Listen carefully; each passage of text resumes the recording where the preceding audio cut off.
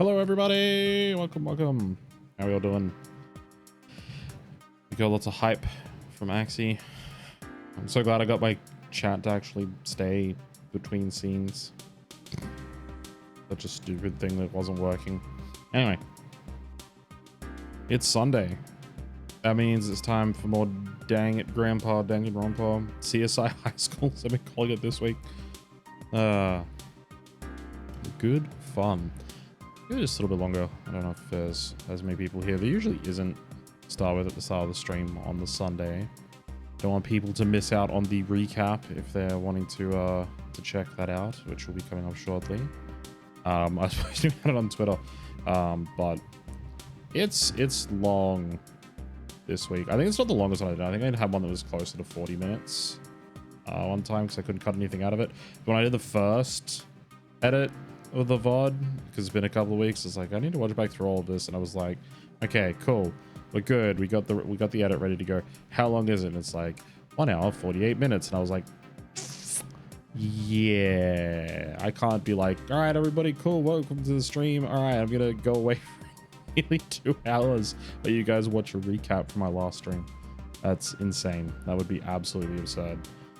But it's down to a little bit over 33 minutes this time, so we may as well kick off shortly so we can get to the game. So I think we've stalled enough for people to get here, so I'll hand you on over to just trying to remember which button is my stream deck. There we go. I got to give it past Avros for a bit. I'll still be here chatting away in text chat if anyone needs to talk about stuff, while past Avros and us all go through and get a refresh on what happened last time. So enjoy the recap. Previously on Danganronpa. Now then, where to begin? We already know who did it. Whoa, deja vu. You know, this happened last class trial and everyone was wrong. The one who killed Sakura is one of the people that hated her. Byakuya, Toko, or Hiro. It was one of you. You sure about that? Idiot. I had nothing to do with it. Yeah! I'd never kill someone, no way! I don't want to hear your stupid excuses. Nina seems really sure that one of those three is the killer.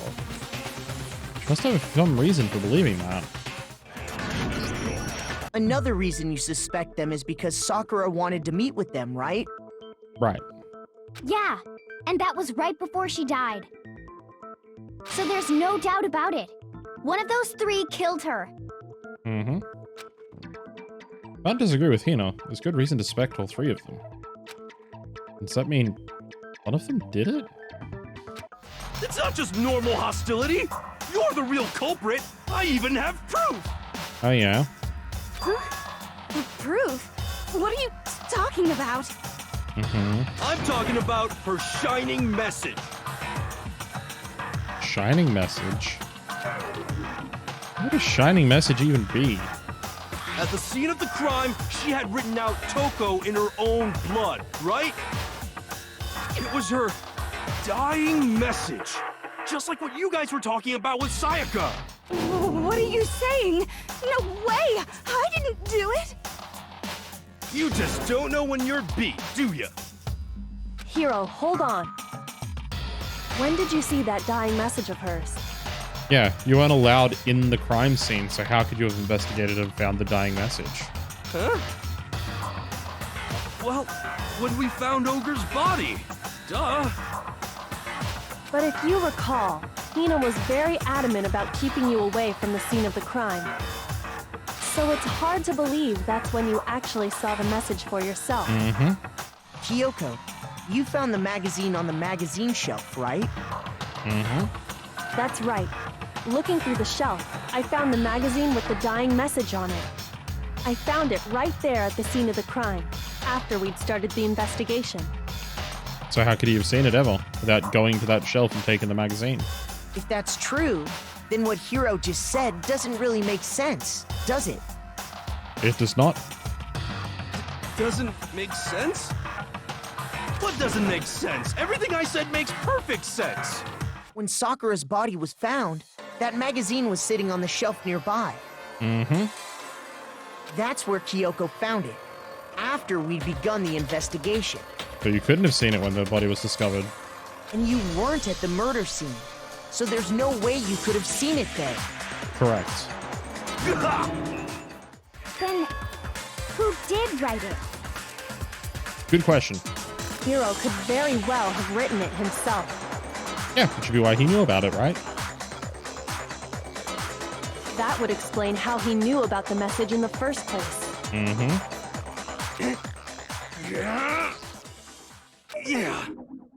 Yeah, that's exactly what happened. Wait, what? We're ready to vote now, right? We know who did it. Maybe not. No, I think there's more to Hiro's story. What are you talking about? What else could there be? There's one thing that Hiro's story just now doesn't explain. Yeah, the blood in front of the magazine stand. And until we figure that part out, we can't consider the case closed. Also, how did he get out of the room and lock it from the inside? Assuming he's telling the truth, someone else must have put the magazine back on the shelf. In other words, at least one other person was in the rec room both before and after the incident. If they went to the trouble of hiding the magazine, they must not have liked what was written on it. So, Toko. That doesn't even matter. We already know who did it, right? Hiro just admitted it. That's right. I killed her. I doubt it, buddy. No, you didn't. Who asked you? I don't doubt Hiro attacked Sakura with the bottle. But that's not where this case ends. What do you mean? What he means is that Hiro isn't the killer. Yep, I didn't kill her. If Sakura died from Hiro's single blow, that doesn't explain why she had 2 head wounds. Plus, I just remembered something that proves it. Okay, fine. Let's hear it. It was right after I got Ogre's note. I was kind of nervous about it, so I went to the rec room early. You know, to stake it out or whatever. So I was waiting there, and that's when I saw her. I saw Toko go into the rec room. You did? Pretty soon, Ogre showed up, and she went into the rec room. I assumed Toko was still in there, so I figured everything would be okay. That's why I headed in. But when I got inside, Ogre was all alone. Toko had disappeared. I'm sure she didn't disappear, but maybe she found somewhere to hide. Oh, yeah, someone was in the locker. That's right. Did you know someone left a handprint behind on the inside of the locker? They sure did. They must have been hiding in there and put their hand on the wall without thinking. Does this handprint look familiar, Toko? No, it doesn't. Okay then, let's just compare it to your hand, shall we? That'll clear everything up, right? Sure will. Then, did you see what happened? Did you see me hit her? Yes, and I saw you write my name. I saw you forge her dying message. Uh-huh. Well, that's awkward. So after he left, I jumped out of the locker and put the magazine back on the shelf. After I put the magazine back, I heard a sound behind me like a monster growling. And when I turned around, there was Sakura, covered in blood and staring right at me. When I saw all that blood, I fainted right there in front of the magazines. I don't remember what happened after that. If you want to know more, you'll have to ask her. Oh, God. You mean... Guess who's back? Yeah, I didn't say Jill's back. It was your fault after all! My fault, Master's fault. When our faults combine, they soar to even greater heights. God, she's obsessed with Byakuya. Just answer the question. Did you kill Sakura? Well, to be honest, Miss Morose and me don't actually share our memories. So I can't really say what was going on. But I was just minding my own business, sleeping peacefully when someone shook me awake. Was it a prince paying me a visit? I wondered. So I opened my eyes to see... splatter everywhere! I was not prepared for that. And, well, I guess it took me by surprise. I got so startled, I smacked her with the first thing I could find, which I guess was a bottle.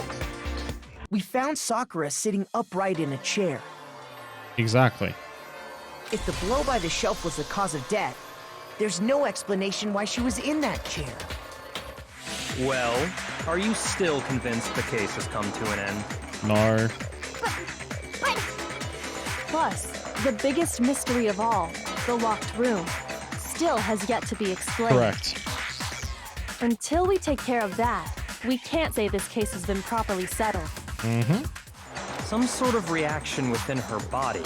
Most likely, To poison. Sakura was poisoned. Correct. Poisoned? That's right. This is the conclusion I've arrived at, and so there can be no mistake. Shut up, Byakuya. Just because you're right doesn't mean it's because you got there first. So, Hina pulling that out. Here's exactly what happened. This case began when Sakura asked a number of people to meet her in the rec room. Specifically, those people were Hiro, Toko, and Byakuya. I love how Byakuya's face looks so fucking evil in this shot. Like, look at him. But one of them headed out a bit earlier than the others, Toko. Mm-hmm. She got there one step ahead of everyone else and looked around for a good hiding spot. And she found it. She crawled into the locker to get out of sight.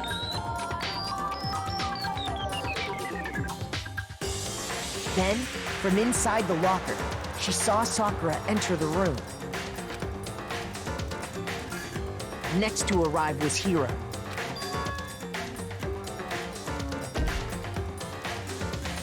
When he got there, he mistakenly thought Sakura was going to try to kill him, so he panicked. Mm-hmm. Looks like he's planning to kill her there. He really does.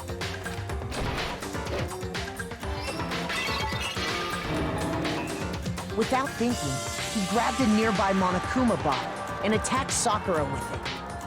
Thinking he'd killed her, he hastily began covering up his crime.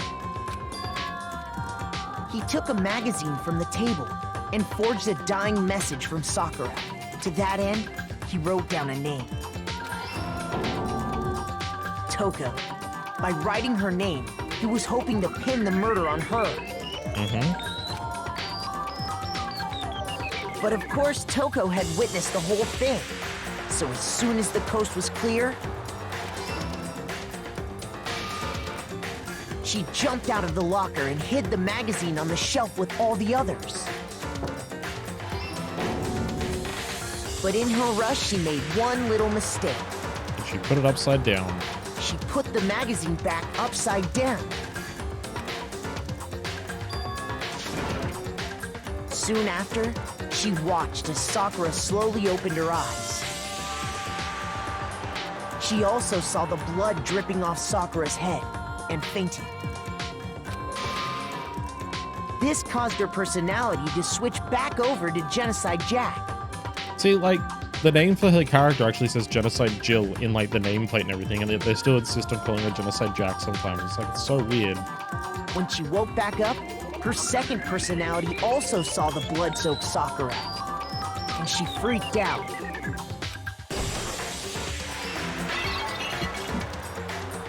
And just like Hiro, she grabbed another Monokuma bottle and attacked her. This explains why there were 2 wounds on Sakura's head. Assuming Sakura really was dead this time, she set about disposing of the evidence. She gathered up the broken Monokuma bottle shards and the queen chess piece. And that explains how Sakura was attacked twice with the same type of weapon. It sure does. But she wasn't dead. Even after those 2 blows, she was still alive. Too tough. So then, what was Sakura's actual cause of death? It was the poison that Sakura herself got from the chem lab. She turned the rec room into a true locked room scenario, and then drank the deadly mixture. And there, she took her final breath. Later on, the rest of us discovered that her body was in there. We had to smash the door's window to get inside. But someone already knew what had happened, knew that she had committed suicide.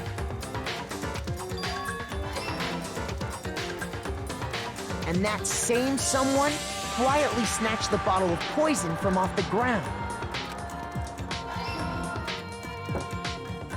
And while nobody was looking, replaced it with an empty protein can. Now the switching labels thing I mentioned before makes no sense whatsoever, because she just needs to get the powder out of one bottle into a different one. They did all this specifically to place all the suspicion on themselves, in an attempt to guide the trial to a false conclusion. And the one who went to all that effort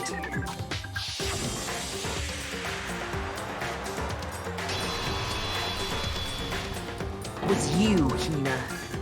It sure was. That's the full truth of the case. Sakura took her own life, Yeah. and you claim to be the killer to hide that fact. Isn't that right? That's what happened? Yeah. And that's why you're an idiot, Byakuya. You don't jump to conclusions, buddy. But, Makoto, how did you manage to... How were you able to uncover the truth that even I couldn't discern? Because I actually bothered to investigate properly and not jump to conclusions, you dumbass. Huh? Oh, well, I mean... You still haven't realized? We don't all act according to calculations and cost-benefit diagrams. That's what makes us so complicated. That's what you don't understand. And that's why you couldn't solve this case. Bodied. See? Didn't I tell you? When you dismiss other people's feelings, it'll always come back to bite you in the end. Yeah, you're an idiot. But there's still one thing I don't understand. Come on. Hina, why'd you try to cover up what happened? If the truth hadn't come to light, you would have died along with the rest of us. What are you thinking? And yet you... Why did you do that? Don't be mean! Yeah, we almost died there. What is this? Because... That's exactly what I wanted! What? I mean, the reason Sakura died is because all of you pushed her into a corner. You all killed her. So that's why. You should have been the one to die. That's pretty fucked up, right? She's like, oh, yeah, no, you guys forced her to commit suicide, so now I want you all to die. What? You don't mean... You're gonna take us all with you? The truest writer died. I mean, I guess. You have to atone for our sins. Because everyone, even me, we all killed her. We all have to pay for our crimes. What? For serious? That's...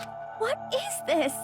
You still don't understand. Let me explain. You realize just how much despair Sakura was carrying with her when she died? Look at this. Such brutality has made me desperate. Instead of just waiting to be killed, I'll do it by my own hand. That's... Found it on the ground in front of the rec room. It's Sakura's suicide note. She had weaknesses, just like any other person. She got cut, she bled. Someone hurt her, she felt it. That's weakness. It's normal.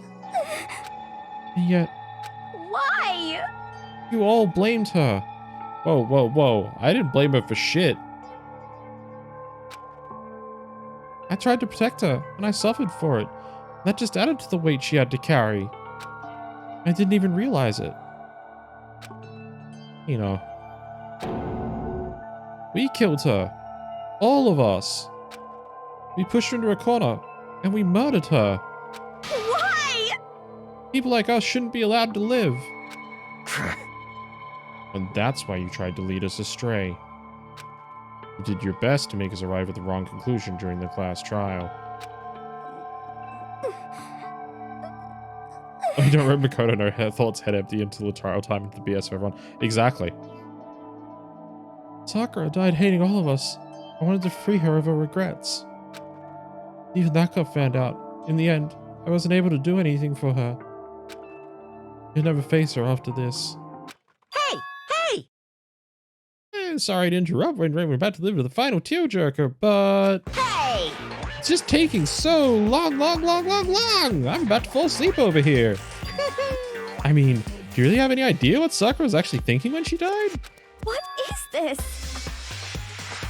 You say? Everything you just said is nothing but your interpretation, right? An opinion on what her suicide note meant? What are you saying? Of course I know what she was thinking, because her and me... In other words, Well, what I'm really trying to say is... yes, indeed. Don't you think the entire foundation is shaky? What if it was really like this? What the heck? What is that? Of course. Isn't it obvious? Yep. A suicide note. Sakura's suicide note. What? Did Hina already... Too bad. Oh, I wrote that one. It was all me, baby. It's true. This is the one Sakura addressed to Hina and put in her room. Huh? What? Then... You lied to me? Unbelievable. Oh, don't say lie. It makes it sound so dirty. I just thought I'd liven things up a bit. Well now. I can't help you. You totally took my little scribbles at face value. It didn't even have Sakura's signature on it. I will do as I was told and commit murder. But I've decided the one I'm going to kill is myself. If the mastermind demands that I kill someone, then that someone will be me. Then my dojo will be safe, and above all else, none of you will have to kill anyone. When I die, the source of conflict among you all dies with me. For that, I'm willing to give up my life. If it can save you, then sacrificing my own life could have no greater meaning. Whatever you think of me, please know that you are all my most treasured friends. I've never had people like you in my life. But anyway, are you sure about that? This killing game is a competition between all of you, remember? Hey! Your enemy is each other. He's absolutely right about that. Phew. Lovely Byakuya, you understand, don't you? This is a life or death elimination match. The only way to survive is to win. There can be no doubt that those are the rules of the game. Which is why I'm bowing out of the game. Huh? I love that moment. Oh, Byakuya. Naturally. Sakura and Hino are both willing to sacrifice their own lives to deny the reality of the game. Thanks to them, it would appear the others have cast aside their fear for this game. Don't make me repeat myself. There's no point participating in a game which has lost that sense of excitement. Which is why I will no longer be participating in it. What? What's going on here? Now, I only have one thing to look forward to, It's all clear. and that is to heap the harshest possible punishment onto the one who thinks they can control me. I spent so much time preparing my special punishment, it'd be a shame to let it go to waste. Yoo-hoo! So for my special punishment, I've prepared a special guest. A special guest? Let's give it everything we've got. It's punishment time! Monokuma?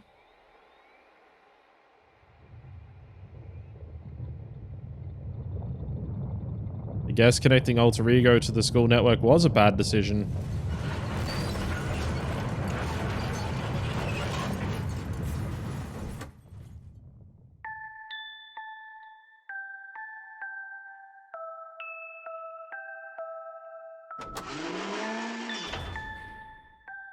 Excavator destroyer.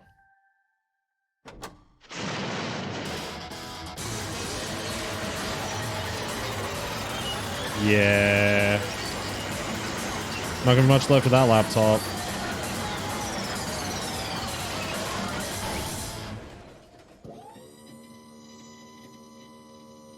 Apparently it turned it into a ball somehow. Now it's a Monokuma ball.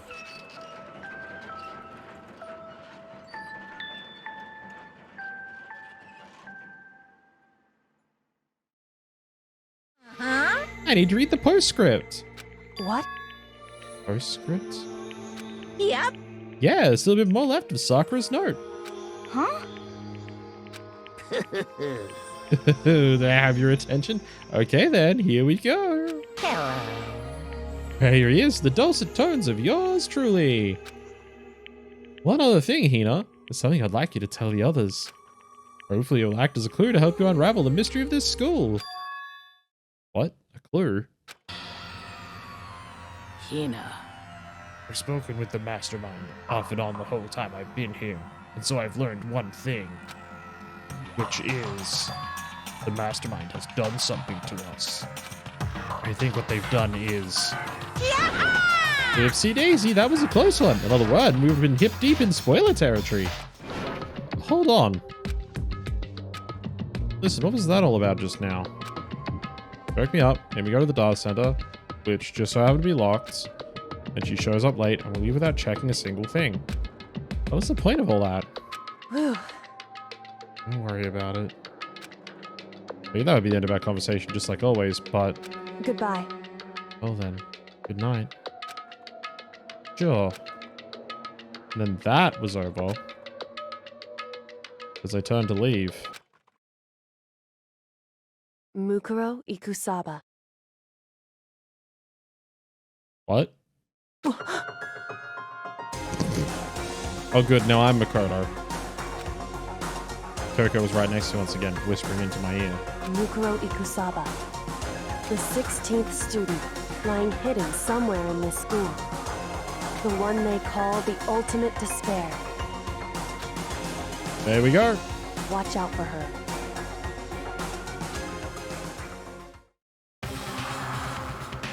Kiriko told me to watch out for her. Mukuro Ikusaba. That was 3 days before the next incident. 3 days before he'd be faced with another murder.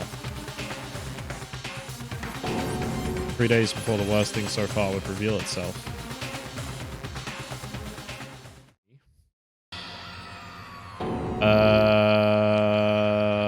What the hell is this? The grotesque horror of the room struck me hard and fast. What I saw was bad enough, but what I smelled, it was sour, pungent, and possibly rank. I see. It smells awful, doesn't it? It must be at least vaguely familiar to you. After all, you've been around your fair share of corpses. Are you saying, it's the smell of death, their flesh and fat and blood? There was no surprise in his voice, no shock. He was right. I had experienced the smell more than once before. It was the smell of death and despair. The smell here is strong, condensed.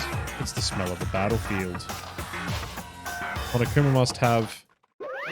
Hey, come on What? now. My fault again? Stop trying to blame everything on me. If you hadn't done what you did, this never would have happened. No. It's quite the opposite. The opposite? Now then. Yep. Let me give you an itty bitty itchy squeegee little hint. As far as this room goes, I don't know a thing. I just left it exactly how I found it. But I mean, what the hell happened in that room? So, in other words, I can only think of one thing. A large group of people died right there in that room. A bunch of people were killed in there?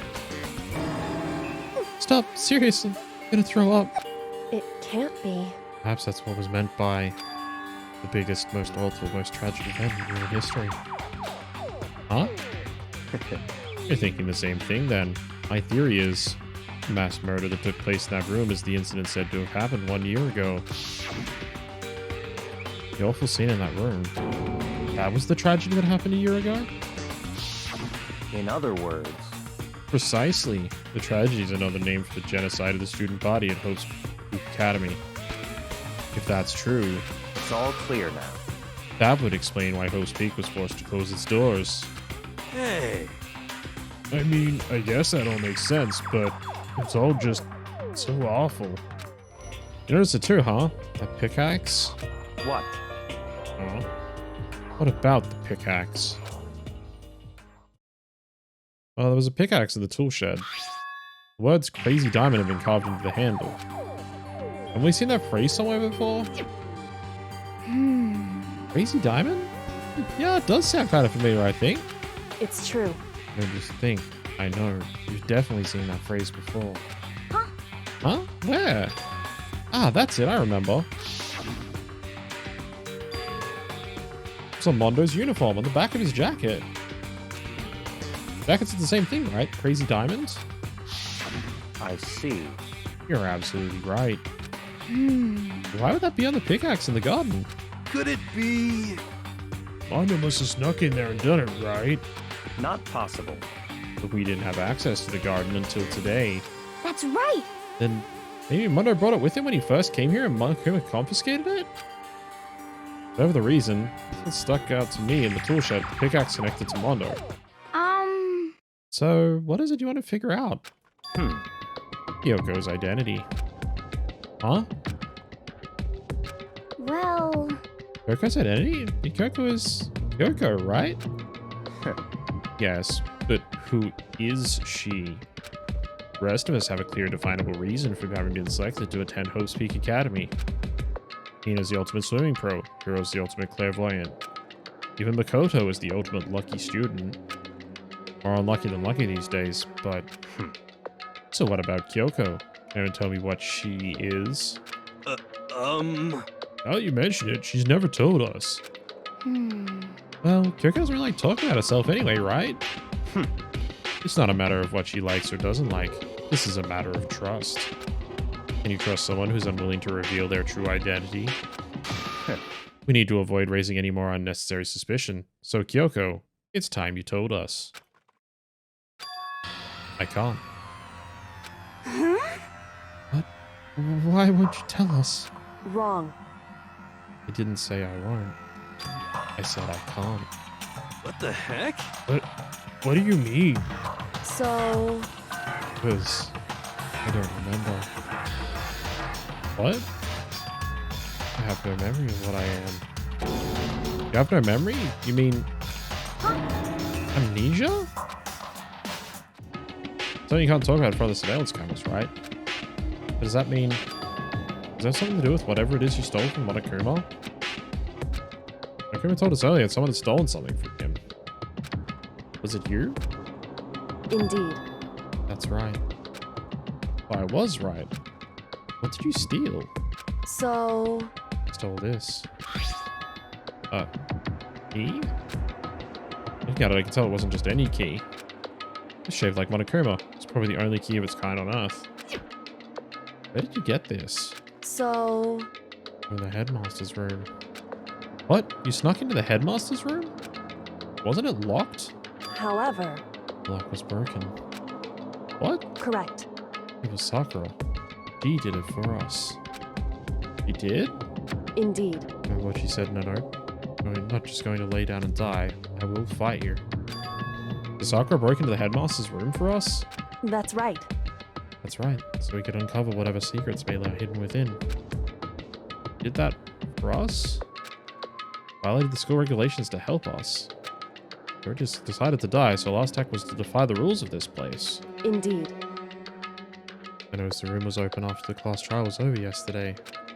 If I just strolled into the room, Monokuma would have noticed right away, which is why I used you as a decoy.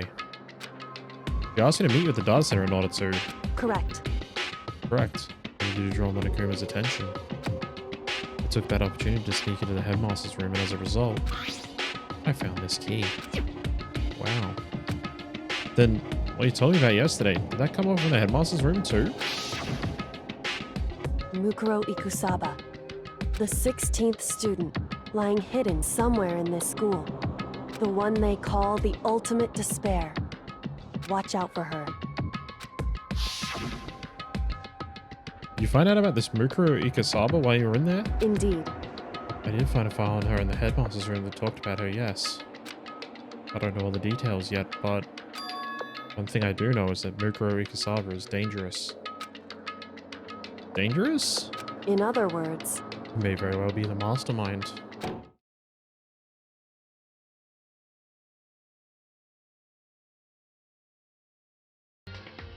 All right, welcome back, everybody. That was our recap for last stream. I was gonna say last week. It's like, no, it's been like 2 weeks, Abby. One thing I did cut off at the end of that replay, well, because it would have been like another 5 minutes-ish longer, and I was like, I can just explain it as we get started, is right after she was like, yep, the Mukuro might be the mastermind. She was like, I need to get back in the headmaster room and see if I can find any more info, and got us to distract Monokuma again. Basically, we called Monokuma down and just had a conversation with him, and Monokuma admitted that the things that were stolen, that he was angry about being stolen, that he called quote-unquote his precious, was the key and then 6 stars. And you're like, what's the other thing? And Monokuma's like, it's a blank, idiot, fill it in. So I don't know what the other thing that Kyoko stole was. And one other little thing I cut out that I'll just explain quickly as well is that after Kyoko wouldn't tell Byakuya what her secret ultimate skill is, he was like, well, if you can't tell us, then we're just going to have to limit your options, and took her key to her room so she can't go back and sleep in her own room anymore, as a way of trying to control her. And then after we helped her with distracting Monokuma again, we went to bed. So here we are. The very next morning. Good morning, everyone. It is now 7 a.m. and nighttime is officially over. Time to rise and shine. Get ready to greet another beautiful day. My body feels so heavy this morning. It must be because I was up so late last night. It was like at 3 a.m. Anyway, I need to get to the dining hall. Alright. We're in the room. We're not in full control yet. Alright, let's go to the dining hall and see if Kyoko's still around. Hopefully she should be.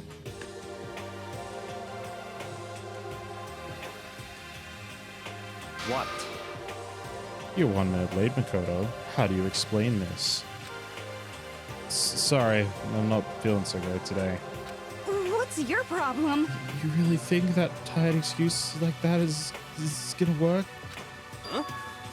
Huh? Are you allowed to talk again? I don't recall giving you permission. Huh? I just thought, I mean, since a day had passed, maybe it had reset. Huh? Sorry. Please don't hate me. Whatever my punishment is, I'll accept it. I'll hang a sign on my neck that says, bad girl. I'll clean your bathroom with my toothbrush. You stop making disgusting comments like that. Maybe I can forgive you. Thank you. I won't make any more disgusting promise. I promise. If I do, you can stop my mouth full of trash.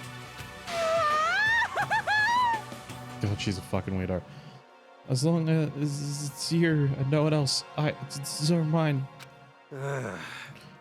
Still use. She's disgusting to the bone. So, Anyway, where's Kyoko? I haven't seen her this morning. Could it be? Not cool. This is worse than being late for lunch. For a date. For your wedding. For anything. Maybe she's mad about what happened yesterday. She's not gonna show up anymore. Can't tell the others why Kyoko might not be here. The best thing to do right now is just keep quiet. Very strange.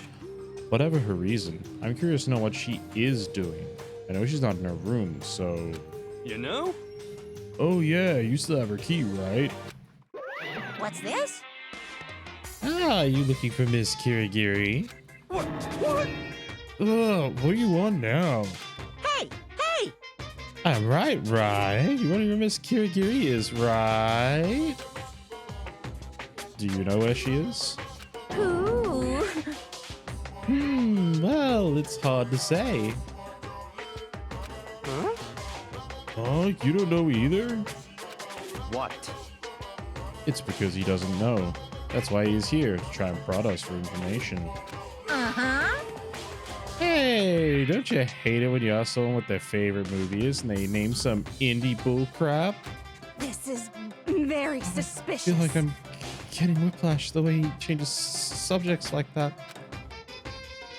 Thank goodness, looks like Monokuma really didn't notice. I guess I played one off just fine, like last night. Which could mean... Hey, maybe the boss might can't let us and control Monokuma at the same time.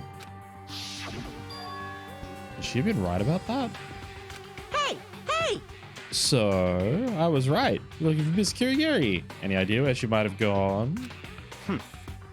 We have no idea. What the heck? And even if we did know, we wouldn't tell you. What the heck? We're serious. I see. Oh, it's fine. Whatever. I don't even care anymore. Sayonara, suckers. As soon as he was gone, we all glanced around at each other. So, what was that just now? I mean, Monokuma doesn't know where she is either? It would seem that way. You know? Where the heck could she have gone? Don't you think we should go look for her? And how would you suggest we approach that task? Even Monokuma can't seem to locate her. Very suspicious. Yeah, how can you not know where she is? Yeah, totally. So strange. Kirka must have used that key to sneak into some unknown part of the school. Somewhere even Monokuma wouldn't notice? Where could it be? Spent the rest of breakfast talking about where Kyoko could have gone. Afterwards, we returned to our rooms.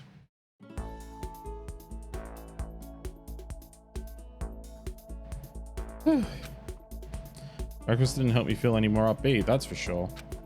I think this is more than just me staying up late last night. Oops. And now we got free time. And the fun part is, if you check the map, you can check where people are hiding. You want to go and talk to them. Nobody's on most of the floors anymore. See, like all the floors we've explored a bunch, everyone's not there. Everyone's up on the 5th floor.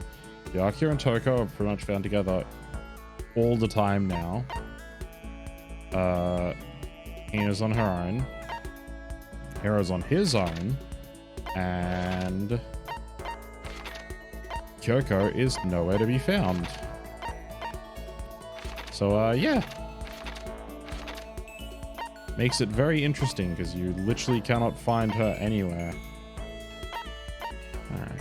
I haven't maxed out on report cards, I think. I haven't maxed out anybody.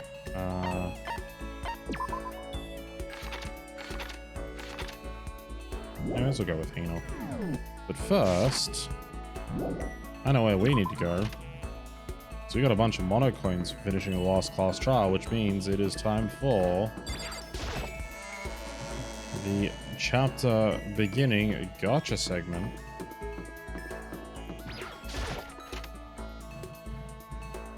You like gacha pools, we've got your needs right here. Trying to try your hand against the almighty mono machine, sure would.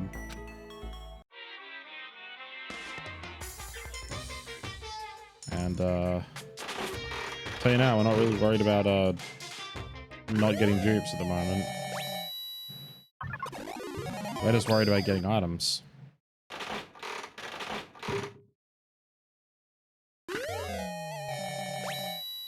That one still looks really weird.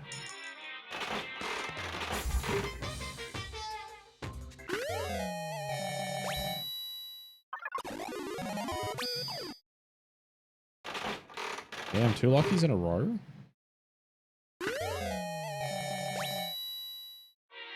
Oh. So if we're gonna get the lucky chained into another lucky. Oh, look, a pair of scissors. I wonder who wants that one. All right, 3 luckies in a row.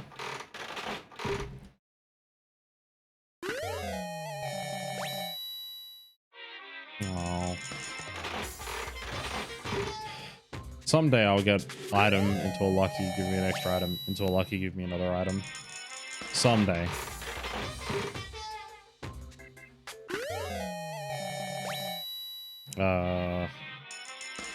That's a bag with a leaf on it. I wonder if that's a euphemism. Oh, lucky.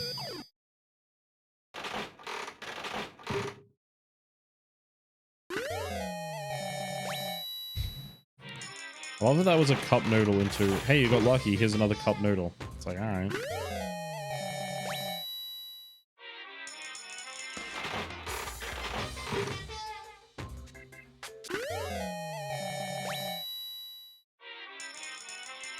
I guess somebody in this school really liked black croissants, because we keep pulling them out of the mono machine.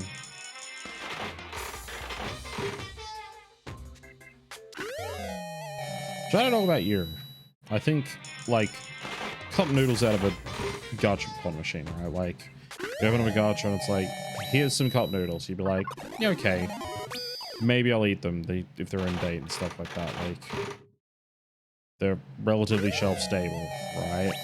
Or something like potato chips or whatever, right? Which some of the other items you can get. It's like, that should be reasonably safe, you know? You can just buy them off like a shelf. What's the difference between, you know, buying them off a shelf or getting them in a random capsule in a gachapon machine? It's not a huge amount. It's still, you know, being stored somewhere. Hopefully reasonably dry. I mean, if the inside of the capsule machine's really moist, maybe not so much. But like, something like a croissant, which is like not particularly shelf stable. It's like over on the gachapon capsule and it still like appears to be in good condition, like it's not gone moldy or anything like that. At that point you're kind of like pretty dubious about this croissant.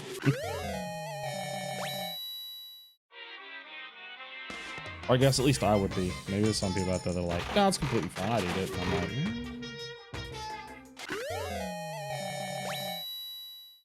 I'd recommend against doing that, you know?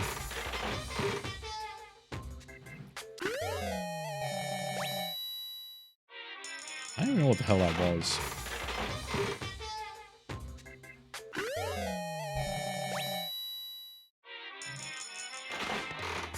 So now, like, I mentioned this a few times. I played this game before, and I've done, like, there's a post-game thing where you can talk to people and work on their report cards to get their full backstory and stuff like that, as well as get some additional items and things. As part of that, to give them gifts and everything, to keep working on getting their report card up faster and everything. But I doubt I've seen, at least as far as I recall, I don't think I've seen every single different item you can get out of the gacha machine before. Because, right, like, at some point you have to choose between guaranteeing that you get a new item and just sheer number of items. So, like, at the moment, if I put in 1 coin and use it, I've got a 50-50 chance, pretty much, of it being a new item or not. And so it's like, is it more cost effective to make sure you get a new item or just take the coin flip?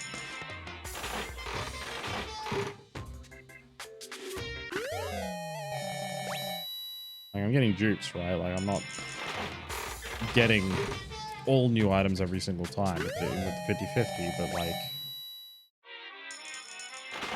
if it's, I've got 57 coins. I think if I put in all 57 of them, it still wouldn't necessarily guarantee me a new item.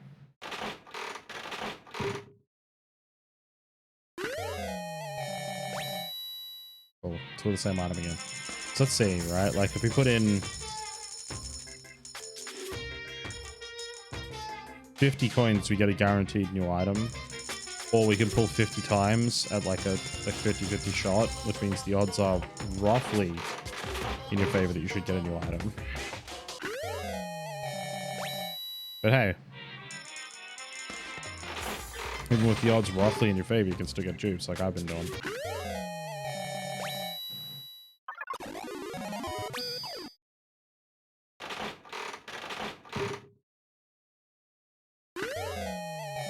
Alright.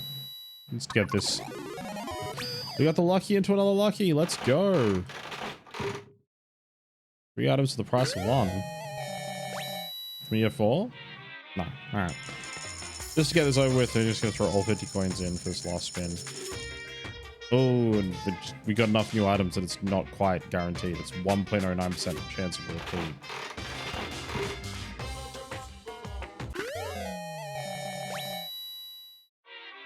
Definitely got a new item. Alright. Alright. Let's press that button to exit.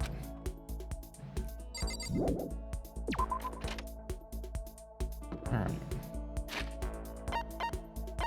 Let's go and hang out with Hino.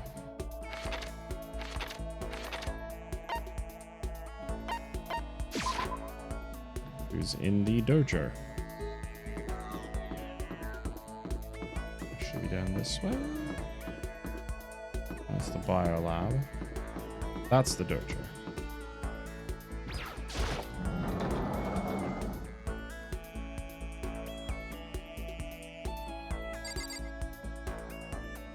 I don't know when this school turned into Resident Evil, you know, having a bio lab in it. Okay. Even if it's hard, you have to endure, endure, endure. Well... That's a quote from the famous marathon runner Samuel Wanjiro. Hmm. Every person's endurance has a limit. Should I talk with Hina for a while? Spend some time with Hina. Yeah. I think I need a change of pace. When I think of a change of pace, You got it. I think 50 laps to the pool. A lot of laps. Change my pace with Hina in the pool. You know, I grew a little close today. Want to give her a present? Yes, definitely. Let's see.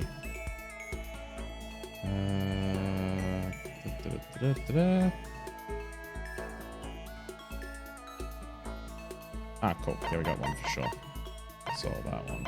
Yeah, see, black croissant, right? Like, yeah, you're a kitten haircut. Huh? What? I can keep this, right? Right? Yay! Ultra stoked. Seeing Hina so pleased with something I gave her makes me happy. Aww. Ugh, hey Makoto. I'm so tired. You just did 50 laps of the pool, like no wonder you're tired. Hey, you look pretty tired. What happened? Well... I woke up earlier than normal this morning, so I just decided to do a push-up, sit-up, squat set. And I'm doing 1,000 of each. Yeah, well, that would explain it. Aww.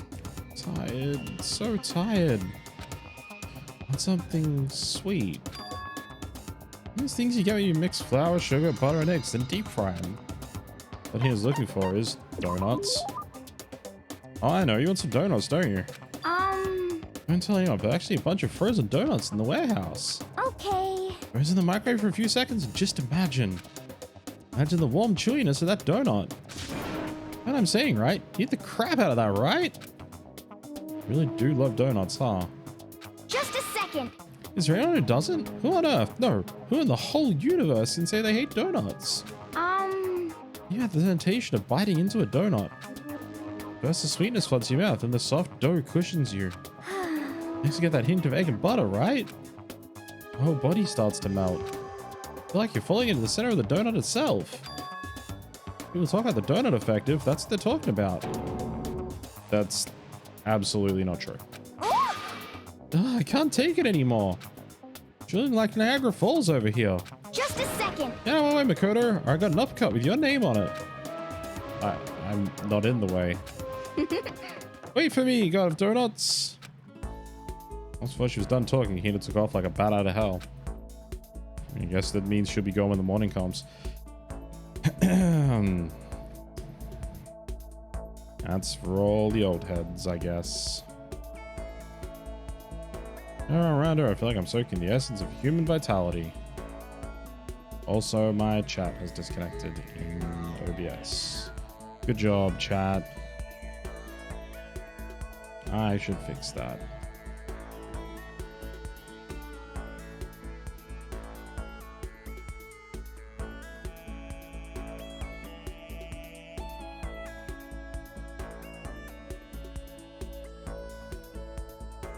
Cool. Oh, I've reconnected. I was about to say, it looks like chat's broken. What do you mean, aha? Hopefully you didn't send any messages before that one, because I definitely didn't see them.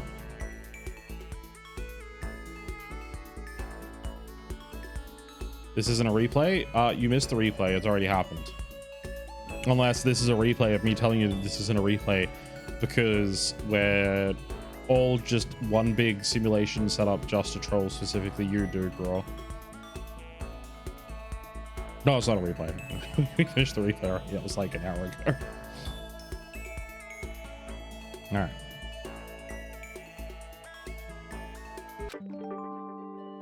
His report card has been updated based on your experience with her. Maximum number of skill points has increased. Hey, look at you go. After I watched her run off, I went back to my room.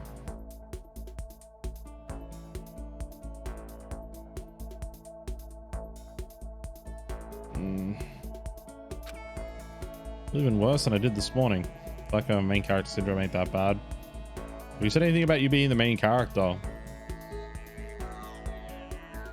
Clearly the fucking antagonist, my guy. No, I'm joking. All he feels like lead, and I'm getting chills. This is bad. I think I might be getting sick. Cool, let's go make somebody else sick.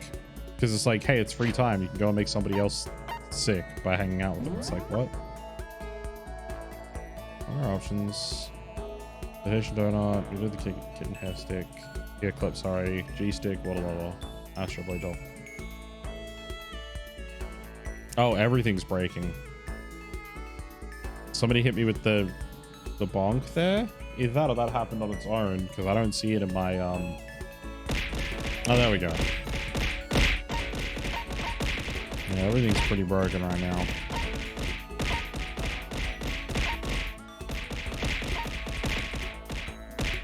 Oh yeah, it's lagged as all hell. Oh look, I got sound touch again.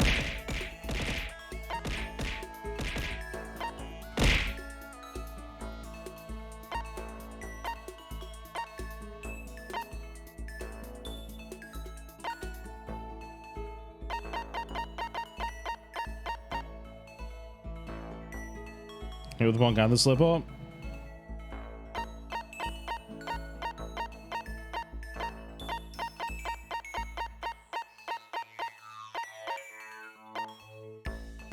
Oh look, it's Kratos' charm. He's the god of war, right?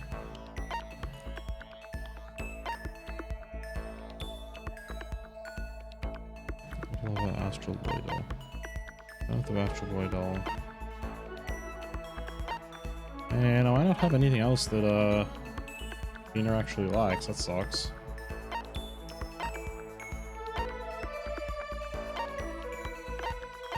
Yeah, I don't. You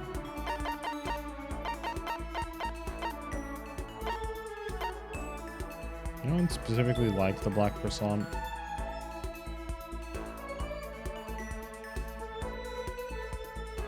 Byakuya like it. Likes the civet cop? Okay, sure, why not?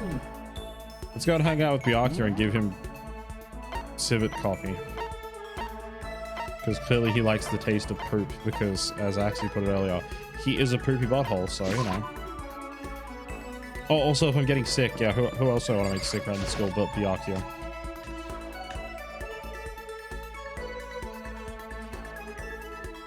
One of my days it's proper fucked. What's proper fucked? It's going around again, huh?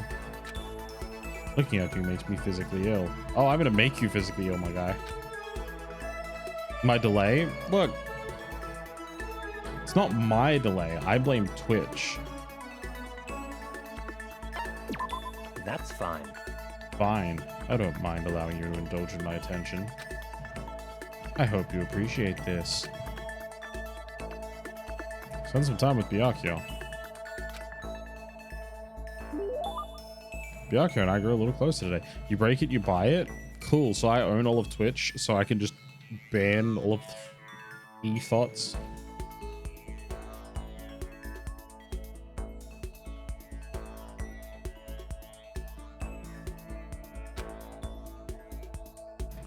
Like to Byakuya a present?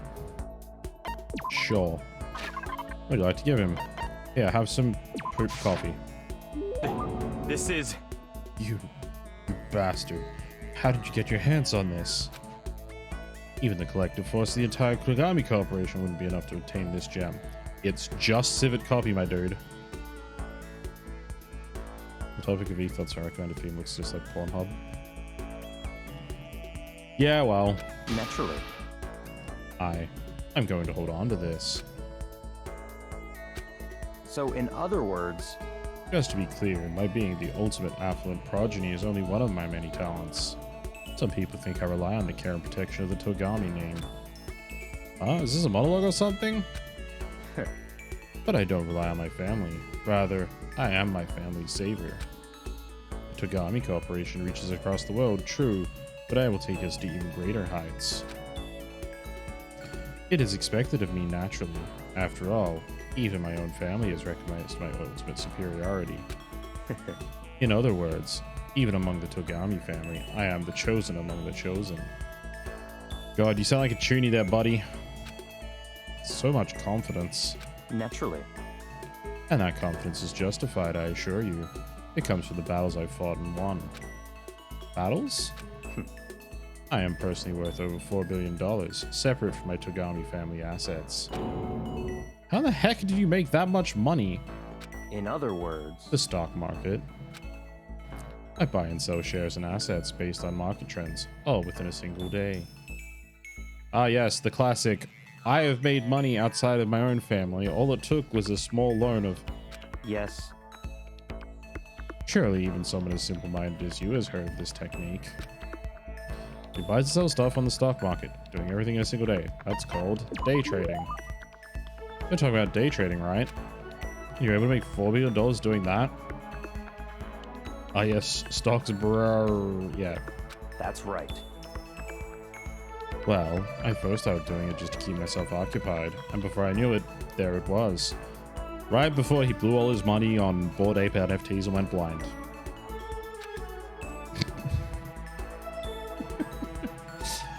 It's not really a big deal. I'd say it's a super big deal.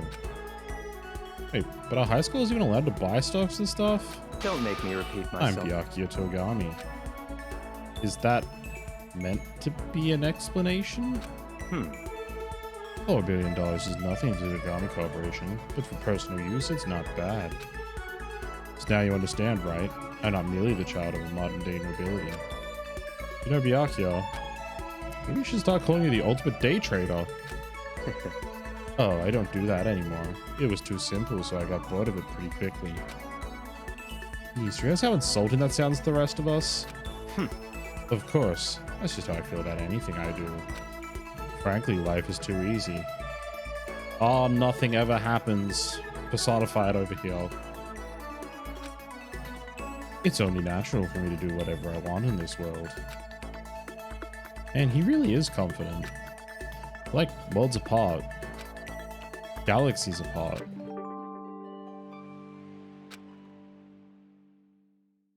Call him the ultimate twat? I mean, I can think of other things we could call him. Should change his name to Clint. The ultimate poopy butthole. Still reeling from Byakuya's story, I went back to my room.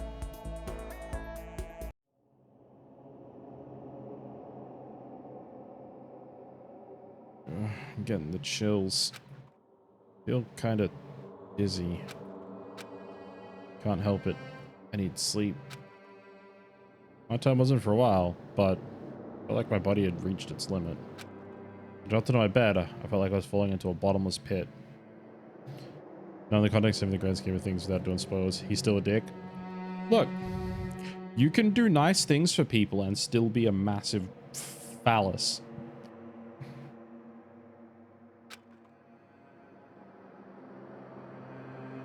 I was unconscious before my head hit the pillow. That seems unsafe. Well, that's not quite true. I didn't pass out completely. It was more like my consciousness went dim. Moved back and forth between sleep and wakefulness. It's all to say.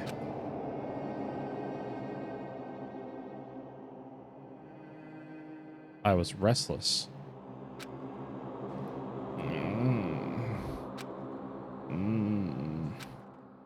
At some point, I found myself wandering through a strange dream. And within the dream, a voice echoed across the walls of my mind. I understand. That voice. It's so familiar. Ah, it's... I understand. It's me. I understand. I should understand everything. My goal isn't to get out of here. It's to stay here. Huh? What am I trying to say? Hope. This is all for hope. And that's why I have to stay. I have to stay here.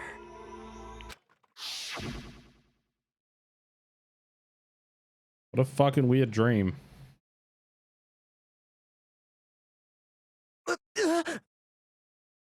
My dream just now. What? What is right? So strange. Huh? Can you imagine being in like a fever dream where you're talking to yourself, just saying, I understand repeatedly, waking up and being like, the fuck was any of that? And seeing somebody in a black luchador mask with a fucking massive knife looking like they're about to stab you. I don't know what my reaction to that would be, you know? But that's a pretty good one, though, is to scream.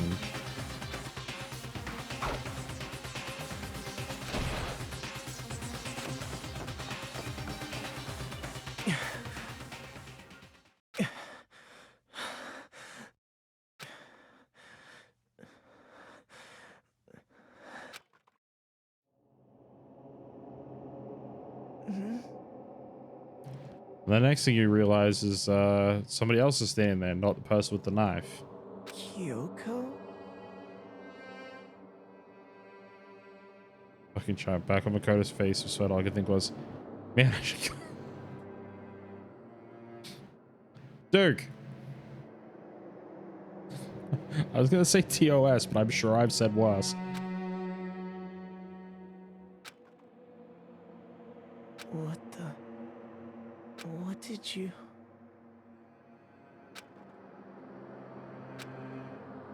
Pretty quiet cutscene, this one, huh? What did you say?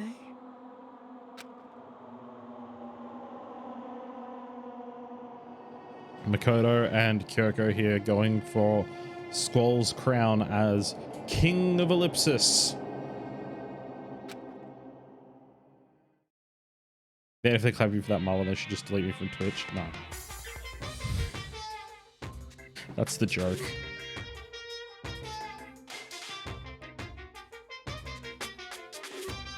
Every day is peaceful. Every day is joyful. Happy days from the time you wake up to the time you go to sleep. Wishing only for those unchanging, unending, happy days. Days of boredom repeating forever and ever. 100% Ellipsis speedrun.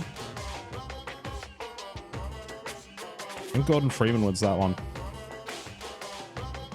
No abnormality as far as the eye can see. Life without the tiniest speck of abnormality. If the world were like that, I'd consider that pretty damn abnormal. It would be.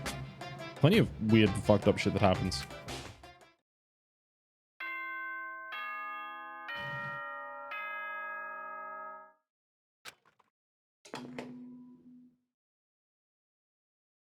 Good morning, everyone!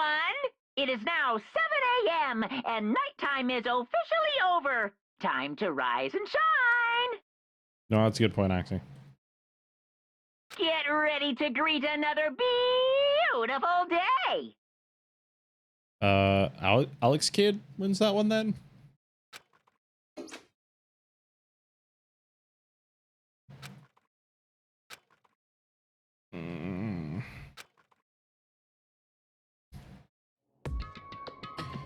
took longer than usual for me to open my eyes.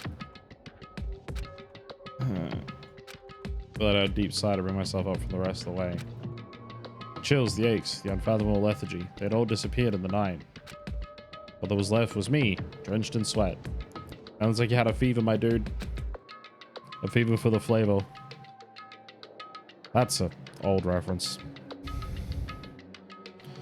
Wasn't just because of whatever bug I'd caught either. It was also a dream I'd had. The hell was that? No, not Flavor Town. When I talk about Guy Fieri and his diners, drive-in and dives. The show, unironically, very cool.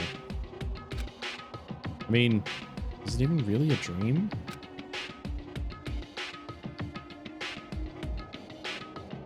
Desperate to recall it, I remember to grab onto fragments of the dream and reel them up from the depths of my memory. That's right, I remember last night.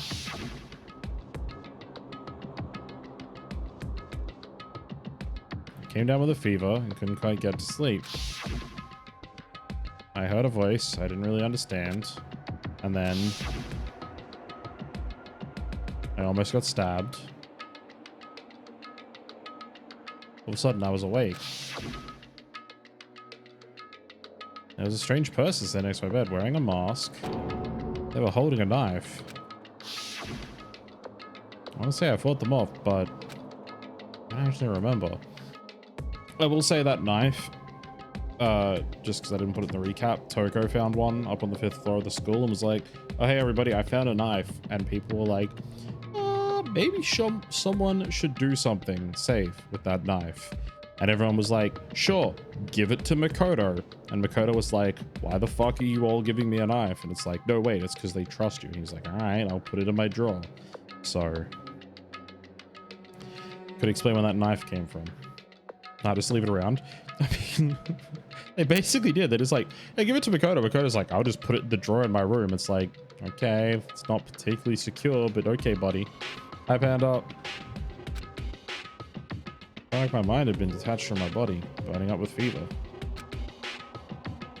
I was so finally watching my body move on its own because of that. I see what you did there, Duke. What really happened. Still, I feel like I resisted them desperately, feverishly. Yeah, how are you enjoying the trip, Panda? After that, things go black again. Next thing I remember, Yoko was there. But what would she have been doing in my room? Looking for somewhere to sleep, possibly because she can't get into her own room? What a strange dream. No. Was it really a dream? How can I possibly find out either way? I mean, you could go looking for Kyoko. Look for some kind of evidence. I wonder if the knife is gone.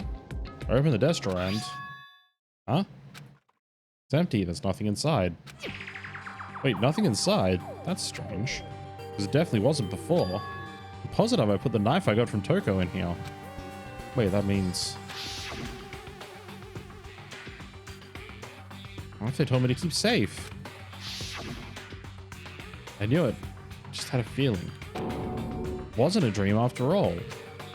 If that's true, this all makes even less sense. Why would someone have wanted to attack me? Who was that behind the mask? Why was Kyoko... What the hell is going on? Oh, I don't even figure it out on my own. Should head to the dining hall. Then I can talk to everyone else about it. Ah, yes.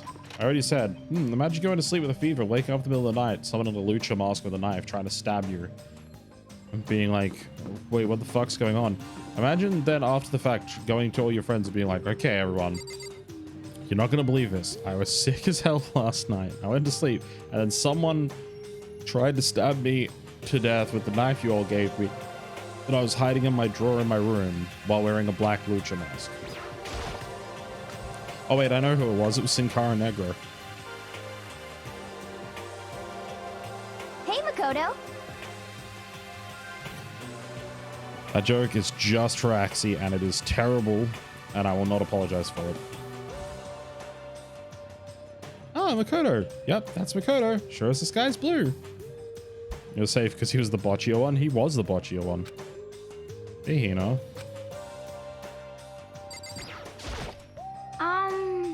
Really had me worried, you know? What happened to you last night? Worried? I mean... Yeah, right after nighttime hit, we all went to get you. We're hammering away at your doorbell, but you never answered. Thought maybe you'd been, you know... I mean, not that it actually happened. I mean, nobody here would want to, you know... You can just say, kill you. So, anyway, what were you doing? I didn't feel good, so I went right to bed. No idea you guys even showed up. Why did you come to get me? Did something happen? Well, lots of stuff, actually. I'm not sure I can really explain. Okay. Let's go meet up with everyone else, then they can tell you all about it. So is everyone waiting somewhere else or something? That's right. Oh yeah, we stayed up the whole night. The whole night? I lost the rock, paper, scissors, so I had to come and get breakfast for everyone. Okay. So you got here just in time. Come on, help me carry it. Okay, sure. Everyone's in the gym. Hurry up, I'll meet you there. Gym? Where's everyone in the gym? The entire night? Alright. So they came to try and get me for something, and everyone stayed up the whole night for some reason. Any guesses, chat, while we're on the way to the gym? I'm gonna guess probably not, but curious to see what people think.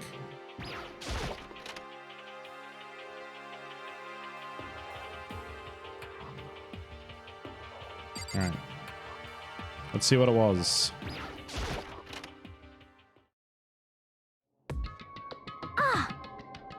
Ah, there he is. Huh? Oh, hey, Makoto. This is work to being late for your wedding, the birth of your son, and your own funeral all at once. I want everyone to read that sentence again if you missed that. Because apparently you're going to be getting married, your son's going to be born, and you're already dead. And then you're going to be late for all three of them at the same time.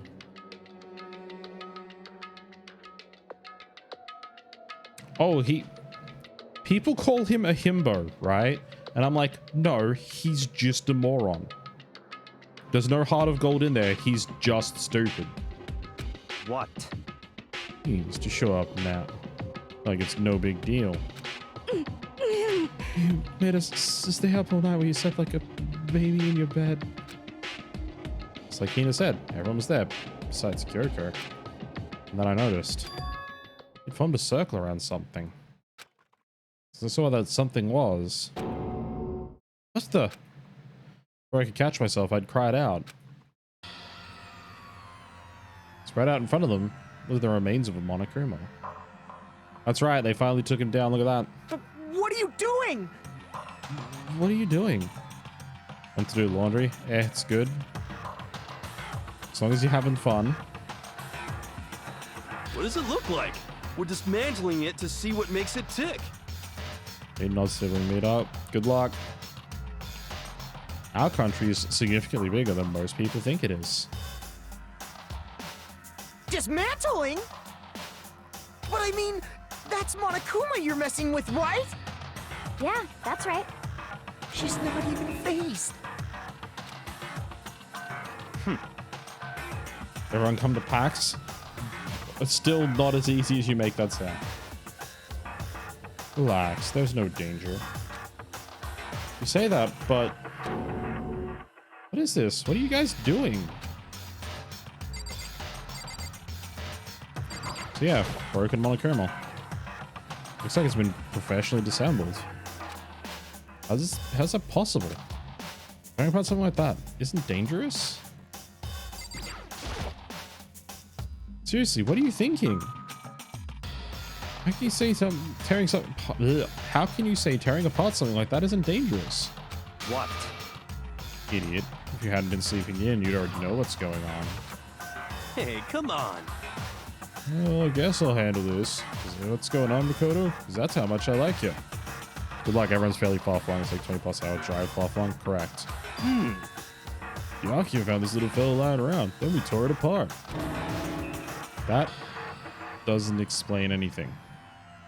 What? 19 Kents went out of Melbourne. Incorrect. Again, underestimating how big the country is. That's what I was saying.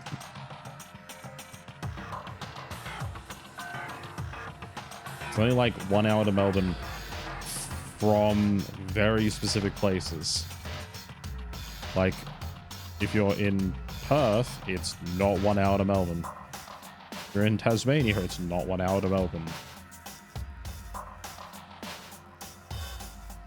Just before we went to bed last night, I came to the gym to try and talk to Monokuma. I wanted to see if he had any new information about Kyoko's disappearance. And I found him here, just like normal. However, when I found him, he was no more than a regular toy. He didn't react. Didn't say a word. You're saying he wasn't moving at all? I waited there until nighttime officially began, but still, Monokuma laid there motionless. I gathered everyone up as quickly as possible so they could take a look. Even then, he still didn't make a move. So I immediately initiated the disassembly process. It was Master's stroke of genius. Chance to find out what made Monokuma tick. Help your EP. Go get sleep. Sleep is important. One thing we discovered is he's quite a sophisticated machine. It's leagues beyond any normal remote control toy. Who has enough free time to invest in something like that anyway? Besides all that, I'm wondering is, why did he stop moving all of a sudden? I thought maybe because he'd malfunctioned. We didn't find any cause as we were taking him apart. So if he didn't break down... So in other words... And maybe something happened to his puppeteer, the mastermind. Something unexpected. I can't imagine any other possibility. Something unexpected? They were probably so scared of Master they ran away in terror. Could it be... Or maybe they got sick or something. Monokuma made his announcement this morning, right? Who was that if not the mastermind? Oh, I'm sure that's a recording. It's set to a timer and plays as necessary. Which is something I suspected the first time I played through this as well. It's like, it's the same every single day. Like, why wouldn't you just record that? Why would you want to say the same thing in the same cadence, the same way, every single morning, the same... No, fuck that. That's true. He does say the exact same thing every day, right? Hey. Hey guys, do you think now's a good time for light conversation? You know? Found something. What is it? It's... Huh? It's what? A bomb. There's one installed in every Monokuma robot, I'm sure. What? A bomb? That's super bad. You need to get rid of it. Roger that. It appears the bomb has a motion sensor. Any sudden movements, it's sure to go off. What? Motion sensor? You serious? I'm starting to get all shaky. Just a second. Hey, get it together. You're a man, aren't you? Wow. Wow. Of all people to have toxic masculinity, it's Alzheimer's. I agree with Axie there, Panda. It sounds like you need a coffee or like a cup of tea, something to help keep you awake if you don't want to go to bed this early.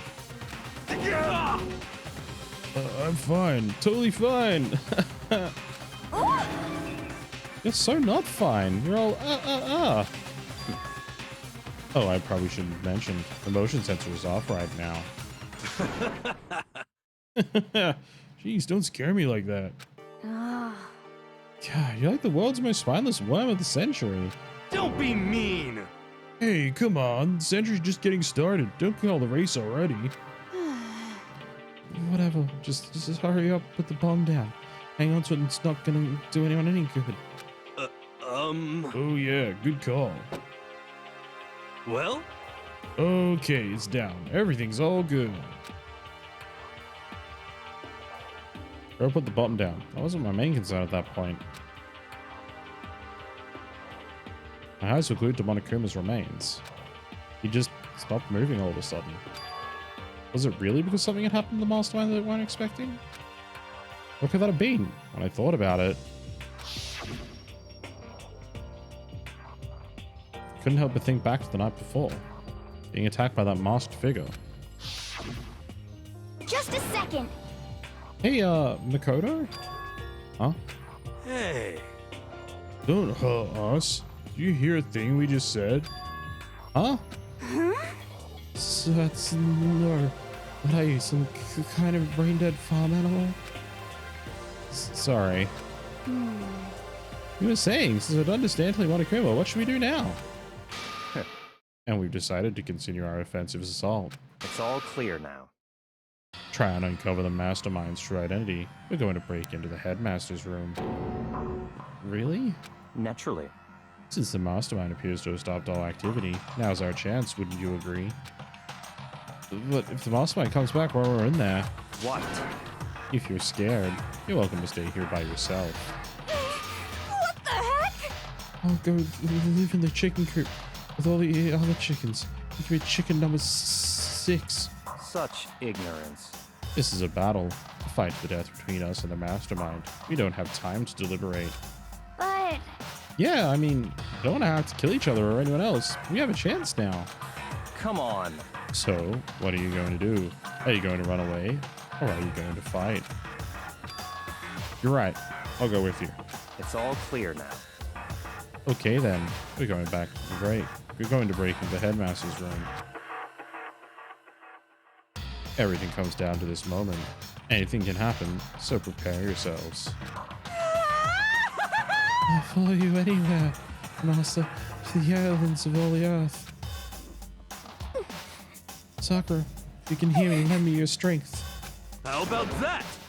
I can do this. I'm a man and I can do this. I got the will of the entire universe on my side. We each found determination in our own ways. When we're ready, we left the gym. The target was the headmaster's room on the 4th floor of the school.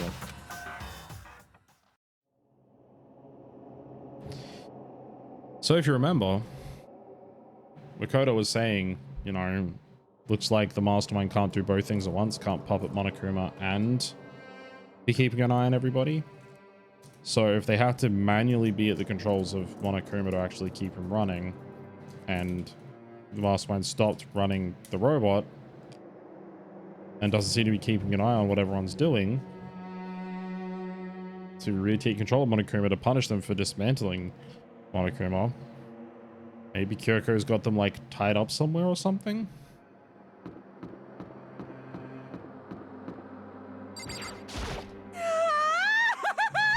Naturally, Master's the one to show such bravery. Just make sure you don't get in his way. You're weird, Toko. okay. Sakura's gonna be watching over us. So we're definitely gonna find something to help us bring this to an end. We finally reached the climax. Let's hurry up and finish it before the mastermind catches us all. Let's go. This is where we expose every last detail of the mastermind. Is everyone ready? So, I know I pointed this out when we first got up to this floor, the headmaster's office. I was like, oh yeah, we get to see something interesting in here, but I forgot there was like a whole other chapter we needed to get through, so finally... The door's locked. It's locked, as expected. So, what are you gonna do? What? Isn't it obvious? We're gonna tear this door off its hinges. Wait, but the rules say... We've seen that the mastermind isn't watching us. Those don't matter anymore. But Like Makoto said, if mastermind did show up while we're in there, So in other words, Then we'll just have to finish our business before that can happen. hey, okay, sure, but what? We've come this far. We can't back down now. We agreed that this is what we have to do, so we have to do it. So beautiful. I mean, we're serious? What the heck? We don't have any choice. We're desperate. Okay. Let's do it. Let's rip this door down. actually, Okay, but how are we gonna do that? This thing looks pretty sturdy. Then we'll need something sturdy of our own. But what about that one thing? The thing in the tool shed. oh, so then, Oh yeah, the pickaxe. I see. Interesting. That could very well be exactly what we need. Now then, Toko, what time is it? Well, we left the gym. It was just before 9 o'clock. We're not on the zone now. It's all clear now. Okay, go get the pickaxe and be back by 9:01. What? That's straight up unreasonable. By myself? Naturally. Surely you'd have your surely you like to have your me time once in a while, right? Well, if it's me and you time, Master, then yeah. What? You know how much time you took to say that. 10 seconds. Take too long and I'll erase your existence from my consciousness. She just yells unacceptable and runs off. With that, Toko ran off. That was a herd of rabbit elephants. Hey. You're serious though? Are we just gonna knock this door down? No problem is solved by running away. Find your stones and be a man. He's right. Can't move forward by always avoiding danger. If you spend all your time trying to avoid danger, you'll never move forward. We know the danger. If that risks means solving the mystery, we have no choice. Hey. Am I wrong? Even if it's dangerous, we have to overcome the challenges in front of us. Maybe, but I'm still super stressed. So tense I can hardly talk. I'm all flubbust. No. I'm totally flapbag, flapstaff. What? Fap sauce?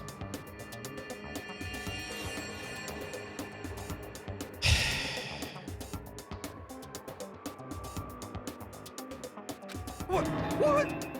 Gross. Where'd that come from? Wait, Genocide Jill? Where'd you come from? You called for me and so I appeared. Hello, hello. It's Wonder First Murder, First Fiend. Here to greet you with a razor sharp smile. Calm yourself, Genocide Jill. I know, Ryan. So, quick reminder. Genocide Jill shows up when Toko sees blood. Or apparently when she sneezes now. So, you know, she's launched from Dragon Ball Z, I guess. Come on. What about the pickaxe? Where is it? I was supposed to pick an axe? No, you seeping imbecile.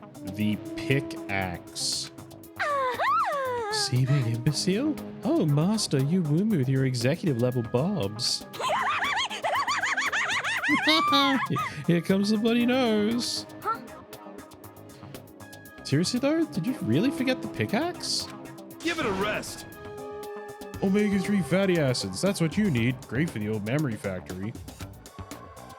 I think I already established that their memory doesn't carry over when they switch. Yes, we have. Not possible. This is a level of uselessness I find difficult to tolerate. Yes. Ah, the light bulb just went on. I see. That's how I went to the garden, right? I was supposed to get the pickaxe. Alright, we solved one mystery. That means there's one more mystery left. One more mystery? Have you reached that Now I need to figure out the age? identity of Object X. So, Now, what are you talking about? You already forget what we're talking about? You're like missing out on life. You've gotta be kidding. I'm not missing out on life. In fact, I found one in the garden. What? What did you find? Corpus. You SOB! Did you hear me? I said corpse. A corpse? Yep. That's right. I found a corpse in the garden. I found a corpse in the garden? What did you say? Well then, before we enter the headmaster's room, it appears we have something else to look into. Come on. We're going into the garden. Okay.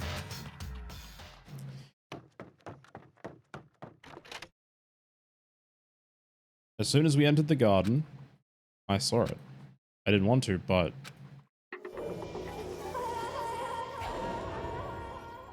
There's the person in the luchador mask. I saw someone lying on the ground with a mask covering their face. There was a knife buried in their stomach up to the hilt. What the? Are they really dead? For sure, but who is it?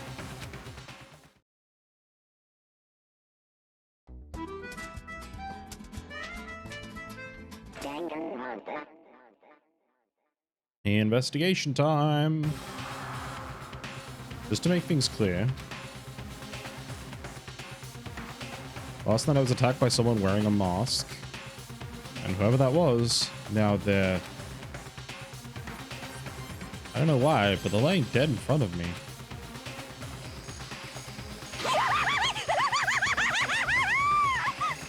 I told you, there's a corpse hanging out in here. No way!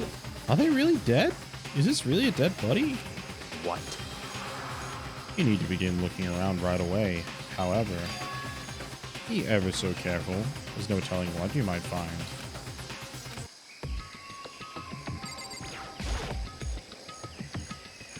You need to find out who this actually is.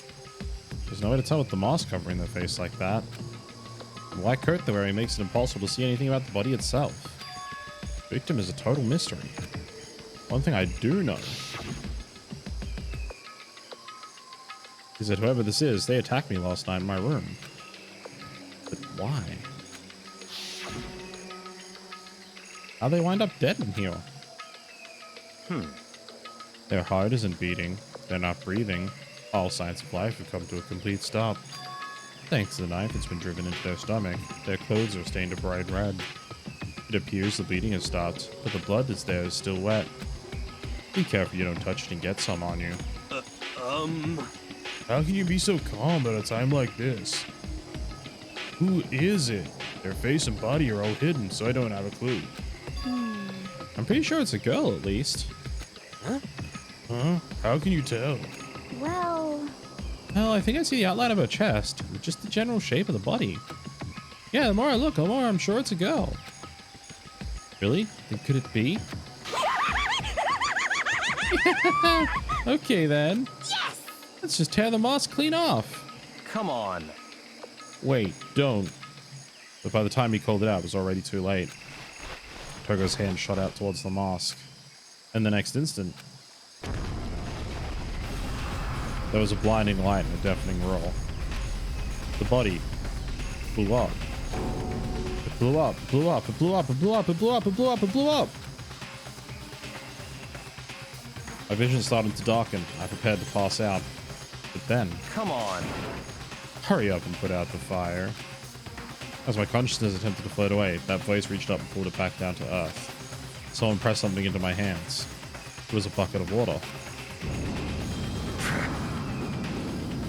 Come on, dump the water on it. Okay. The other half of the body was on fire. I took aim and tossed the water as hard as I could. Sploosh. Thankfully, that was enough to put out the fire. It died down, leaving behind only the unpleasant smell of burning.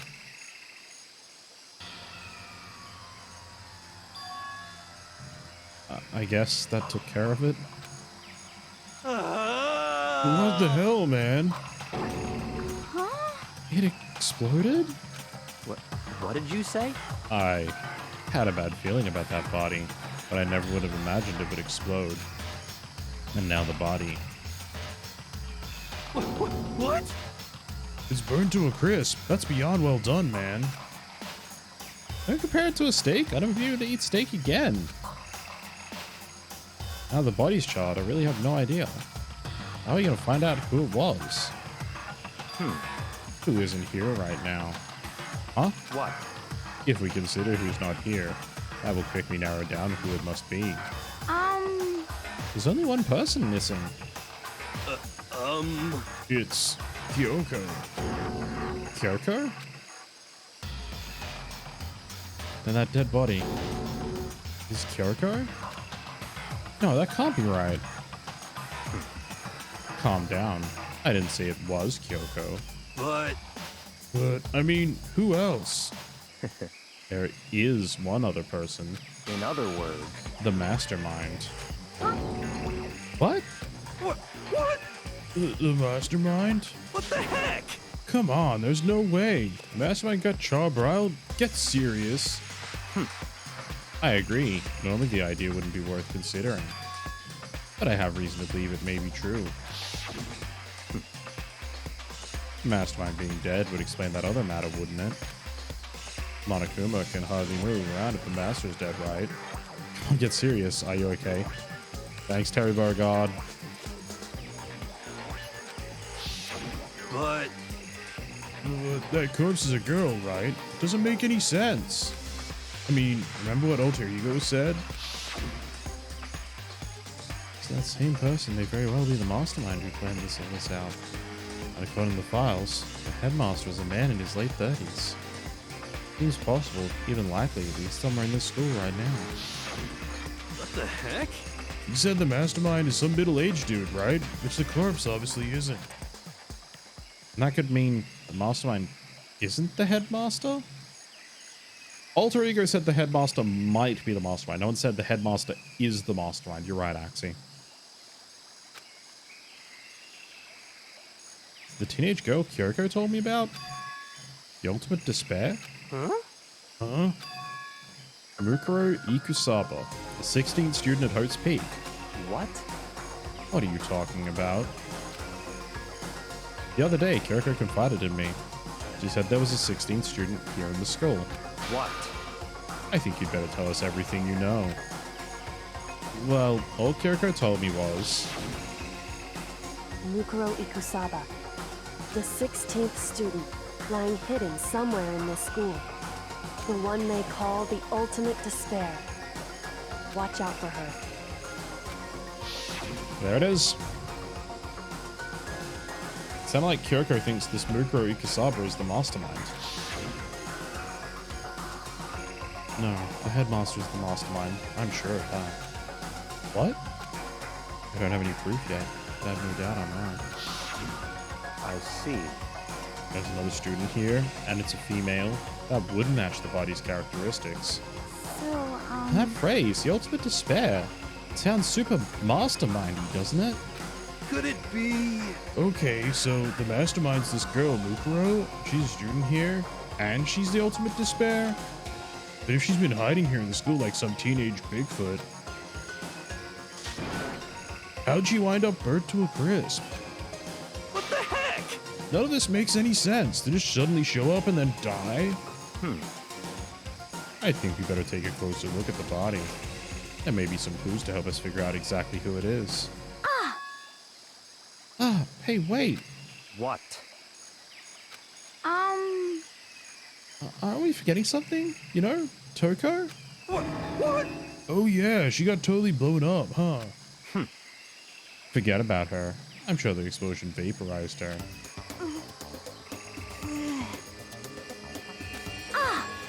Oh, she survived. Oh, she survived. Huh? What just happened? Master? Stop talking. You declared for the whole world to hear that you would never again inhale a single molecule of oxygen. Oh, I don't mind breathing in the carbon dioxide you exhale. That's enough for me to live. What the heck? Yes, the strangest back and forth I've ever seen.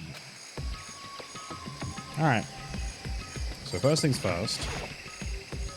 I have to focus on the body, damn it. Alright, body first then. I should take a close look at the body one more time. So, Watch yourself, Makoto. She may be dead, but she's still a girl. Don't worry, I don't plan on touching the body all that much. I'm not Kyoko after all.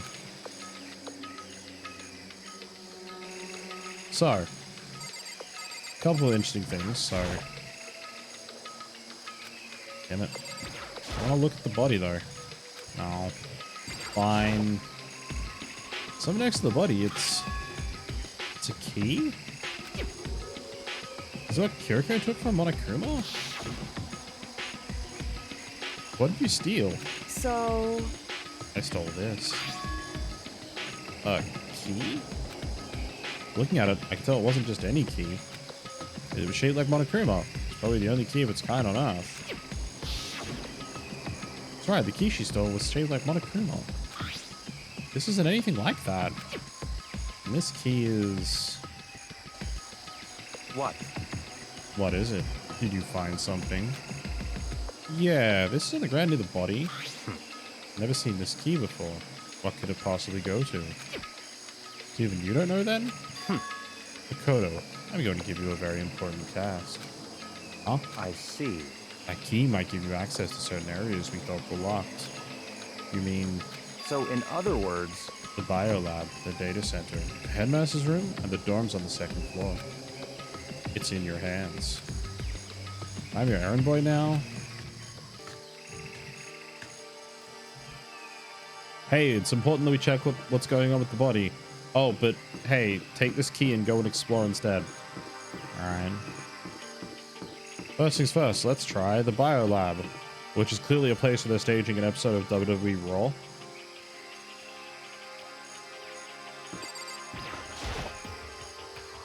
Biolab was definitely locked before. Okay, let's give it a shot. Insert the key I found in the garden into the keyhole. The key isn't even close to fitting. Means the key doesn't go to this room. We wouldn't want Vince to catch us sneaking into Raw. He'd send Brock Lesnar after us. Yeah, that'll do.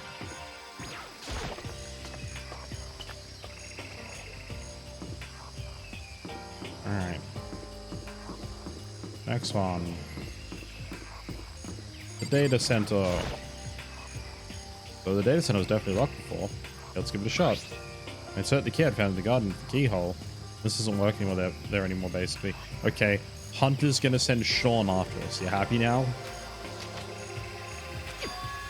It fits. This is the key to the data center. I shall lock the data center. Guess that running around paid off. What running around? This is the second door I tried, buddy. Go tell everyone else. Merely headed back to the garden. Okay. Point of order. Wouldn't you see what's in the room first if you had the key instead of running back and leaving it unlocked? So you're back. How did it go? I don't know which room the key goes to. It's the data center down on the 4th floor. So you can get to the data center now? I see. Interesting. Why did the now deceased have that key on them? I suppose we just have to go to the data center and find out. Yeah, I think you're right. Here we are. Looks like the door is still unlocked. See, fucking, why would you leave the door unlocked, idiot? Hey, so when you open that door, it's not gonna be another huge kaboom like before, right? You're asking that question now? Don't worry, we have Makoto. What? In other words, It's in your hands. Again? It means I trust you. That's an absolute lie. I'm just being used. It's okay. I know you're a weirdo, but are you okay? Master told you he trusts you? Master told you that? Oh, don't let it get to your head. I am so not happy about any of this. Hi, Hina. Okay. It'll be fine. Makoto's on the job. Well, that's any kind of guarantee. Not a guarantee? Oh, she of little faith, am I right? I'm totally sure there won't be another kaboom. We're serious. But just to be safe, I'm gonna go stand somewhere else. He's gonna come on and get serious, I guess. I said I trust you. You now have an obligation to live up to that trust. Trust this. You shan't put my hand on the door. Closed my eyes and tried to clear my mind. With a silent prayer, I slowly opened the door. Nothing happened. To make sure I was still alive, I slowly opened my eyes.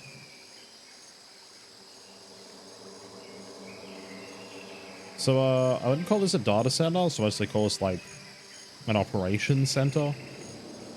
Even the sign on the door doesn't call it data center, it calls it data lab. I wouldn't even call it a data lab either, I'd still call it an operations center. You know what? The room was strange. I mean, all the rooms up till now were strange, but this room had a special kind of strangeness. It wasn't the surface fear like the rest of the school. Here, the fear was lurking beneath the surface. The room was filled with that kind of dread. What? Hey, that's... Her extended a trembling hand and pointed. Look at all those monitors on the wall. Look at their shelling. Each one have displayed a different section of the school. Dorms, the classrooms. Every part of the skull was covered. Like all the cameras pointing at everything around the skull. This is... What? It's the direct feed from every single surveillance camera. All the cameras in the school feed back into this room. And they're all displayed here on these monitors. So that's it. So the sole purpose of this room is to watch us. To watch us? This room is It's all clear now. the Mastermind's private room without a doubt. Mastermind's room? Guess that makes sense. So the Mastermind was here. Watching us. And I think this settles it. Huh? The body in the garden. If they had the key to this room, it could only mean one thing. That was the body of Mukuro Ikisawa, and she was the Mastermind. Huh? And the Mastermind is dead? Like, really, really dead? It would seem so. What? For serious? It's too bad they had to go and die before Master killed him himself. Mastermind is dead? Could that really be true? Does that mean it's all over? Does that mean that body? Whatever happened, they obviously didn't die a natural death. So who was it that... But... If the Mastermind is really dead, that means we can finally get out of this hellhole. How about that? We gotta hurry up and find the exit. Come on. That's enough. No, we have to check this area thoroughly first. Huh? What about the exit? If the Mastermind is truly dead, we can leave whenever we decide to. But right now, we need to find out why the Mastermind set this life or death game in the first place. And I'm bothered by the fact the Mastermind was obviously murdered. What? Murdered? So you think so too, huh? Naturally.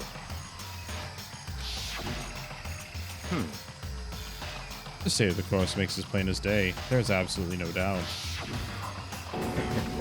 The Mastermind was murdered. But... Why has it gotta be that way? I mean, who could have even done it? Such ignorance. That's exactly why I said we need to investigate the purpose and identity of the Mastermind. I'm telling you! Now do you understand, you useless insect? You're banned from stalking the monster ever again. The Mastermind's purpose and why they were killed. This room may very well hold the answer to these questions. After all, Mastermind must have spent who knows how much time in here.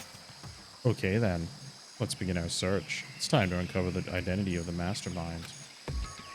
You just said it was Mukuro Ikisawa, buddy. Come on. Get your shit together. So, here's a weird one. Really is a ridiculous number of monitors here. The Mastermind's been using them all to spy on us. As long as I have this... Huh? Look at us go. It's like a feast for the eyes. How much is monthly membership? Weirdo. Bunch of computers all lined up. Look like high-performance PCs, nothing like the ancient laptop Alter Ego was installed on. They're all on, but they seem to be locked. So what can we do here? Sir, so what? We can't do anything? Use your fighting spirit to force your way in. What century are you from? Last time I must have been using these monitors for the network. And Alter Ego. You may well be right about that. What? There's no point in thinking about it now. You're right. Alright. I was trying to say, like, hey look, there's a world map up there. And amongst all the monitors as well, which is interesting.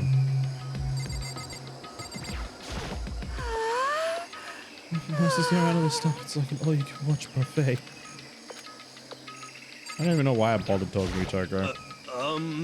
I mean, I want to know where they were killed as much as the next guy. But I also really want to get out of here. Jeez, I can't believe how many monitors there are. Why is it flickering as fast as they are? Hello, Nyan Patsu. How are you doing? Hope you're having a lovely morning.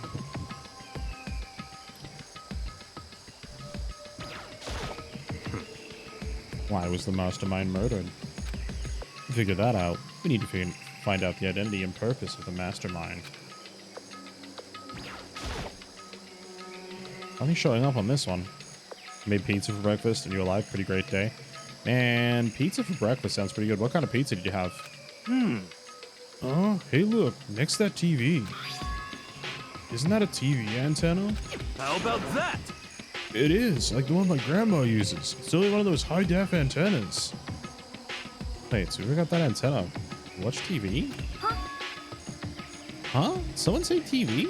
You know? Well, Saturday morning Hina's here. Are you talking about me? Okay. Anyway, if we watch TV, let's do it. Come on. You know? You're starved for info from the outside world, huh? Alright, let me work my magic. And you'll be quantum leaping your way to TV land before you know it. I mean, I get the reference, but what's he talking about? Okay. Hey, you still don't have the TV fixed? You know? Just give me some time, okay? Gotta make sure they can drive Spaceship Earth safely. I think I know what you're trying to say, but I also think I have no idea.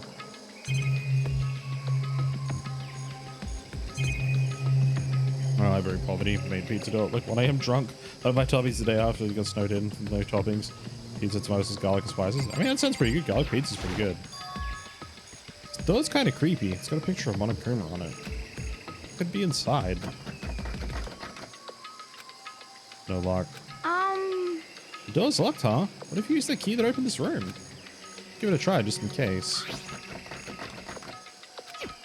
Nope, no good. I don't even fit in the keyhole. Oh. Yeah.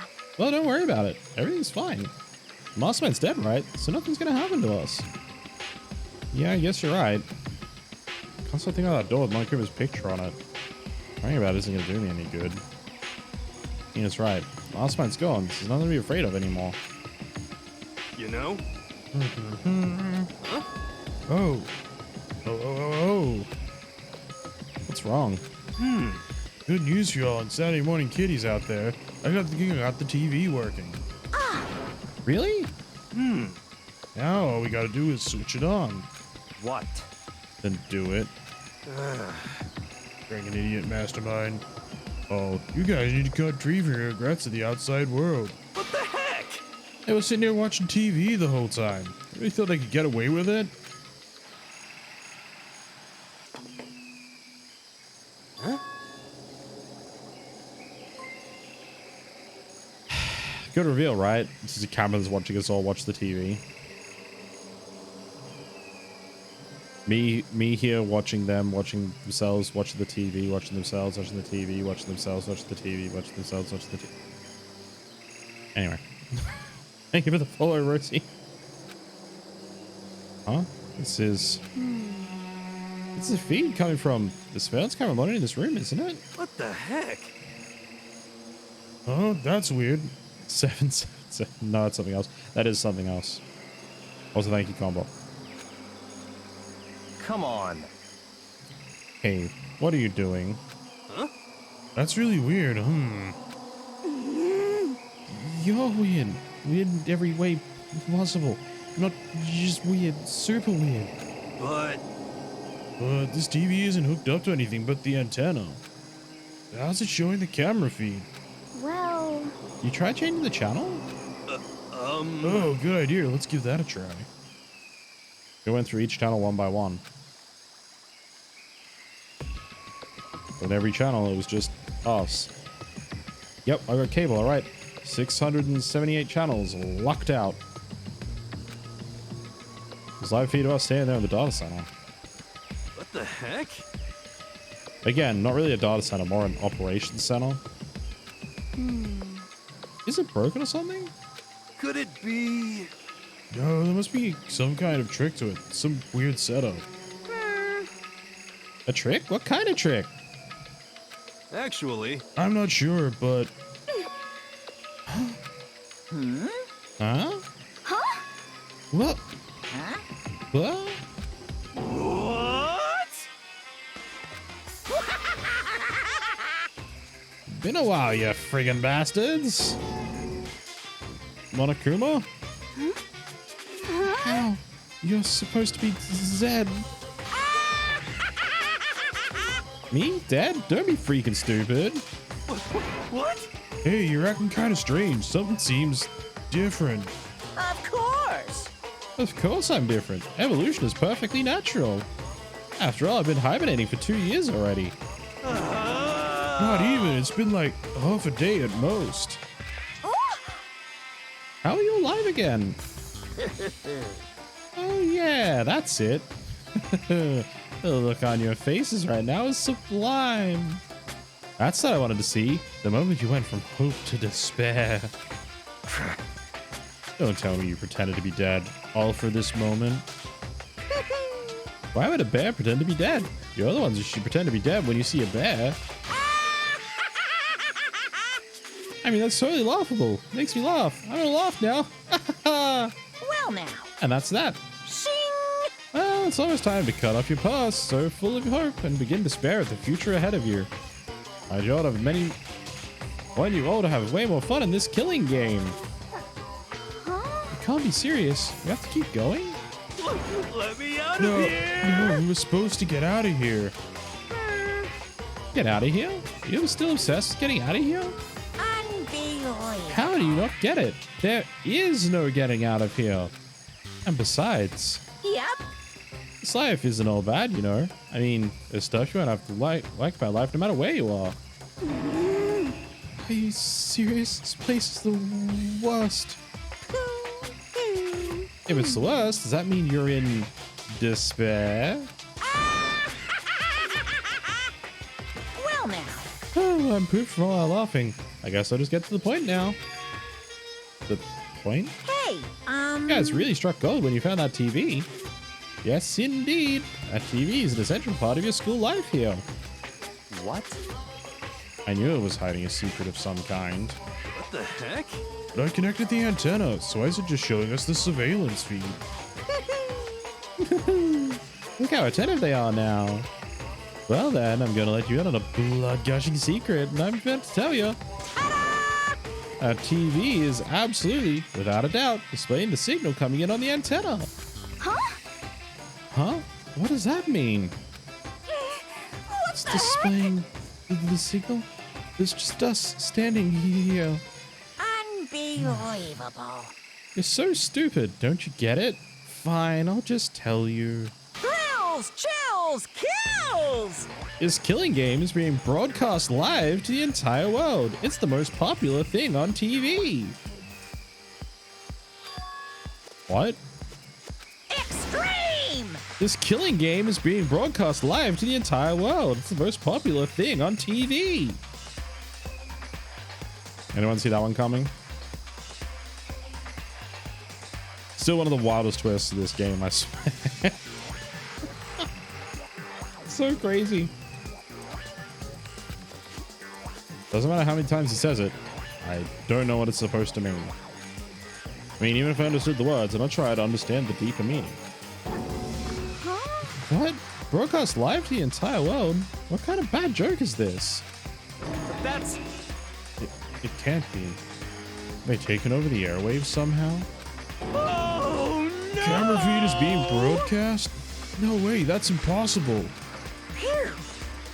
That kind of overconfidence is a major weakness in your crisis management system. You know that? All you need is one weird trick I found, and hijacking the airwaves is easy mode. Are you being serious right now? Of course! I heard a kind of creaking. The sound was coming from my own mind. Like a boat tossing in the ocean, my mind had begun to creak and groan. Hey, Everything has a meaning, you know. All those hints I gave you, all those tantalizing tidbits about the school's mysteries, even me luring you here right now?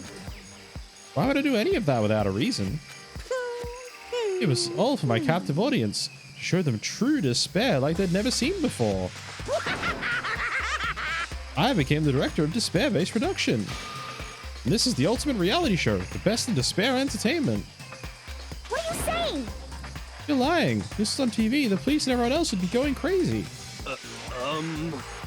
Yeah, there's no way they wouldn't have tried to come rescue us. actually... What if they already did? Huh? Yes, indeed. Then again, it's not really any of their business, right? Sure, some people might yell at their TV to try and warn you. Who would actually come here to help? I mean, that's possible. I don't really know personally, though, so whatever. This can't be.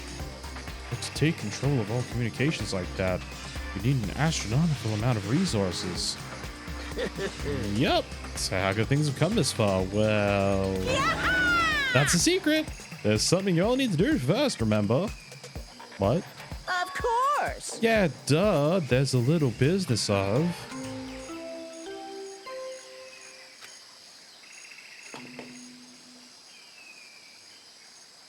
A body has been discovered. Yep. After a certain amount of time, which you may use however you like, the class trial will begin. Huh? Class trial? Do you mean... God, he's insane. It's the Monokuma file! I'll leave the next Monokuma file right here, everyone. Give it all you got, okay? Heart-pounding excitement! Okay, things are getting pretty crazy from here on out. You're in for a heck of a ride. I can't wait! I can't wait! And then he was gone. Reality was incomprehensible. The truth, hopelessly out of reach. All we were left with was despair. I stood there for I don't know how long, frozen in place. Couldn't think. Took everything I had just to keep myself standing upright.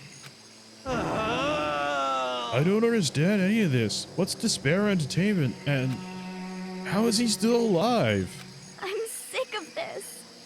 Thought that finally we can get out of here. And plus, what did he say about a class trial? Stop talking. Well, that part's obvious. The class trial is the class trial. What it means is, at this point, we have to figure out who the culprit is. Figure out who killed Kyoko. What? What the heck? What are you talking about? I thought Mukuro Ikasawa was the one who died. The victim was female, right? Kyoko certainly fulfills that condition. And if Monokuma is still alive and active, that means the mastermind, Mukuro Ikasawa, isn't dead. So naturally that body can't belong to her, so it must be Kyoko. There's no other possibility. Body is Kyoko's? Kyoko's been murdered? No, it's not possible! Because I just don't know anything about her yet. I don't even know who she really is. But unlike this, I don't believe it. I refuse to believe it. Quiet. Whether you believe it or not doesn't matter. The truth is the truth. If you refuse to believe, it's your responsibility to uncover the truth for yourself. Myself? Anyway, we'd better begin. But But if we're gonna have a class trial, that means the killer... That's right. Correct. It must be someone participating in our school life. Wait, so you're saying one of us killed Kyoko? Well, that's not precisely what I'm saying, no. But you just said... Stop talking. I don't have time to explain now. There's a veritable mountain of issues I need to confirm. So I'm going to begin my search. If you value your lives, you'll put everything you have into this. That's how this game works, after all. Alright. I better start by checking out the Monokuma file. Due to the explosion, the victim's identity is unknown. They were, however, dead before the blast. The victim would be stabbed a single time with a knife, which went completely through the body. They'd also been struck in the head with an object about as thick as a metal pipe. The body was covered with other wounds, but these were at least several days old. Even the Monokuma file doesn't tell us who the victim actually was. The unidentified body. Could it really be Kyoko? Or... I have no choice. I have to investigate. I have to uncover the truth for myself. No matter what, I have to find out what happened, or we're all dead. I need to go back to the scene of the crime. Back to the garden. Monokuma file number 5 is added to your truth board section. All right. Investigation time, folks. All right, time to get started. I need to check anyone that may be important from one end to the other. Need to do what I always do. Oh, may as well start with the body, right? Check the body more thoroughly. Maybe then I'll find out for sure if it's Kyoko or not. So, the weird mark on the back of their hand. What about the body's fingernails? Oh, these are fake nails. They're really long. I'll have to get in the way of normal activity. He knows I have the truth blood section of your handbook. Also on the back of her right hand. Is it a tattoo? It got burned, so I can't make out the whole thing, but is it a picture of a dog or something? I've never seen anything like it before. I mean, I would have said more like a wolf personally, but you know, dog, wolf, similar. The white jacket the victim was wearing totally got burnt off. There's only one little piece left. The upper half of the body got set on fire and the explosion is totally blackened. Also, top half of the body is wet.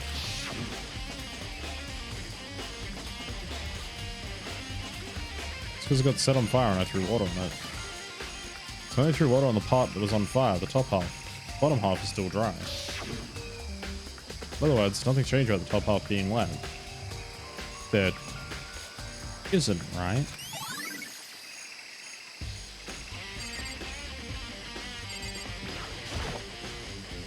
The other half of the body didn't get wet at all. After the body blew up, the top half got set on fire, so I dumped a bucket of water on it. Then the bottom half isn't wet. Nothing strange about that, right?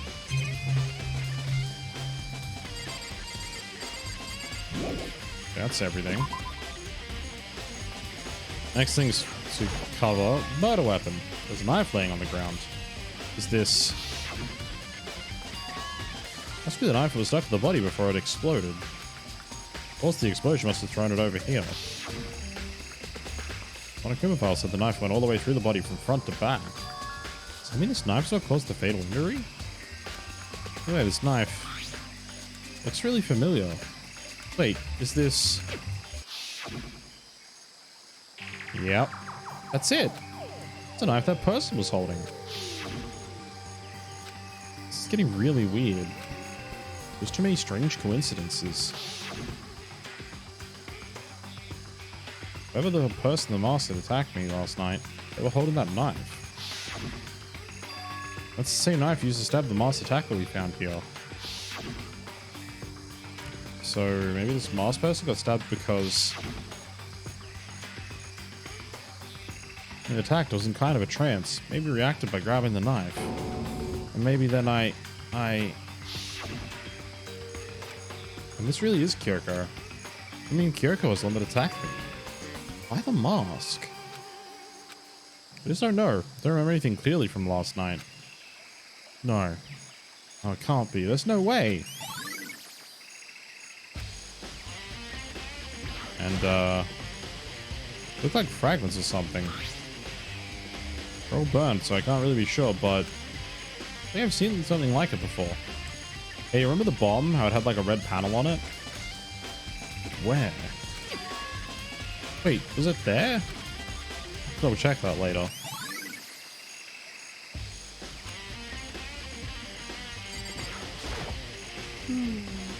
Listen, Makoto. You remember how the body looked, you know, before it blew up? If I remember right. Wearing some kind of mask and a big white coat. Also, there's a knife sticking out of his stomach with the area around it stained with blood. Apparently the wound had stopped bleeding, but the blood on the body was still wet. The doctor said not to touch it to avoid getting all bloody. How much blood there was on the body, I didn't see any on the ground around it. Okay. Oh, thanks. That was a big help. Now that you explained it, I totally remember how it looked. I've been talking about it like that helped me remember a lot better too. So thank you too. Before the explosion, I added to the truth bullets. Alright. Let's talk to Toko. So, who does the body belong to? Whoever it is, I'm not gonna look. I don't want to feign anymore. Happy Octia, what you got for me? Good timing, Makoto. I wanted to talk to you. What do you want to talk about? So, in other words, I'd like to hear your alibi. Alibi? In other words, Correct. I'd love to hear where you were after nighttime began last night. Well, I was sick, so I slept all night.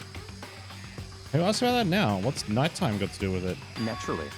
Isn't it obvious? This murder took place after nighttime. How can you know that for sure? Because just after nighttime began, I came to the garden. I was going around looking for everyone so I could tell them about Monokuma. Hiro's been spending most of his time in the garden the last few days, so I figured he'd be here. And I can confirm that when I arrived last night, there was no body here. In other words, So the murder only could have taken place at some point during nighttime, after I left the garden. However, Toko, Hiro, and Hina and I were in the gym together all the entire night last night. What?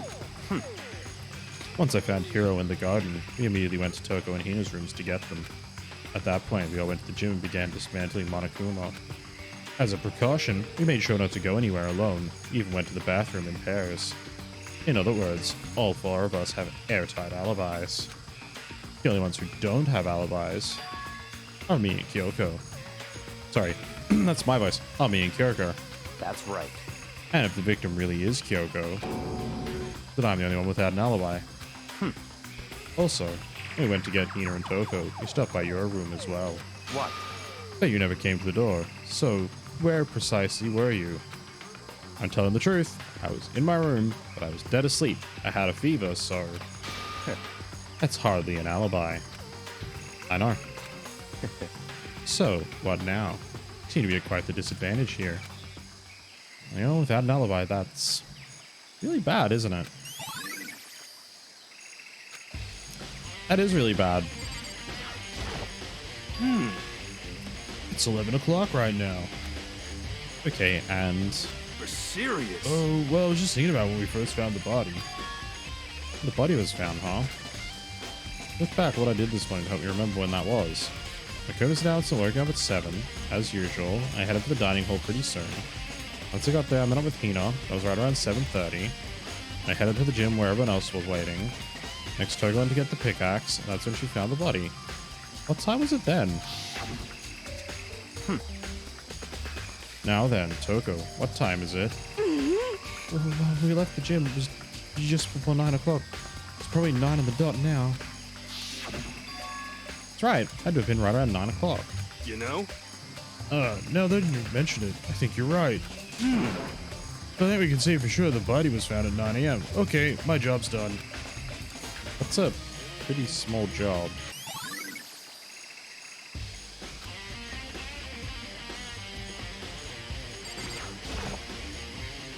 Oh, there were some chickens in the chicken coop. Count 4 chickens. Huh? 4? Yo! What's going on, Makoto? I'm glad you're here. Listen, you know how many chickens there are in here? Of course, there were precisely 5. Yeah, right? What's wrong? There's only 4 chickens here now. We're one short.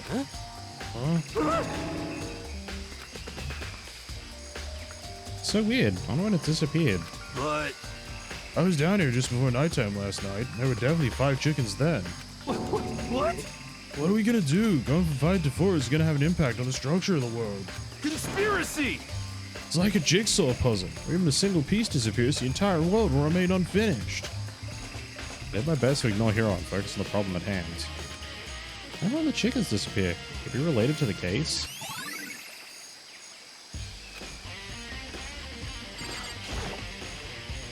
This is the power that controls the sprinklers.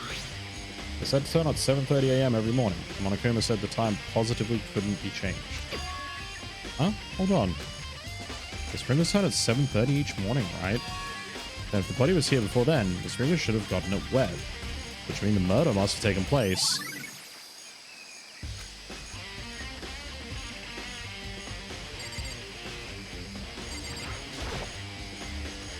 Monokuma flower, huh? Is it true? It's really paper, plastic, and people? No, I don't think it's related to the case. I think I'll just stay away.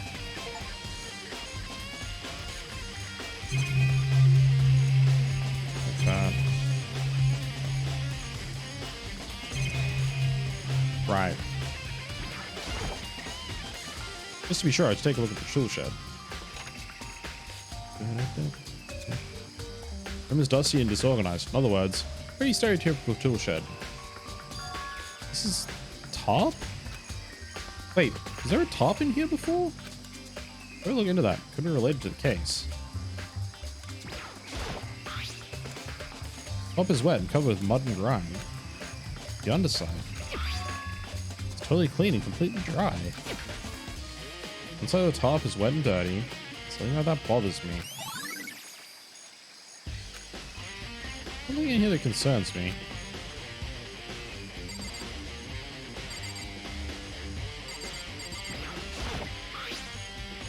Couldn't come out of his pickaxe. Lazy diamonds. Same thing was written on the back of Mondo's coat. I guess connected to Mondo somehow. Definitely intriguing. Now's not the time to worry about it. The tools have nothing to do with the case.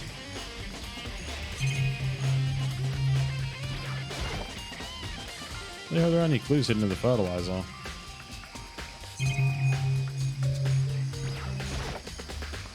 There's a lawnmower here. It has anything to do with the mystery corpse. Star pods have nothing to do with the case. I need to check everything in here. I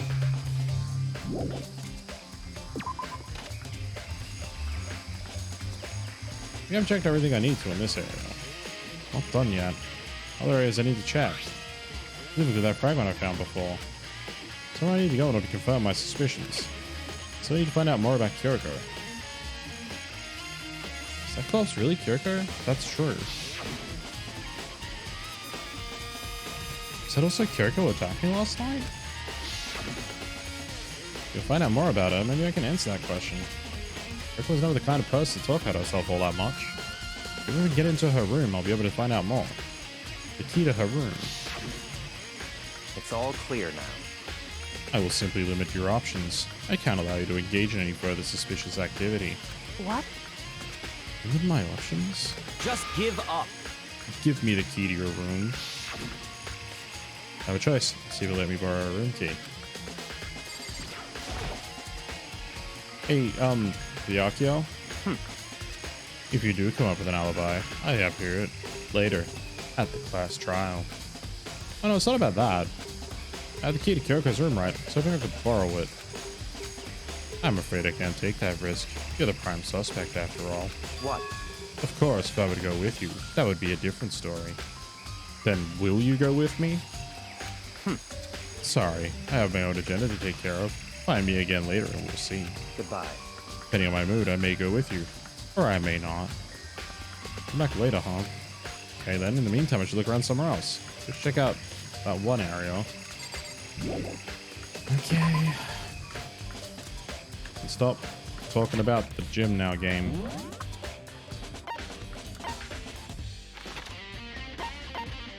See, look.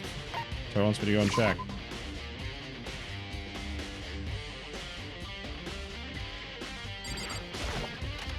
I'm not going down 5 floors of stairs when I know I need to be here.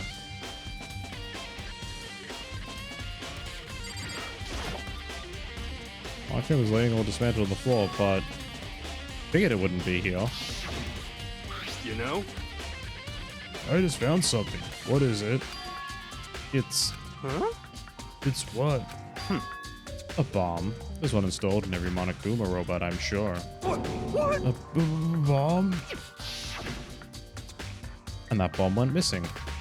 No doubt about it. Fragments I found in the garden. Okay, I've checked everything else I can think of. All that's left now is Kiriko's room. Go back to the garden and ask Byakuya. This is why you don't, like, run all the way down. It's like, literally, come here, do one thing, and then go all the way back to the freaking garden. It's like, nope.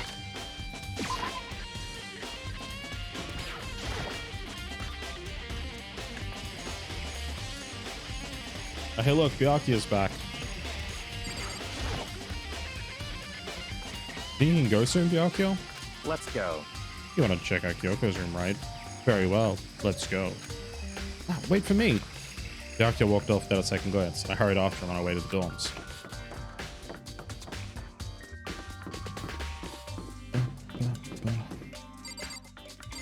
There we go. Can't look at myself. I need to ask Byakuya. Well then, here we go. Byakuya took out the key and slid into the keyhole, and then... And it's open. Looks like it. Thanks.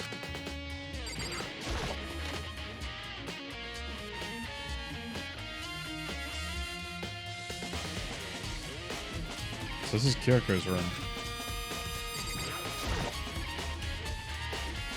Something on the table. It's a woodblock decoration?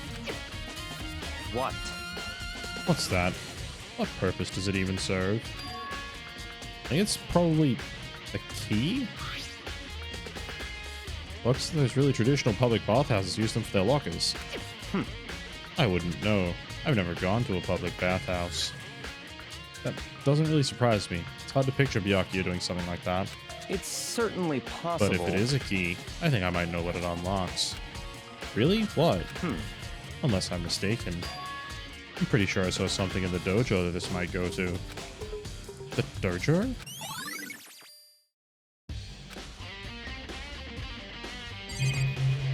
Alright, let me check a bed. Here's a bed. I don't see anything interesting, at least not as far as the case is concerned.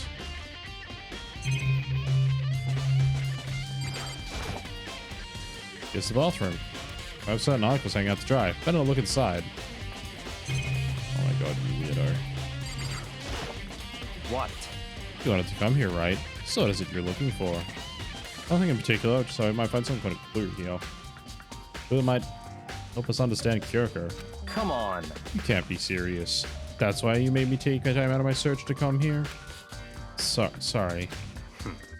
Regardless, if you plan on poking around at random, you're doomed no matter how much time you take. Surely you have something more concrete. Something to give us some sort of direction here. More concrete. Oh, I know. Earlier, Kyoko gave me something. Huh? What's this? It's true. Consider it a symbol of my determination. Don't open it yet. Only open it if something ever happens to me. Sure I have it here somewhere. Found it. What's in the envelope? Kyoko gave it to me. She says something ever happened, I should open it. Well, something has certainly happened. So open it. Okay. Open the envelope and looked inside. Inside was a single piece of paper. Under the sheets? What? That's all that was in there? Yeah, it looks like it. Under the sheets? What could it be?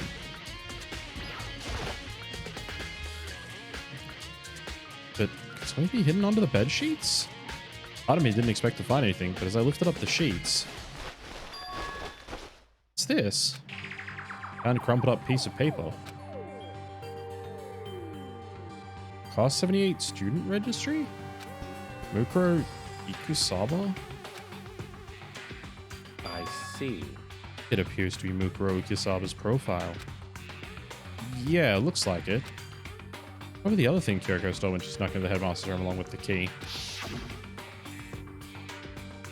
God, you're so annoying. Fine, I'll tell you. It was a key and... beep. That's it. This must be the blank that Monokuma was talking about. Kyoko said a death without meaning was unappealing. This is what she left behind? I don't have time for your sentimental indulgences. Hurry up and finish your search. Okay. I didn't have to pull myself together, then look down at the profile sheet. Name, Mukuro Ikusaba. Sex, female. The ultimate soldier. Didn't she say ultimate despair?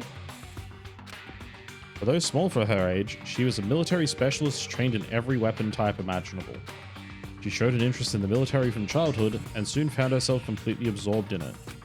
In elementary school, she won a survival game tournament and began writing for military magazines. Just before entering middle school, while she and her family were on vacation in Europe, she disappeared. The story of a young Japanese girl being kidnapped quickly took over the Japanese media outlets.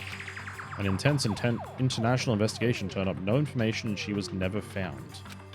However, she reappeared in Japan 3 years later, alone and completely unannounced. She revealed that she had joined a mercenary group known as Fenrir for those 3 years. She insisted she hadn't been kidnapped, that she'd received battle training of her own volition. However, she never revealed why she decided to return home when she did. I wonder. Someone trained and joined a military organization named Fenrir and someone with a wolf tattoo on the back of their hand?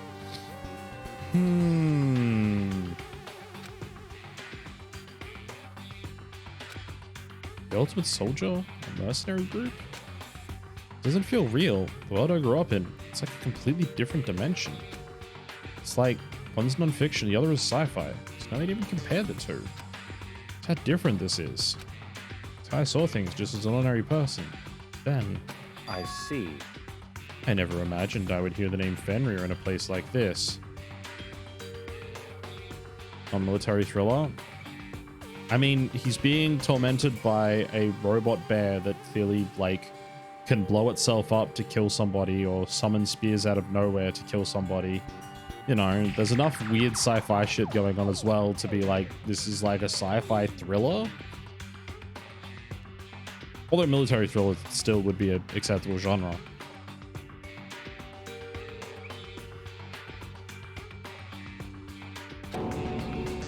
Huh? You recognize it? Naturally. The Fenrir Mercenary Corps is a collection of battle-crazed warmongers. They do have their uses. They always get the job done. That's worth remembering. Yeah, we only just said sci-fi talking about the military training. True. Good point. It's all part of the world totally removed from the one I live in. I have to say I'm intrigued. Every rumor I've heard says that Fenrir has already... Found it! Oh, I feel like our hero is becoming a bit player, and a bit player is becoming our hero. Ah, it's you. He's a weirdo. I almost called him Neku twice because I can't think of his name. Makoto Naegi. But also, yeah, he has very Neku energy. Anyone who's played The World Ends With You, you get that. What? What do you got in your pretty little hand there? What? Uh-oh, you found her profile? So what if we did? Hey, Don't freak out on me. I'm not going to hold it against you or anything. And in case you're wondering, I don't hold it against Kyoko either, even though she stole it and hid it. After all, there's no rule against stealing, is there? Sure, I'm going to fucking take this place down. Let me... Start running around, just branching fucking monitors. Who I can't forgive is Miss Ogami, who broke the rules and busted into the headmaster's room. Maybe I'll drag her corpse out here and slice it up and devour it. Bears are omnivorous, you know. What? Are rule violations really so unforgivable? You're quite adamant about those regulations of yours. Of course I am. A proper school life is built on the dedication to organization and order.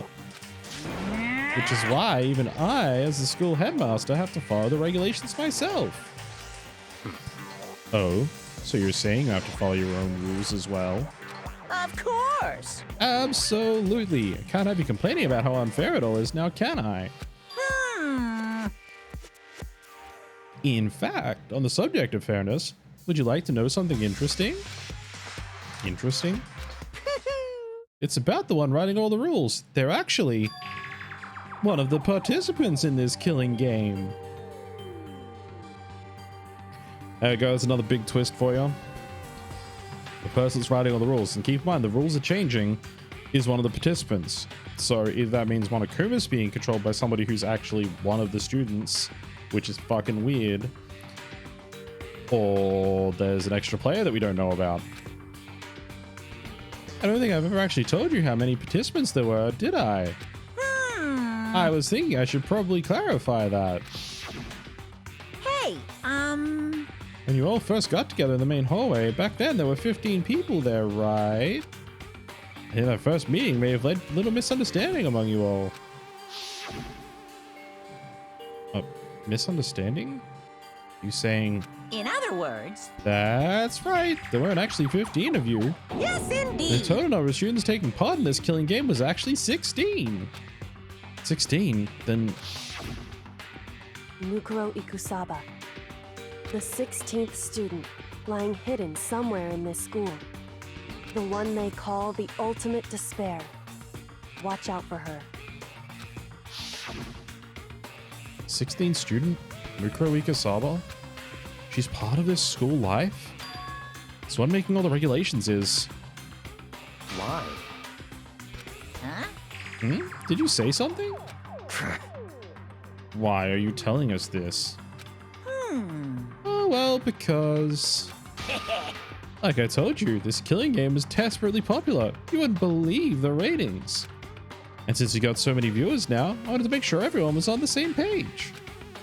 I don't want to wake up to a hurricane of complaints and hate mail, you know. Yes, indeed. Makes sense. Well, now. Okay, that's all you get for now. Oh, actually, I do have some revenge to get, so I have extra bonus for you. Revenge? I want to get back at that sneaky Miss Kirigiri, so I'm going to share a little secret with you. Seriously? Hey, You know how she wears those stupid gloves day in, day out all the time? Well, don't tell anyone I told you, but... she wears them to cover a bunch of hideous scars she doesn't want anyone to see. What? Okay, now that's all you get.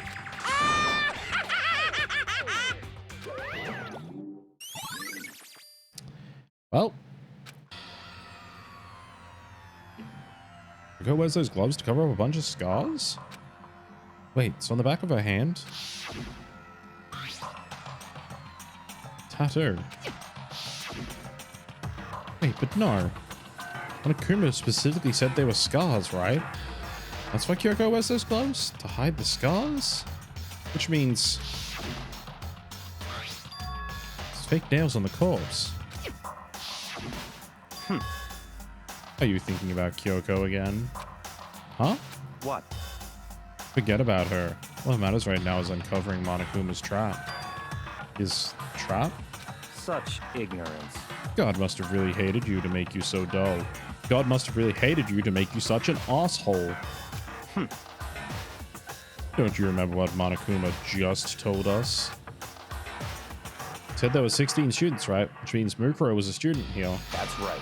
Obviously, Monokuma was trying to tell us that Mukuro was the one creating the rules to this game. But why would he tell us that? And why now? Said he wanted to make things clear so there wouldn't be any complaints later.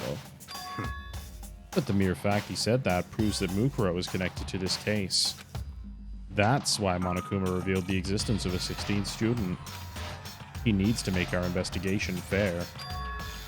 Mukuro is related to the case? It's certainly possible. Perhaps she's the one who killed Kyoko. What? That would explain why we have to have a class trial, wouldn't it? If she's a student and she killed someone, that would make her part of the school killing game. Mukuro is the killer? She killed Kyoko? Anyone should be able to come to that conclusion, don't you think?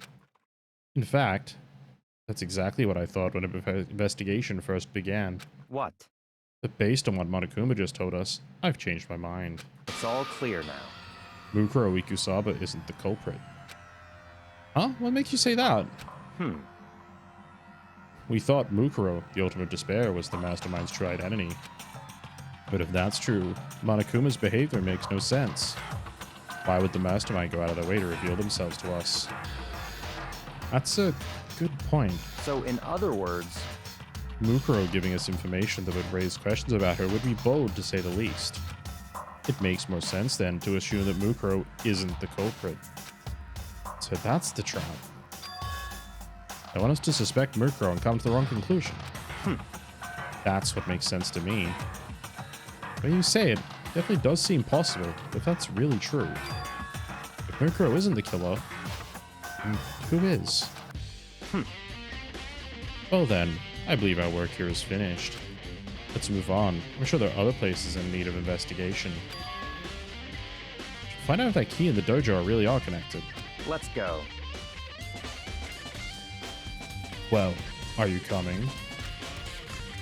No, I'm going.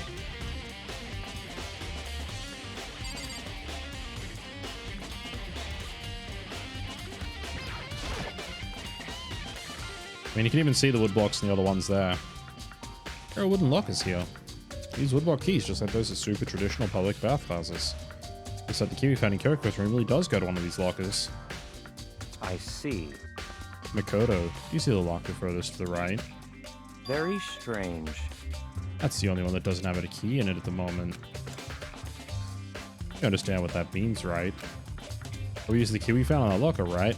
Yes. Also, the key says a 6 on it, and the locker says a 6 on it. Where else was it supposed to go? That's right. Well, just try it. Okay. Took out the woodblock key and inserted it into the locker's metal lock, and... click. The locker eagerly accepted the key, and it opened. There are arrows in here? Looks like 10 arrows in total. They look like they're made out of titanium, which means they're quite strong despite how thin they are. Of course, without a bow, they're nothing but strong little sticks. Strong sticks? Oh, there's something else inside the locker. It's a wadded up ball of duct tape. This was useful. Is that a blood stain? I see. If it is, that means it must be related to the case. This duct tape is related to the case somehow? How could it possibly be involved? That's all the locker has to offer for now. Is something wrong? Very strange. It's very odd, don't you think?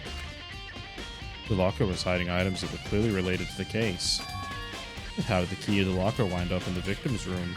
Why? Or perhaps... Yakyo? Forget it. Come on, we need to continue to the next location. Huh? What next location? What? There's still something we need to look into. We need to do more research on Fenrir. Fenrir? You mean the mercenary group that Mukuro was a part of? But how are we supposed to find out about that? Isn't it obvious? Where in the school would you go to research something? Research. Talk about the archive? That's right.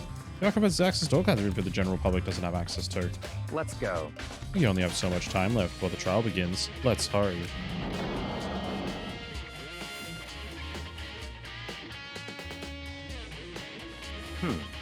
I believe there's a file related to Fenrir somewhere over here. The archivist seems to know the archive like the back of his hand and went straight to the shelf in the back. Ah, here we go. You can return with a file in hand. I see. Take a look at this. I have no idea what it says. What language is this? Hey look, there's that dog again. How did you make it all the way to the high school without learning a single word of French? I'm pretty sure most high schoolers can't speak French. What about French high schoolers? Or Quebecois high schoolers? Well, whatever. I'll read it for you, but I expect you to repay your debt 100 times over. 100 times? Isn't that kind of extreme? Fenrir is an elite fighting unit based out of the Middle East. Unlike military contractors, they are a fierce group of soldiers who engage in direct combat. They claim that a single member is equivalent to an entire company of regular soldiers. Just like Fenrir, the Wolf of Ragnarok, their mere presence is enough to strike fear into any enemy.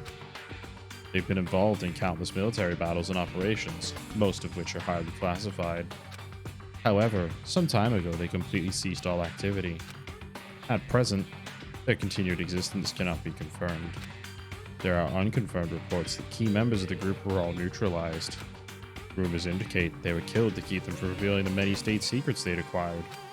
Some, however, believe there was a mounting internal tension within the group and they simply imploded. What? What is it? So it sounds like some kind of alternate reality.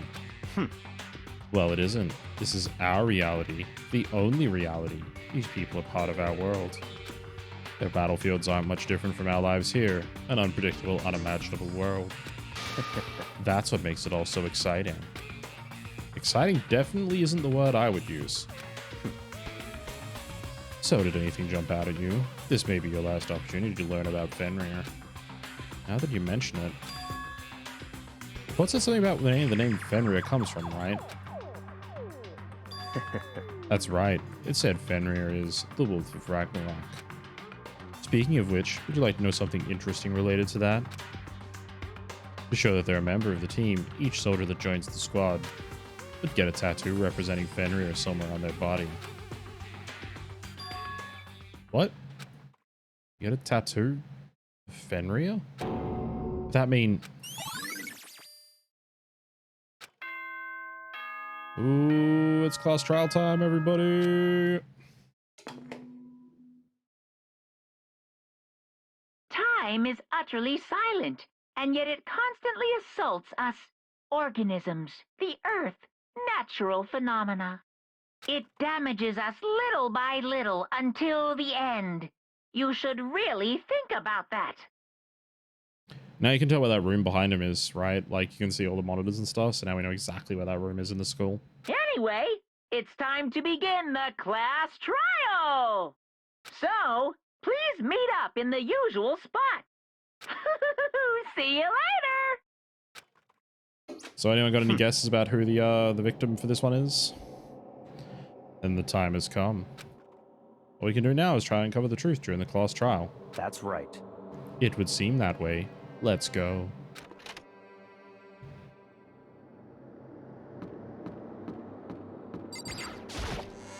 Sherman up.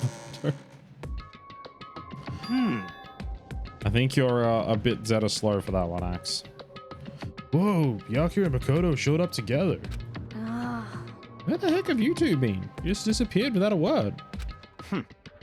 We were investigating, of course. How could you not figure that out by this point?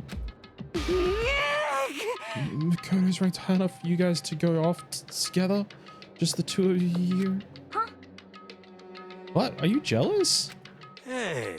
Or are you making some kind of creepy fantasy for yourself? What? Stop talking and brace yourselves. He'll be here any second. Any second.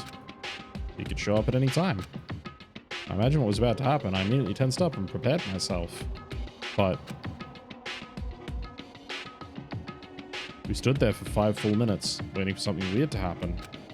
And then 5 minutes became 10. Why? What's going on here? Why hasn't Monokuma showed up yet? Could it be? Maybe he died again. What should we do? Should we keep waiting here or... or what? What?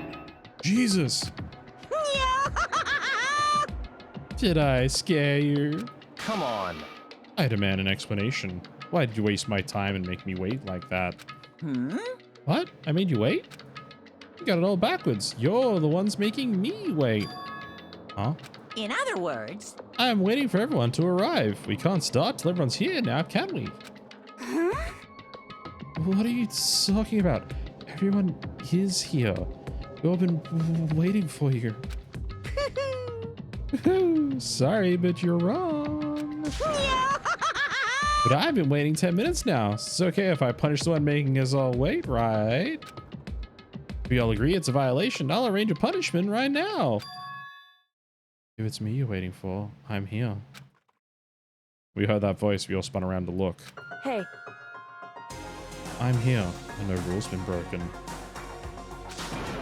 Kyoko! Kyoko, you're still alive? No, that's a ghost. Stop talking. If you want to fight, do it at the class trial. You need to save some of the fun for later, right? What? But is it okay? There's no particular penalty for being late. is that right? I made it here just fine. What school regulation did I violate? Am I wrong? You're so selfish, so spoiled. Yeah, right. No penalty officially, but I bet you'll be sorry later. No, I'll make sure you're sorry later. Anyway, hustle your butts onto the elevator. I'll be just one step ahead of you. When Monokuma was gone, we all rushed up to Kyoko. Kyoko! So you really didn't die? Indeed. Of course I didn't die. Thank God, I'm so glad you're okay. Perhaps, but that's not necessarily a good thing for us. Huh? He's right. Now we gotta deal with a ghost. Told you to stop talking. Let's go. Come on, let's just go. We need to discuss whatever we need to discuss. We can do it during the class trial. Without ever looking directly at Kyoko, Byakuya stepped into the elevator. Master, wait for me. Good call. Who knows what might happen to us if we take too long? But I'll be happy when this trial is all over. One after another, everyone piled into the elevator. But I couldn't help myself. I had to talk to Kyoko before the trial started. So where you been? Listen, before we get started, I have to ask you. Where have you been this whole time? Use that key of yours to go somewhere, didn't you? So... Correct. I went to investigate the second floor of the dorms. The second floor? That's right. There aren't any monitors or cameras there, so I was completely able to avoid Monokuma completely. Of course, I also missed his announcement because of that. Whew. I had no idea a body had been discovered. Then, when did you find out? So... Just now. I finished my search and came back down just in time to hear the class trial announcement. I took some time to go over the crime scene first. Can't go to a trial completely uninformed, can I? So that's why you were late. However... I'm sorry I kept you all waiting.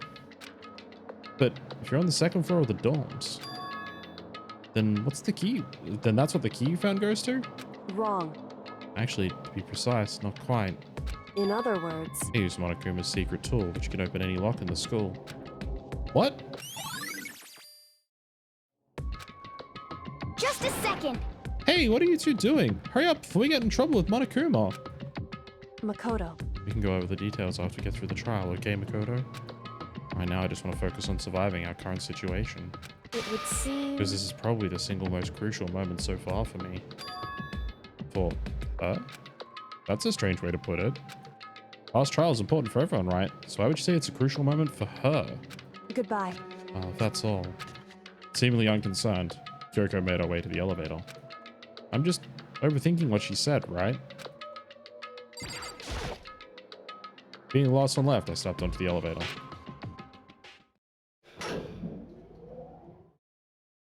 And the door slid shut. This time, the clunking was loud enough to hurt my ears, and the dread began to consume me once again. Can't imagine ever getting used to the mental pressure that comes to preparing for an execution. In that dusky darkness, nobody said a word. We just stood there, silent and still. After a measurable period of time, the doors opened without warning. A dazzling light penetrated every depth of my eyes. But it wasn't the illuminating light of hope. It was the blinding light of despair. I can't wait! I Ow. can't wait! I forgot how goddamn garish this class trial is. Look at the walls. Look at this shit. Horrible. I've been waiting for this. Feels like it's been forever since we got together like this. Time for pointless jokes and jabs is past. Thrills! Chills! Kills! Let's get on with the show. Is Monokuma colorblind? Fucking seems like it, right? So the curtain opened for the 5th time. I'm not reading this whole thing again. This is like the same every time. Hey look, judgment, deception, betrayal, riddle, defense, faith, a deadly class trial. Every time. What's the time? 3 hours. Do I have enough time to get through this class trial?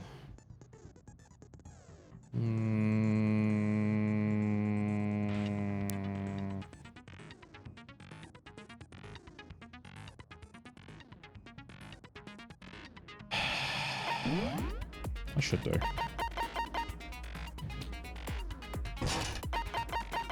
I put on all my skills now. I can. Cool.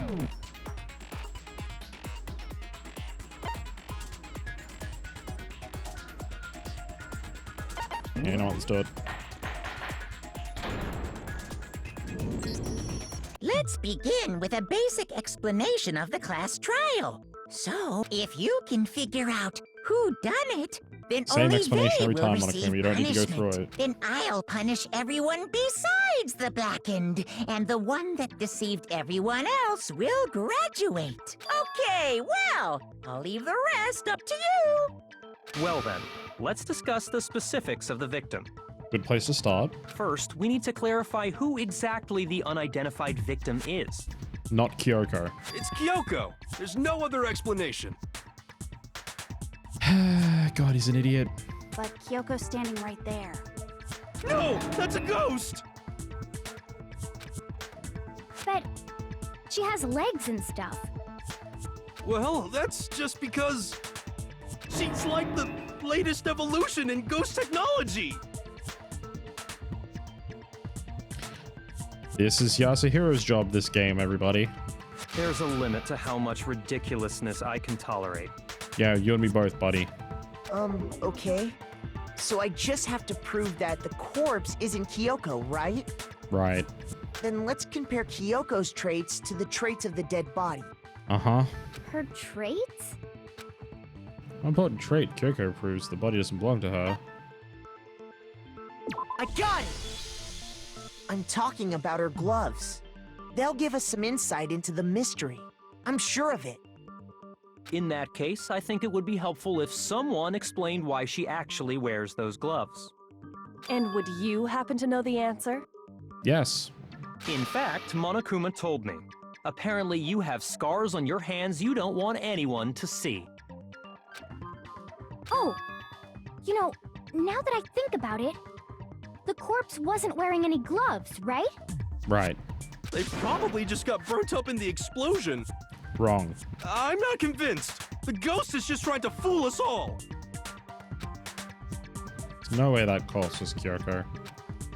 But if I can't prove why, we're gonna be stuck here in the case when we move forward. So I don't have any choice but to...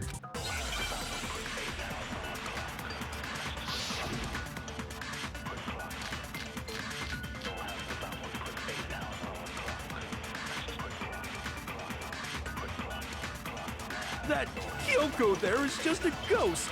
No, you're an idiot. Impossible. Okay, then prove it. Prove she's not a ghost. The dead body wasn't wearing gloves. They got burnt up in the explosion. Then she was wearing gloves before the explosion? Nope. Well, yeah, she must have been wearing gloves. Because that corpse is absolutely Kyoko. This entire discussion is idiotic. Agreed.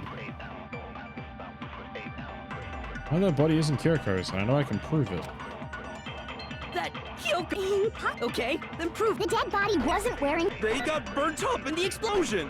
Then she was wearing gloves before the... Well, yeah, she must have been wearing gloves. No. No, that's wrong.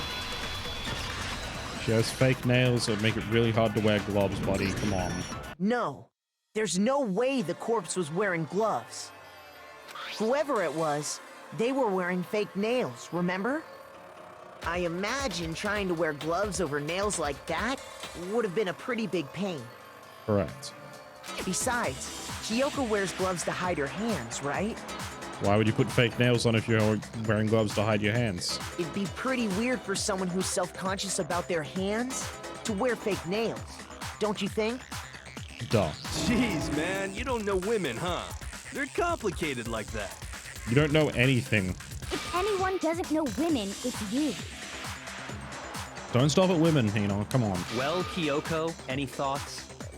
These gloves were custom made to the size of my hands to make sure they don't interfere with my daily life. If I wore fake nails, the gloves wouldn't fit properly. Then that's that. The dead body doesn't belong to Kyoko. It's so stupid you even have to prove this point. Which should have been obvious since she's standing right here. Okay, so then, who's the real victim? First, we need to figure that out. That's the first thing I said. You're the one who's been dragging us around in circles. All right. Quick poll for anyone who's here in chat. I won't actually set it up, but who's worse, Byakuya or Hiro? For anything, we have to identify the victim. Everything starts from there. Hiro's been smoking too much of his hair. I know, right?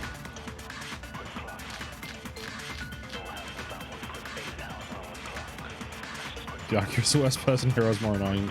Real. If Kyoko really is still alive, She then is. who died?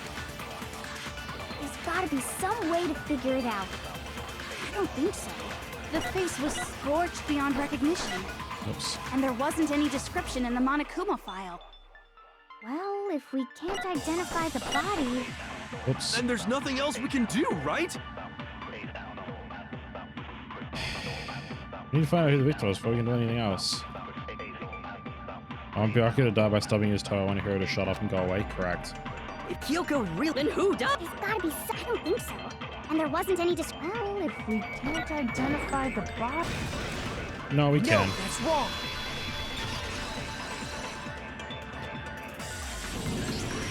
There was one clue left behind that we can use to identify the body.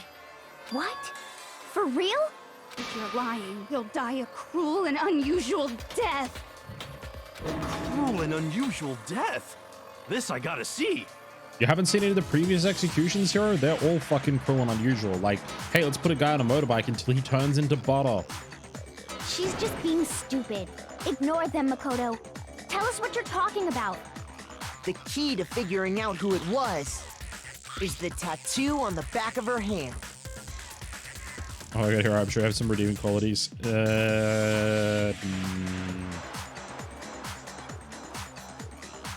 Headaches, shut up, sweetie. Yeah. Oh, yeah. The design's pretty strange, huh? Is this a dog? Pretty sure it's a wolf. Specifically the wolf of Ragnarok. Her master must have made her get it. To be like, you're my bitch. Seriously? They really did something that humiliating? No, that's not it. The identity of the victim is hidden within that tattoo.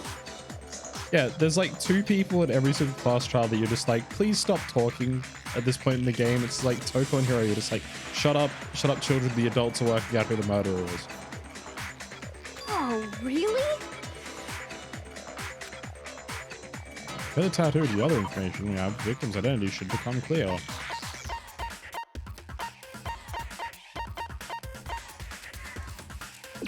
This one. I got it! The Fenrir Mercenary Corps. That's the name of the military group Mukuro Ikusaba belonged to. Okay, so... To show that they're a member of the team, each soldier that joins the squad would get a tattoo representing Fenrir somewhere on their body. Fenrir? What Jefferson's Fenrir is... Wolfo.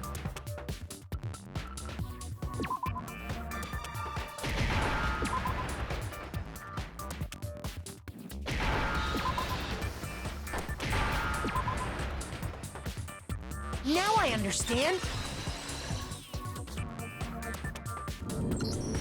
The representation of Fenrir is a wolf. Hiro's like, okay, but I get it. You're a little dumb. Just please. Togo's like, no, fuck off. When you get that fucker further, when you get the continue fucking off, you fall into a black hole. Like I said, people keep forgetting this entire game. It's like, yes, we have the guy who's a lucky student, the person who can't remember what their ultimate skill is, the rich guy who's an asshole, the clairvoyant who's an idiot, and the literary writer who's secretly a serial killer. And everyone's just like, it's fine. You can just wander around the school. It's perfectly fine. Fenrir, the Wolf of Ragnarok. It's from Norse mythology. A huge, world-ending wolf beast. He's the child of the trickster god Loki, and a female giant.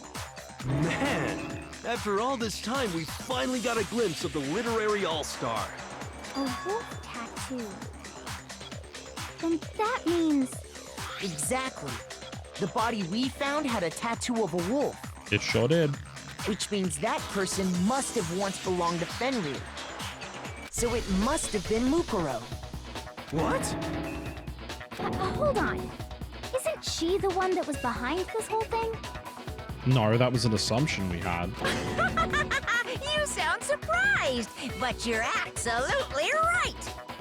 Yes, indeed. The trial this time is to solve the murder of Mukuro Ikusaba. Pretty cool, right? Like, I mean, I think I've mentioned it a couple times before, but like, Monokuma doesn't lie. He just obfuscates the truth. So, Anax, you hope you sleep well. I will have a good stream. Are you saying the mastermind is dead? And now we have to have a cool-ass trial? Correct. No. It means we were wrong in thinking that Mukuro was the mastermind at all. Yep. But I mean, being the ultimate despair seems like a pretty mastermindy title to me. Maybe we shouldn't have been thinking of her as the ultimate despair in the first place. After all, looking at her profile, I didn't see anything that would fit such a description. All it said was that she was the ultimate soldier. Yep. If I remember correctly, that other information came from Kyoko. That's what you told Makoto, right? So that means Kyoko got it wrong? She sure did. And who was she? Who was Mukuro Ikusaba? She's been gone this whole time, and when she finally turns up, she gets killed. Usually when there's a scene where an important character dies, it has a lot more detail. So you're saying she wasn't an important character? Which would mean she was the same as us, just another participant. Then who's the real mastermind? It must have been the Hope's Peak Academy headmaster after all. No, the headmaster has nothing to do with it. But how can we trust that? We already know your information about Mukuro was wrong. My information was not wrong. Okay. We're in the middle of a trial right now. Figuring out who killed Mukuro is first and foremost. Correct. Please limit all future prattle, chatter, and chit-chat as much as possible. Fine. Uncovering the identity of the mastermind will have to wait. But remember this. No matter what happens, we will find out who you really are. I stake my family name on it. I have officially decided to completely ignore all such attempts at provocation. Now then, just so nobody's confused, let me state this one more time for the record. The reason we're having a class trial is because a murder among the students has taken place. Hammer that point straight into your big ol' brains! What you're saying is that both the victim and the culprit are part of the student body? Mm-hmm. Then, one of us killed Mukuro? Mm-hmm. Wait, no! There's a chance that there's some mystery 17th person who's been hiding all along! Nope! There are only 16 students in total that have been taking part in these events. There it is. Straight up confirmation again, because I said Monokuma doesn't lie. Seriously? Then one of us killed Mukuro? Who did it? Who's the killer this time? Get a hold of yourself. We've already narrowed down the list of possible suspects. Huh? I'm sure you realize who I'm talking about, right, Makoto? Who the evidence points to? Mm-hmm. Okay, so no, there are going to be two suspects. Makoto and Kyoko. Got it! You've narrowed it down to Kyoko and me, right? Why do you say that? Allow me to explain. Just after nighttime last night, I went to the garden, so I can confirm that at that point, there was no dead body there. So, the murder must have taken place after I left the garden. However, Hiro, Toko, Hina, and I were in the gym the entire time. The gym? That's right. The four of us were there trying to dismantle Monokuma. The whole time, we were very careful not to go anywhere alone. We even went to the bathroom in pairs. All of which is to say, the four of us all have alibis. The only ones without alibis Are me and Makoto. That's why you're able to narrow down the list of suspects. Yep. exactly so. Only suspects now are me and Makoto. Oh, sorry, Kyoko. Damn it, can't let this stand. So I have to clear my name. I have something I'd like to say regarding the whole alibi thing. Are you thinking of raising an objection? Well, before that, I just want to try and get a better idea of what time the murder took place. Doing that might reveal some kind of clue. Whatever you want. Somebody go ahead and help him out. Fucking hell, Byakuya. Me and Byakuya can both confirm that the body wasn't in the garden at... Well, it was after nighttime for sure. I'd say it must have been around 10 o'clock. So the murder must have happened after 10 p.m. Then I guess we can say the time frame for the murder was between then and when we found the body? Oh, but what time did we find the body? About 9. The one who saw the body first was Toko, right? And she went to go get the pickaxe. What time was the body discovered? 9 I o'clock. got it! The body must have been discovered at 9 a.m., since that's when Toko went to get the pickaxe. Now then, Toko, what time is it? Well, we left the gym. It was just before 9 o'clock. It's probably 9 on the dot now. Okay, go get the pickaxe and be back here by 9:01. He's right. It had to be around then. So we can be totally sure the murder happened sometime between 10 at night and 9 in the morning. For me, I was already asleep before nighttime hit, so I don't have an alibi after 10 o'clock. But I'm sure I met up with everyone else before 9 this morning. We ran into each other in the dining hall, right? That was around... Oh yeah! Right around 7:30. I remember checking right before I went in, so I'm totally sure about it. Which means from 10 p.m. to 7:30 a.m., you don't have an alibi. Mm-hmm. That happened between 10 and 9, and I don't have an alibi from 10 p.m. to 7:30. Okay then, looks like the game has begun. Can't provide an alibi for that period. I just have to prove the murder didn't happen during the time I don't have an alibi.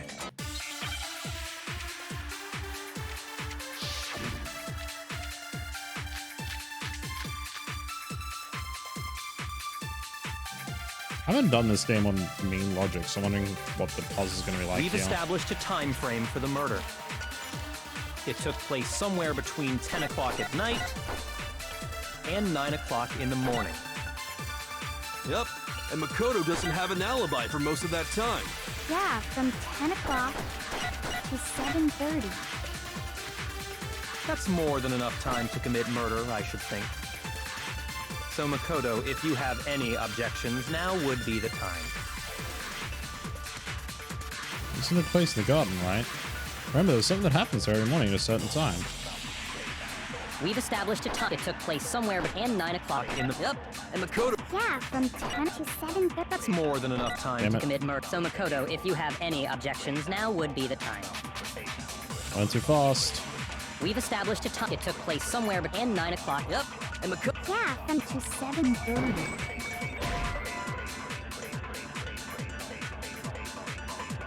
Damn it. Why don't be the sprinklers at 7:30? We've established a time frame for the murder. It took place somewhere Oh, between right. 10 o'clock at night And 9 o'clock in... Yep, and Makoto does... Yeah, from to 7:30. No? Want the exploded body analysis either? We've established a time... I thought that was something mentioned about how, yeah, bottom half remained dry. Fake nails, no. The tattoo.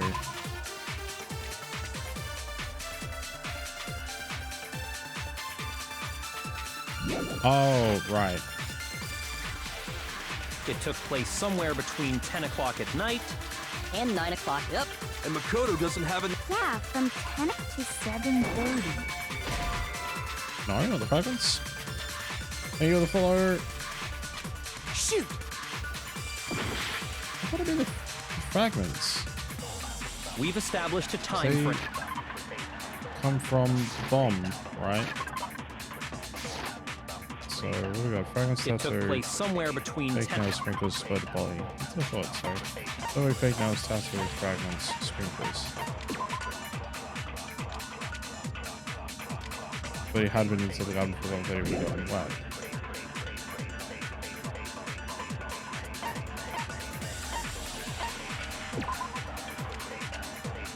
And half remained dry, yeah.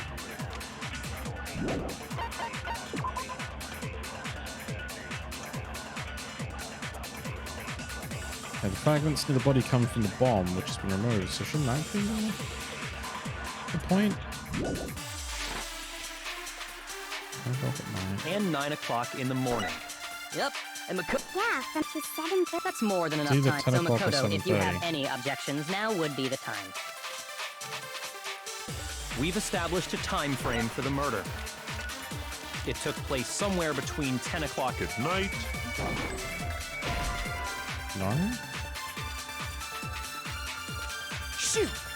I'm just gonna fail out because I can't work out which one of these bullets I need to use. We've established a time frame for the murder. It took place somewhere between 10 o'clock at night. No fragments? Nope. Alright. Shoot! Cool. Just have to retry.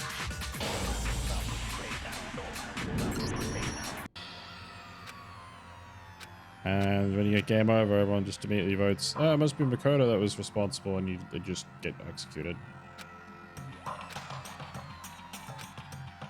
Is this... Yes. I refuse to give up yet! Weird. So the two options are 10 o'clock at night and 7:30.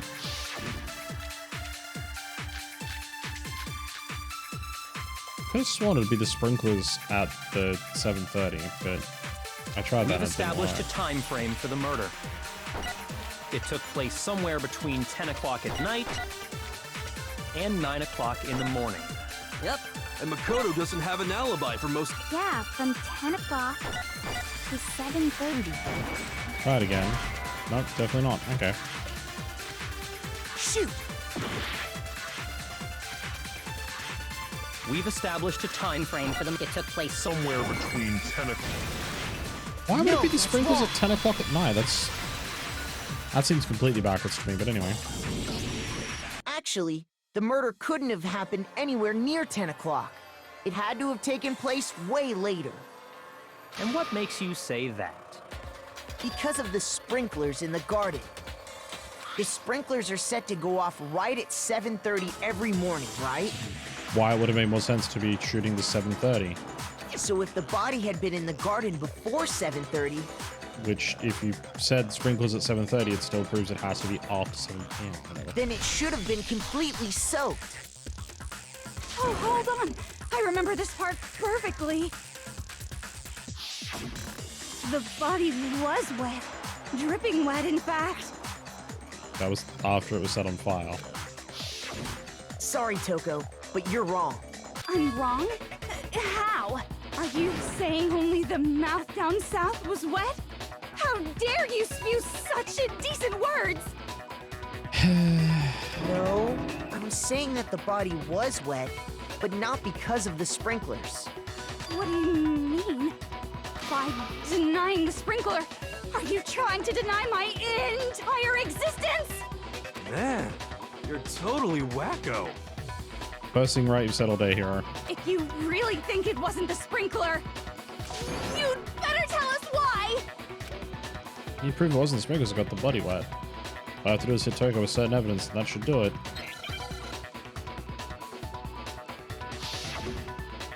Alright, we're doing the gun thing. I admit nothing. No! That's enough! Are you trying to blame me? I admit nothing. No! That's enough! Are you trying to blame me? I admit nothing. I'm right about this. I admit nothing. No! That's enough! Are you trying to blame me? I admit nothing. No! That's enough! Are you trying to blame me? I admit nothing. I'm right about this. How can you say it wasn't the sprinkler? There we go. No? I admit Oh, exploded body nothing. analysis. No! I got the wrong one. Enough! How can you say it wasn't the sprinkler? This should prove There it. we go. Whoops. Just remember what the body was like after the explosion, and you'll see why it wasn't the sprinklers. The top half of the body was wet, yes, but the bottom half was completely dry. If the sprinklers got the body wet, shouldn't the whole body have been wet? So they only got the top wet? The bottom was completely dry? What a brutal maniac! I'm so sick of her. Me too. Let's just move on. The reason only the top half was wet was because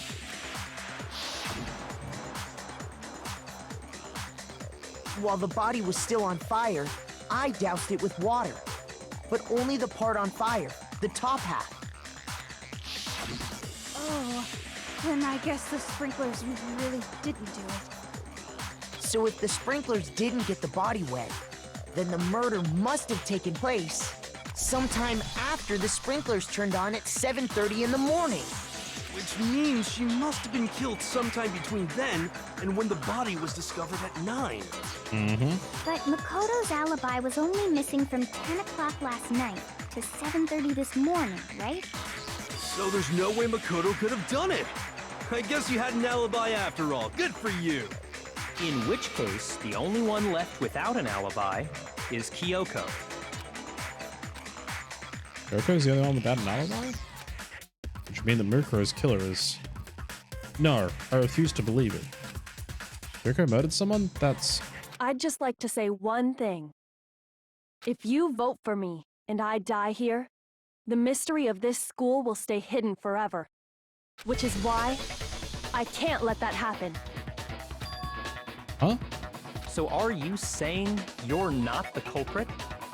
Of course I'm not. I have no reason to kill anyone. This is a trap the mastermind has laid for us. A trap? We're this far into the game and now you decide to blame me? Stop wasting time! Stop wasting energy! You really think your little trick is gonna work? Shut up, you! You got it, boss! Shutting up now! Anyway, Kyoko, you actually did have a reason to kill her. Huh? She did? She thought Mukuro was the ultimate despair. In other words, the mastermind behind everything. So she killed her to try and put a stop to all this. Isn't that right, Kyoko? But you made one catastrophic mistake. Mukuro wasn't the mastermind at all. And as a result, we were forced into another trial, something I'm sure you weren't at all expecting. So that was her motive? If she had a motive and no alibi, well then, I think it's pretty clear Kyoko's gotta be the culprit. I'm not the only one without an alibi.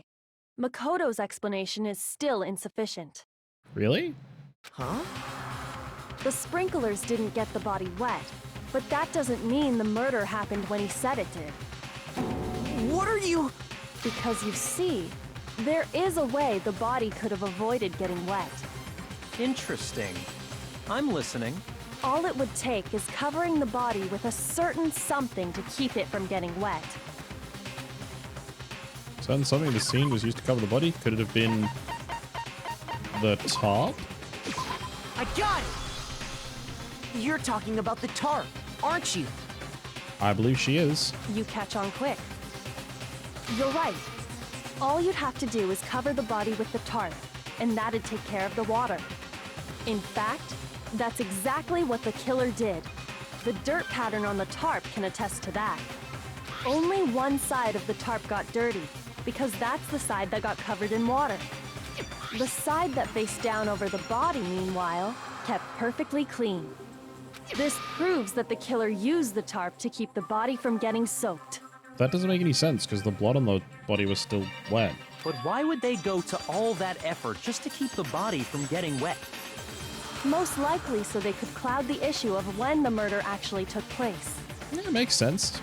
In other words, to create an excuse exactly like the one Makoto just gave us. Why would Kyoko say that? Why would she want to make me look like the killer? No, I can't think about that right now. The top.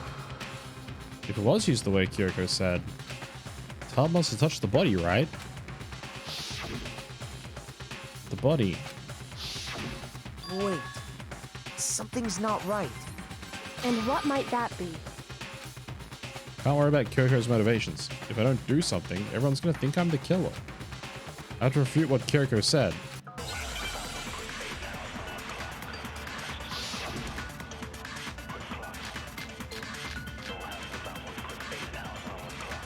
So body before the explosion. That's gonna By be the one. covering the body with the tarp, the killer prevented it from getting wet. So the reason the tarp was only dirty on one side is because the sprinkler got that side wet. But the underside of the tarp, it was totally spotless, right? It's because that side was protected from the water. Since it was facing down toward the body, of course it didn't get dirty. No, that's wrong. Yeah, it doesn't make any sense. Should have blood on it. Actually, one side being clean is pretty strange if you think about it. Because the blood wasn't dry before the body got blown up, right? Correct. Byakuya said it himself. Not to touch it, or you might get some on you. If you put a tarp on a body in that state, it absolutely would have gotten blood on it. Well, maybe the culprit washed it, so nobody would know they'd used it. Then why not wash the whole thing? If they had, they would have washed both sides. Just washing the one side wouldn't hide anything. Correct. Oh, yeah, true. More than that, what if the very blood we saw on the body was meant as a kind of camouflage? Huh? Blood was camouflage? What if, after the killer used the tarp to avoid the sprinklers, they then covered the body in blood that didn't belong to the victim? You mean someone else's blood? Where would they get something like that? I know! They could have grabbed some of the blood packs from the nurse's office. No. That's what Hifumi did, right? When he pretended to be dead? No, that's not what happened this time. The killer got the blood from right there in the garden. Yeah. Well, from right there in the garden, right? Which must mean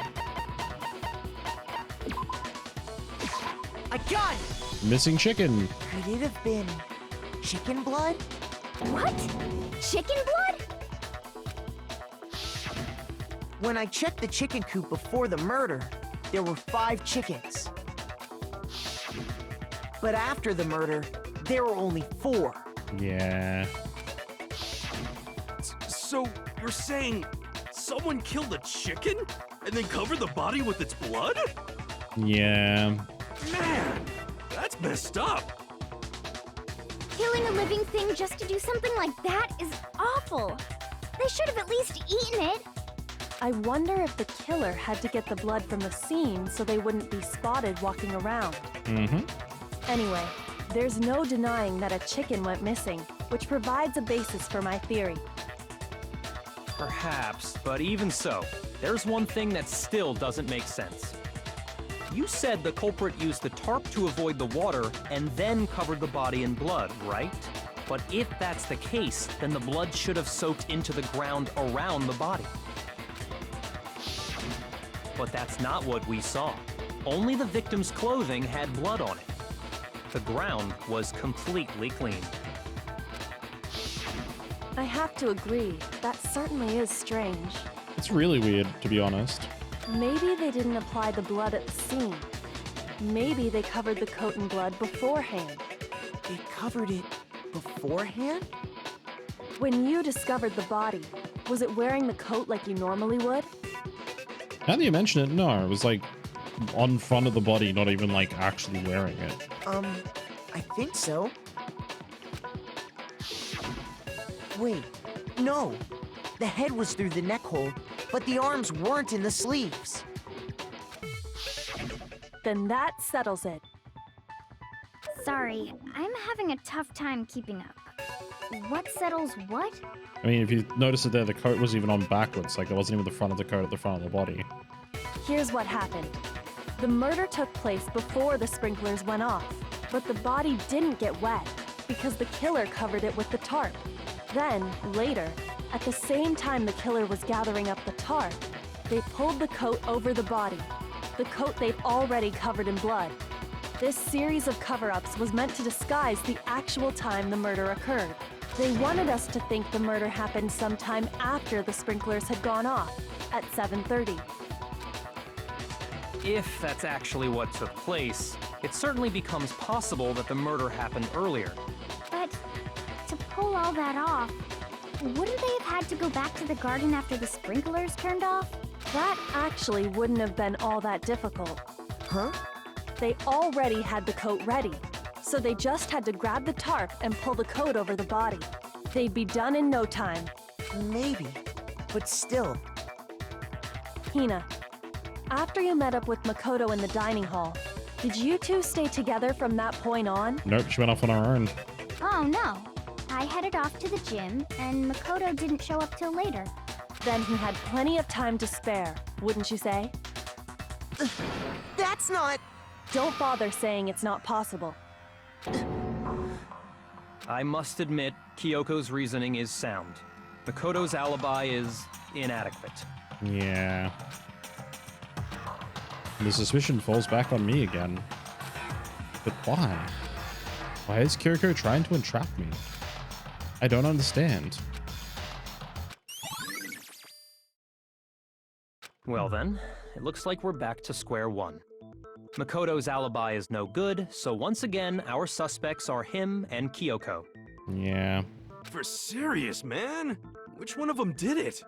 Hey, why don't we let luck decide? Let's flip a coin. 50-50 odds. You're an idiot. Oh! See? Pretty good idea, right? No, not that. I just remembered something super serious.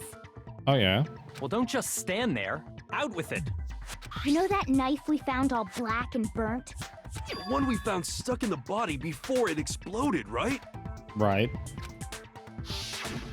According to the Monokuma file, the knife went all the way through, from front to back. Mm-hmm.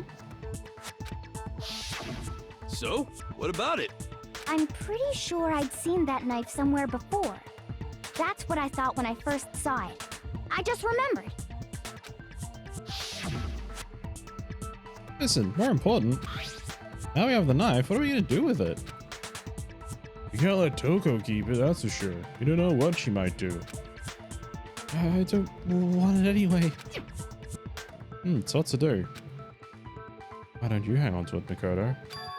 Huh? Me? It's the knife we gave to Makoto? Yep.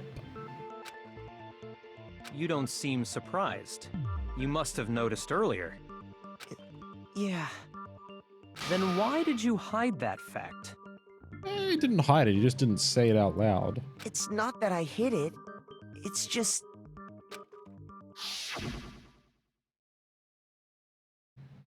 Couldn't be sure of what actually happened last night. Thought maybe I really did kill her. Suspicious! Very suspicious indeed.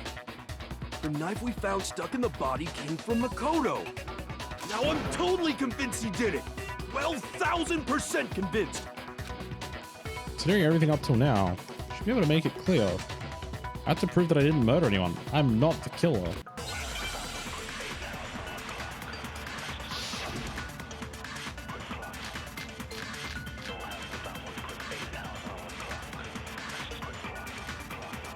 Alright. The knife we found lodged in the dead body. It's the same one we gave to Makoto. Yep. It really is, isn't it? I was afraid of that. If he did have that knife before, then that seals it. Makoto did it. Just because I had the knife once, that automatically makes me the killer? Well, getting stabbed is what killed her, right? So there's no question. You took that knife of yours and killed her with it. What a horrible man you are, Makoto. Use that knife to kill Mukuro? No, there's no way. The knife we found lodged in the dead body. It's the same one we gave to Makoto. When the body was found. Nope, not that one. Body analysis. No, not that one. What do we got? Disguised dead body. Multi-place, talking about place top on. Who's pure blood with close been wearing it. Oh, wait.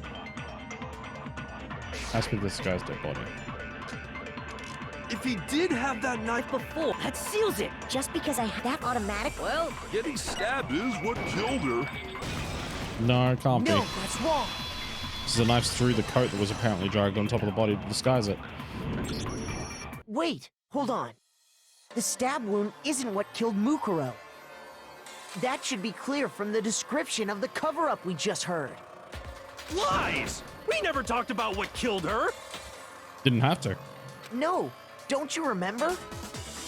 The killer covered the dead body with the tarp and then put the bloody coat on it, right? Correct. In other words, the victim never wore that blood-stained coat until after they were dead.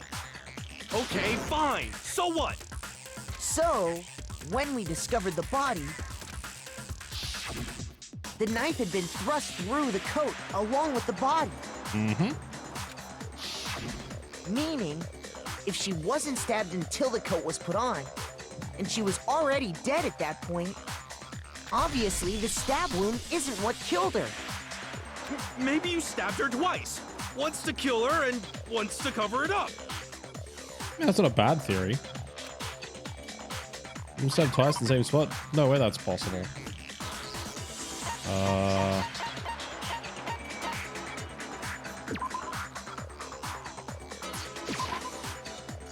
Nope. Okay. Wasn't a knife. Which one stabbed a single time? Yeah, there it is. Should have checked the Monokuma file to start with. Clearly states that there was only one stab wound. Oh yeah, it sure did. I totally forgot about that.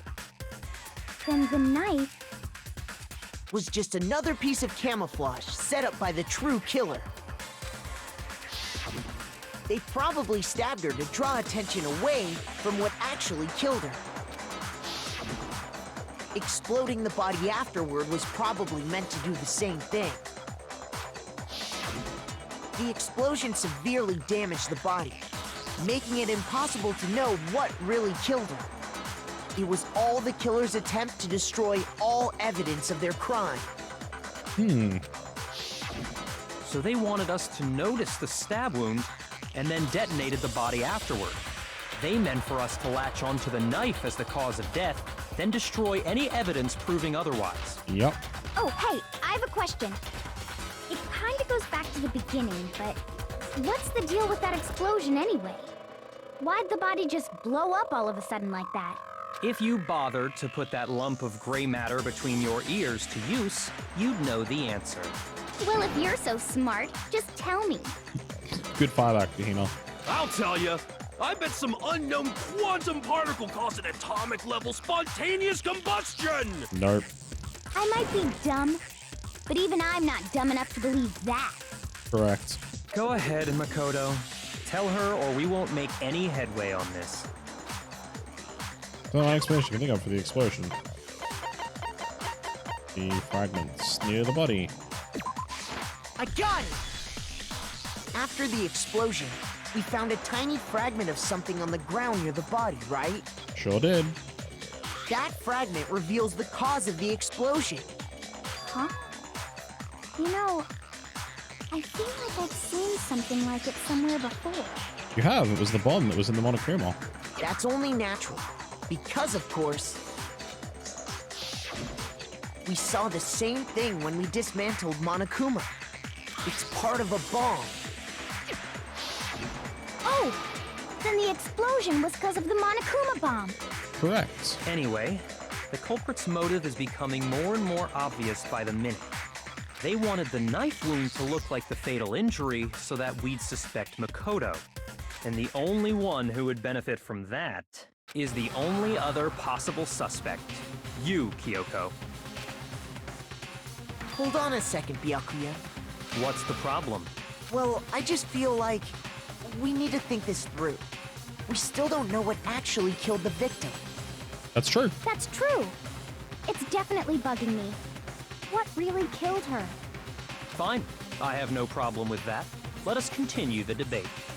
It won't change the facts of the case regardless.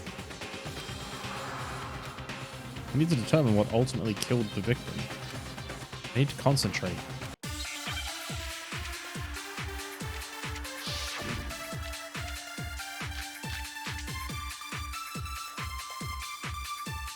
The Monokuma file. Hold up. It says, stabbed a single time with a knife, struck out the head with an object as thick as metal pipe. The victim's fatal injury has yet to be determined, correct? Correct. The explosion didn't kill her for sure. Mm-hmm. I guess. Well, yeah. She was already totally dead when that happened. And it wasn't because of the knife, right? Yep. Then there's only one other thing. Oh, yeah. According to the Monokuma file, that's gotta be it. There was evidence that showed she was hit on the back of her head. Mm-hmm. And more than that, the victim had suffered countless wounds across her entire body. Yep. I think one thing that could have killed her. Then, Shall we continue? The victim's fatal injury has yet to be... The explosion didn't kill her for sure. I guess. Which one's it gonna be? Well, yeah. She was already totally dead when... And it wasn't then there's only one other. Oh, yeah. That's gotta be it. There was evidence that showed she was hit on the back of her head. And more than that, the victim I had think it's suffered hit on the back countless of the wounds head across her into cause of death. Then shall we continue? The victim's fatal injury Has yet to be. Yeah. No, Nailed it's it. wrong.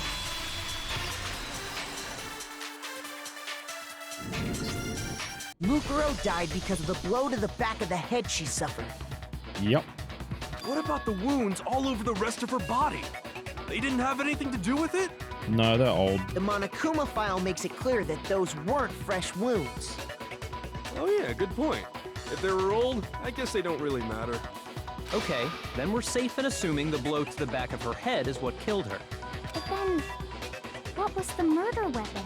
The good question. Monokuma file says she was hit with a blunt object, about as thick as a metal pipe. Oh, I bet it was the pickaxe! No. How is that even possible?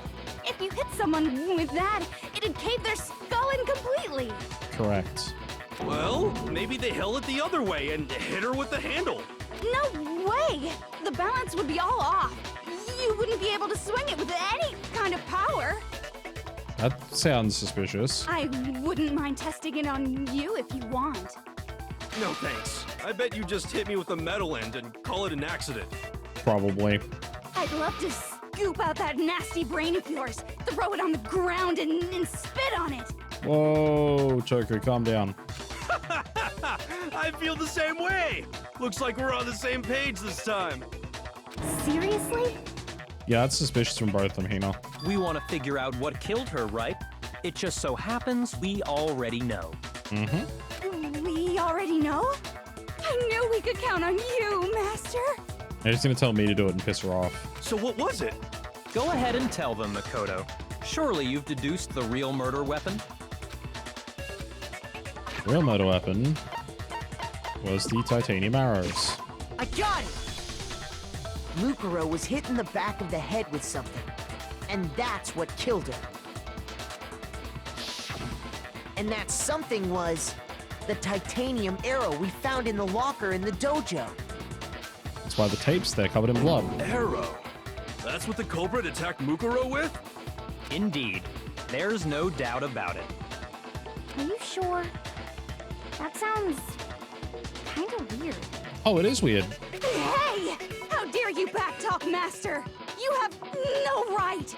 I'm not backtalking anything. I'm just saying what I think. Don't blame Hina for doubting it, because there's one more thing about that weapon. One more secret.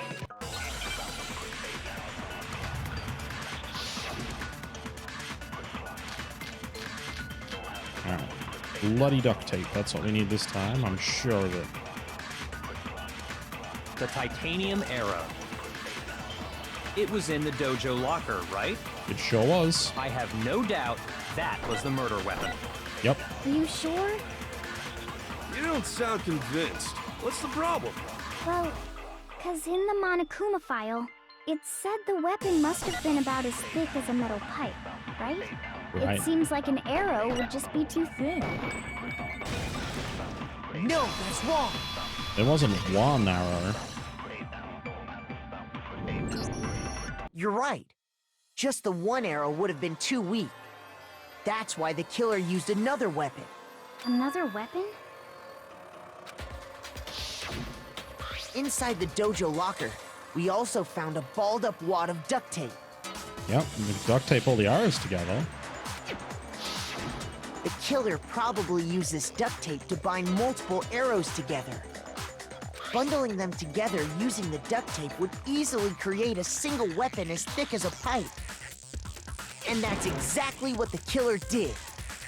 It's similar to Aesop's fable about the bundle of sticks. One stick is weak, but put them together, and they become strong. It's meant to teach cooperation. Mm-hmm. Damn, that's harsh. How is it harsh? Are you even listening? No, he wasn't. Anyway, that explains the murder weapon. As for who the culprit is that stashed the weapon in the dojo locker, it was you, Kyoko. That's why the woodblock key was in her room. I've never been to the dojo. Oh no, you absolutely have. How can you say that with such confidence? Because we have proof, of course. Don't we, Makoto? We do. What's the matter? Surely you don't intend to protect a murderer. You know what will happen if you do, don't you? If you cover for the culprit, there's only one thing that can lead to. Me dying? The death of us all, remember? Oh, I remember. Of course I remember. Then show us. Show everyone the evidence that proves Kyoko went to the dojo. Alright.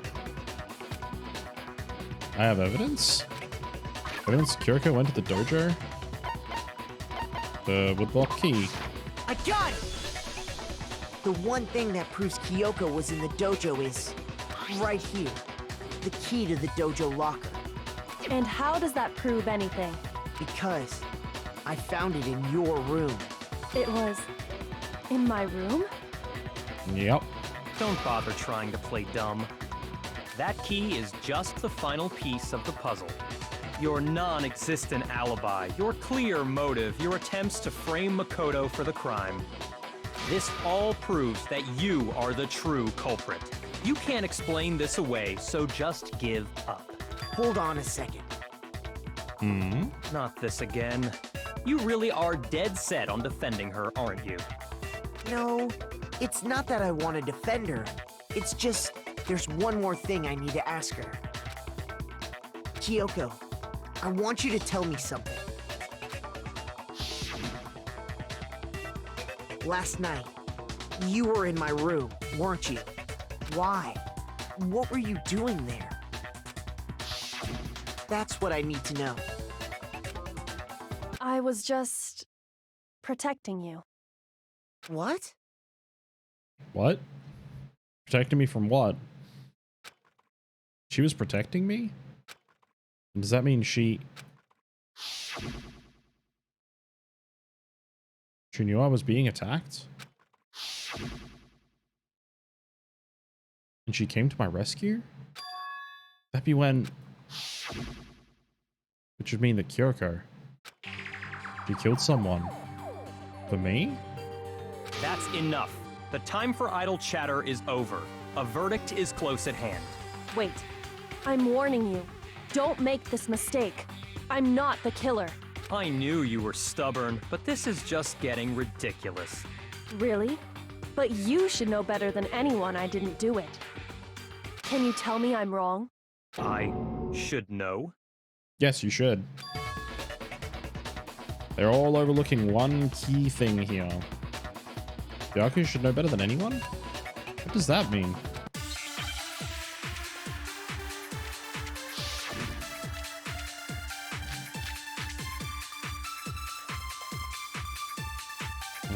Is it gonna be Byakuya's account? I think so. Right. Byakuya's account here. This is the garden. They were in the gym the whole time. Okay. Exactly what I said. I'm not the killer. You should understand that more than anyone here. You really should. What are you hiding? Master would never hide something from me.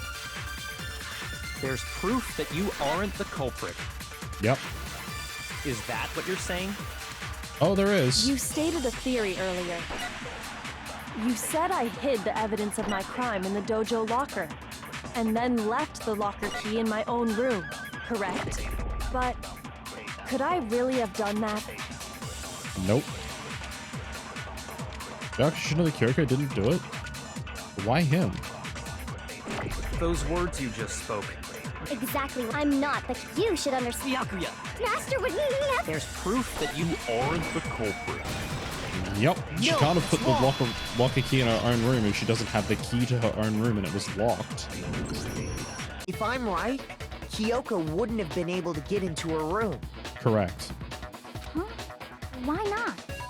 Because she had given her room key to Byakuya. Yep. I see. So that's what you meant. And if I had the key to your room...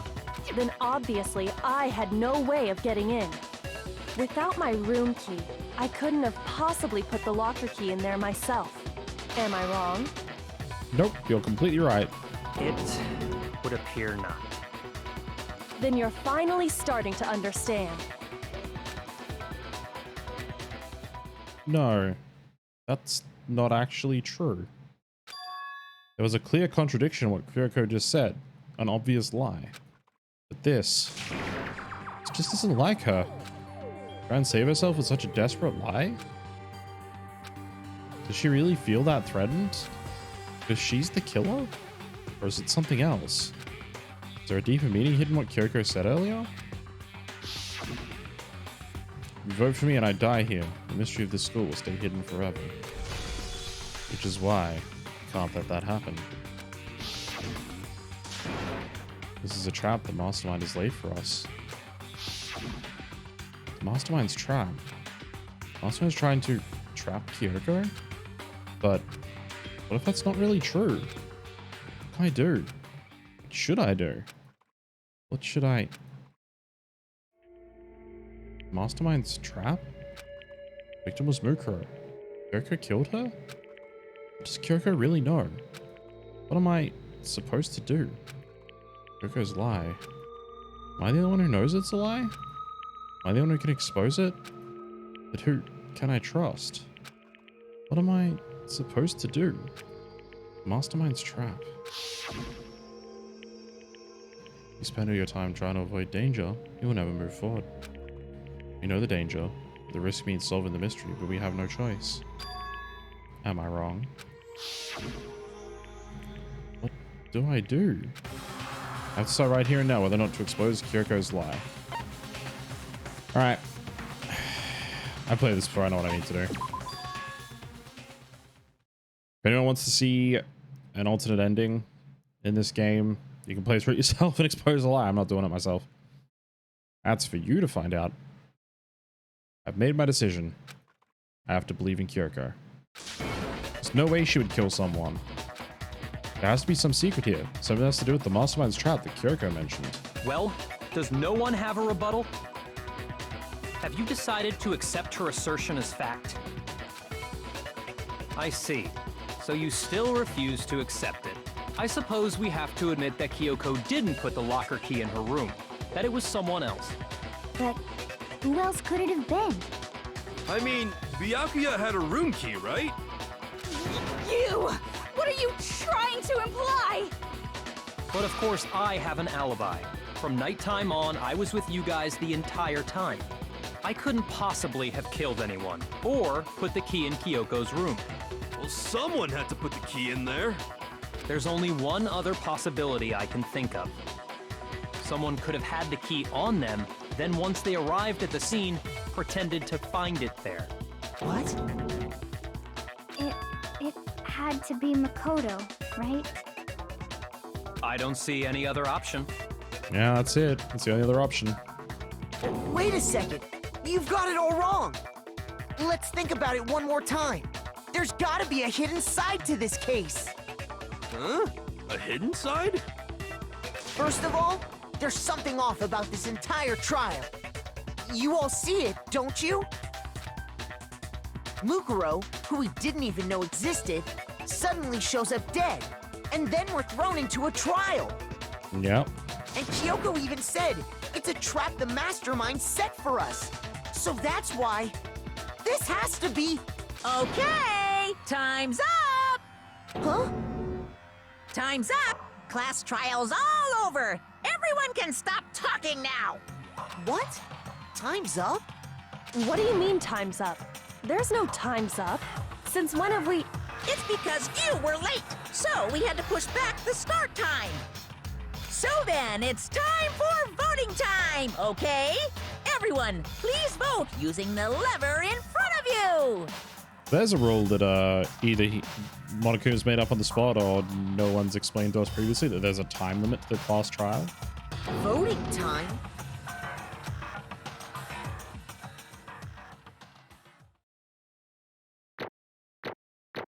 But in case you weren't sure, yes, that is actually the correct solution to the class trial. You are supposed to get voted as the killer. Make my 103 medals.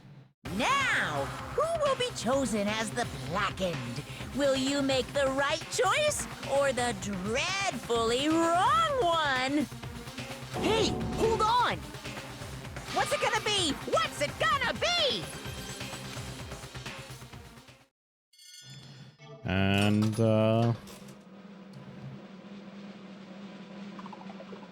GG, folks. Looks like I'm the killer.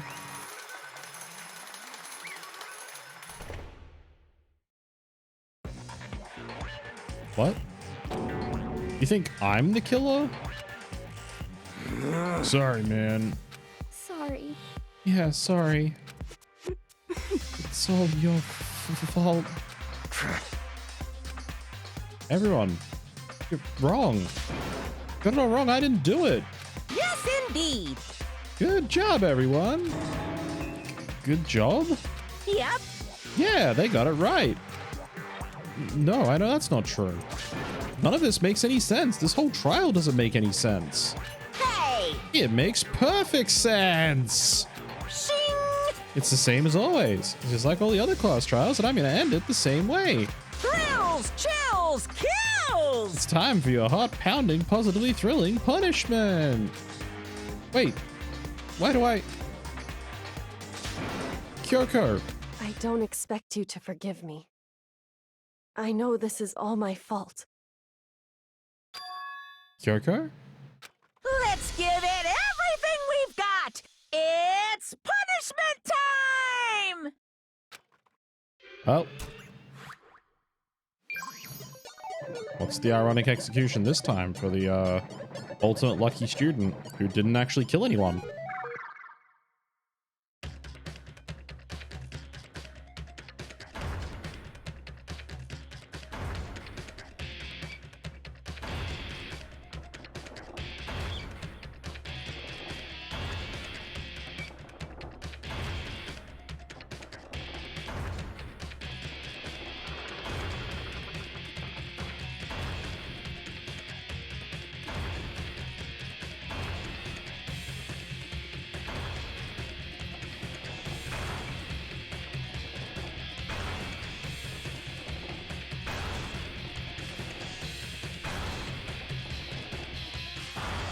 After school lesson.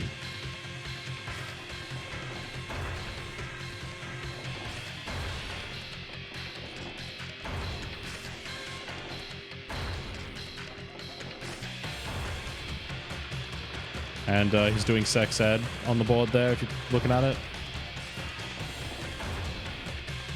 If you missed it, you can go back and watch the VOD later on YouTube or watch after the stream here. But yeah, Monokuma's teaching Makoto there about sex ed, about pregnancy. Oh, hey, alter ego.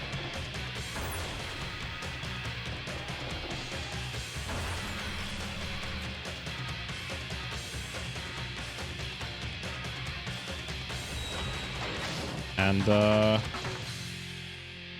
he doesn't get crushed, he just gets dumped into the hole. And even Monokuma noticed it. So what does this all mean?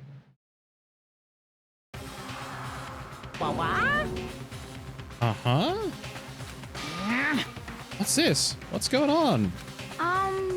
Hey, was that? Yeah, it had to be. This is... Alter ego. Alter ego? This some stupid virus from that stupid guy? He must have planned it when he invaded my network. Damn it all to hell, I don't believe this. It would seem... It seems you finally made a miscalculation. No, you miscalculated from the very beginning. What the heck? What was that? In other words... What I'm saying is, you shouldn't have underestimated us. What are you talking about you've already won? I barely felt a thing. It was a pinch, an itch. Stupid virus is gone now, got it? So is Makoto. You didn't get to smash him flat, you're never gonna see him again. To waste away in a garbage-strewn pit. In a way, it's even better special punishment. But it's still not enough. I'm still not satisfied. I'm still gonna bring despair to the rest of you. Bring despair to the entire world.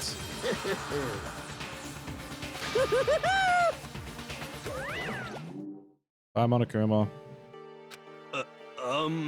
Is he gone? Hey, Kyoko. What's the meaning of all this? Just what the hell is going on? Calm down. It's okay. We're not the ones being trapped this time. Huh? In other words... Now it's the mastermind that's ensnared. What did you say? What are you talking about? So... You'll understand soon enough. Very soon indeed.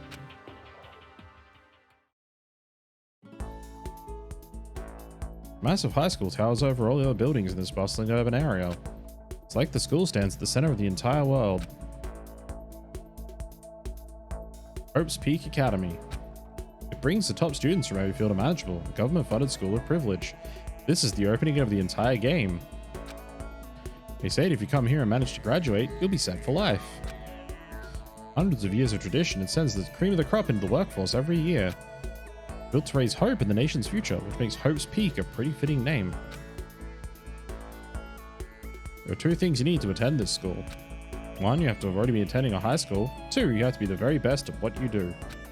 No ordinary student can enroll here. The only way in is if you're scouted by the school itself. The stand at the gate of the ultimate school filled with the ultimate students was me.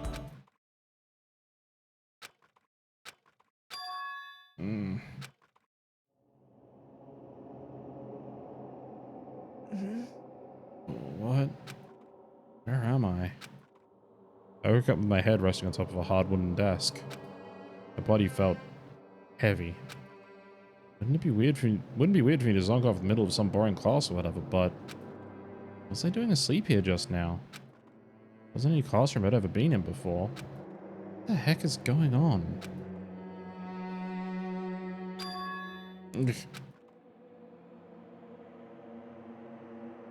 Finally.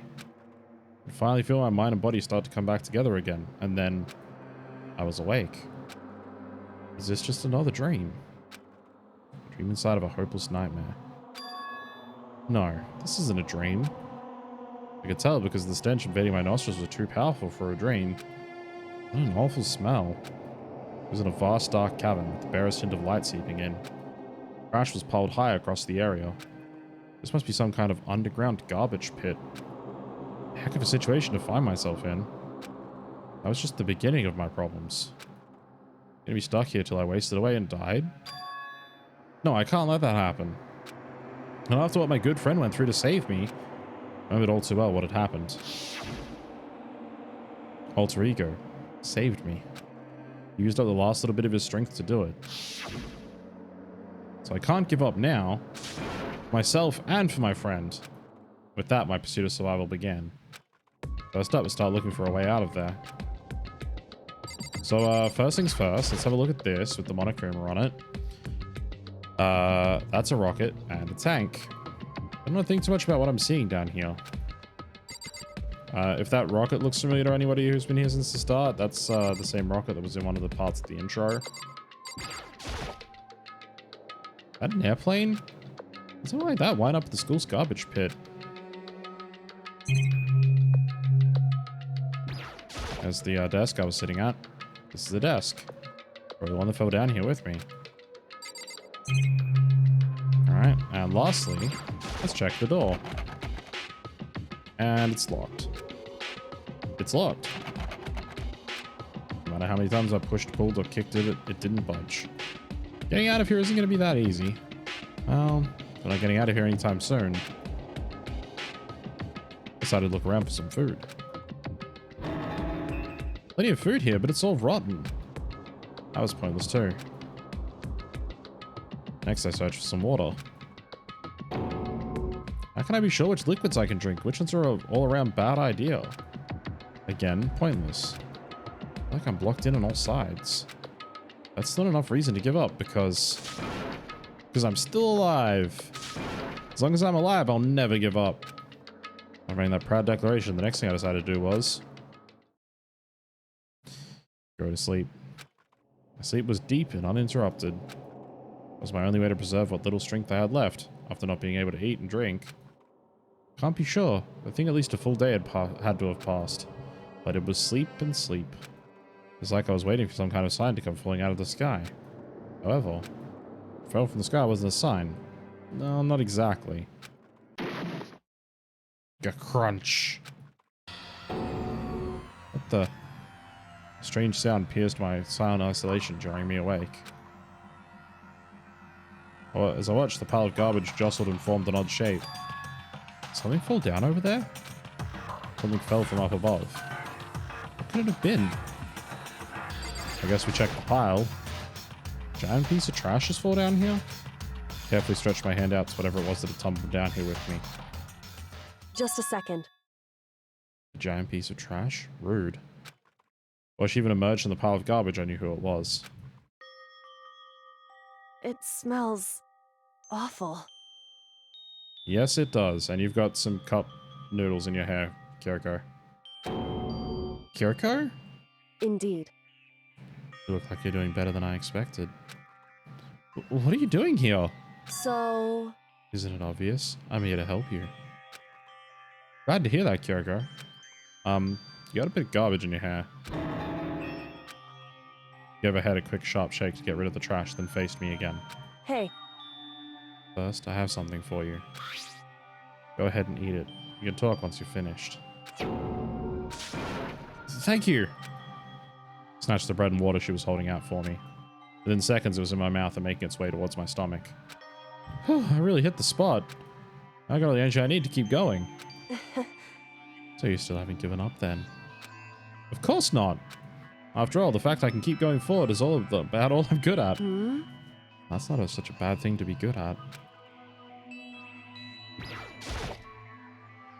But Kiriko, why'd you come to rescue me? So... To pay a debt. Or, no. To atone. Atone? You...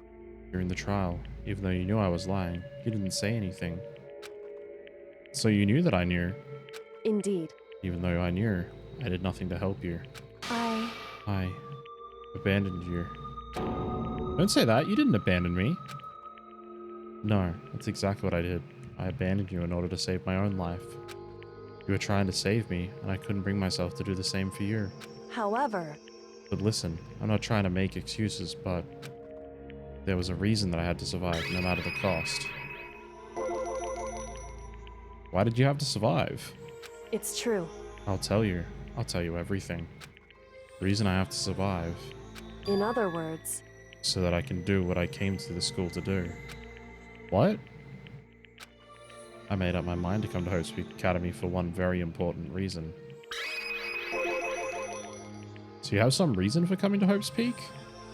Indeed. That's right. At least I did once. Once? Until recently, I'd forgotten what it was. You forgot, but that's... I had no memory of what my purpose was. No memory? That's impossible. Huh? Amnesia? And is it really true? You lost your memory? Makoto. Do you remember Makoto? Do you remember the first thing that happened to each of us as soon as we arrived at this school? The first thing? You're talking about when we fainted, right? I fainted, and when I woke up, I was trapped here. That's right. I fainted too, and when I woke up, I noticed a strange feeling of separation within myself. A disconnect. It would seem... Thinking back on it now, at that point my memory was gone. At that time, I'd forgotten. I couldn't remember why I'd come to this school, and I couldn't remember what my ultimate ability was. What would make you forget all that? Hey. Strange, isn't it? It's hard to imagine it happened by chance. It seems much too convenient. Are you saying you think you lost your memory because... Indeed. I don't think.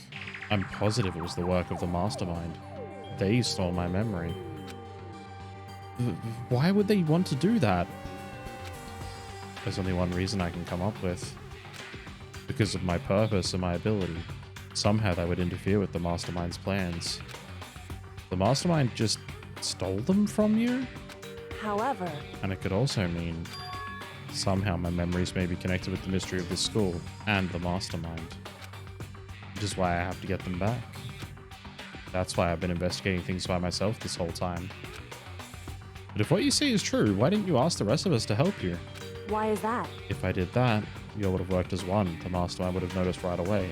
Plus, there's always the chance that the mastermind is actually one of us. What? Correct. Well, don't make too big a deal of it. It's just a possibility. But since it is a possibility, we can't ignore it, right? The mastermind. One of us? She believed that, then of course she couldn't trust anyone around her. In which case, it only makes sense she would look into her missing memory by herself. However... That being said, there was a limit to what I could do by myself, which is why I asked you to help me. But why me?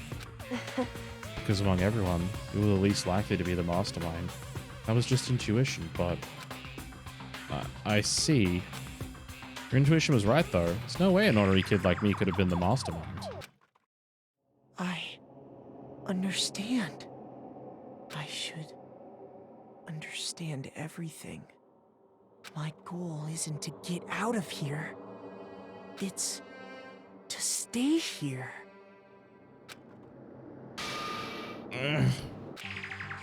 Just like the dream I had before, but how did that just happen? Listen. Are you okay?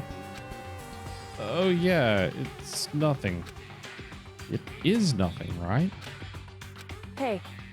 Even now, I still trust you, you know? It's just, I'm not used to relying on others. Correct. I know I never asked you for the help the right way, so I understand if you're not convinced. Honestly, I was convinced. I think it's just her personality.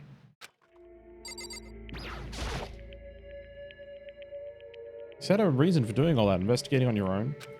So how'd that turn out? Were you able to remember anything? So... I think there's still a lot I don't remember at the very least. I was finally able to recall my purpose and my ability. You mentioned your ability. My ability, but everyone should have known me for. I'm the ultimate detective. There's a big reveal.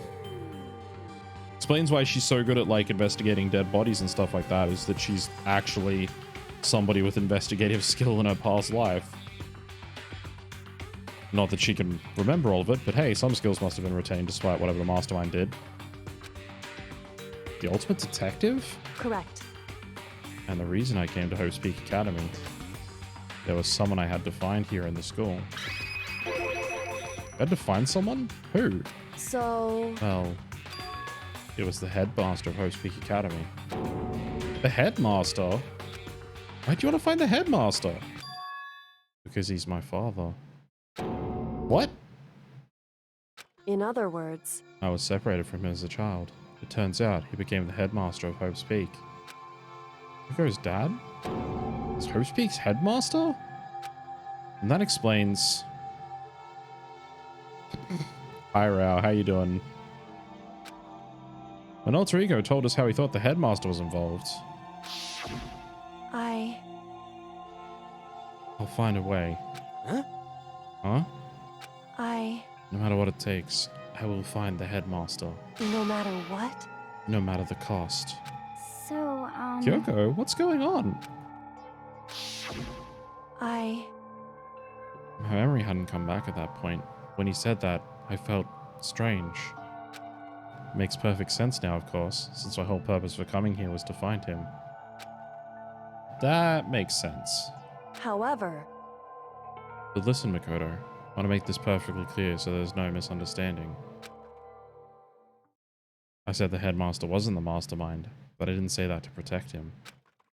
I only said what I felt based on what I'd seen when I snuck into the headmaster's room. Then what did you see in there? So... The room had been ransacked. The shelves were a mess, the desk drawers jumped on the floor. The only conclusion is someone who didn't know where anything was had been in there. You mean the mastermind, right? It's true. That was my assumption, yes, and to confirm my suspicion, I decided to investigate the second floor dorms using the key I'd found. But why there?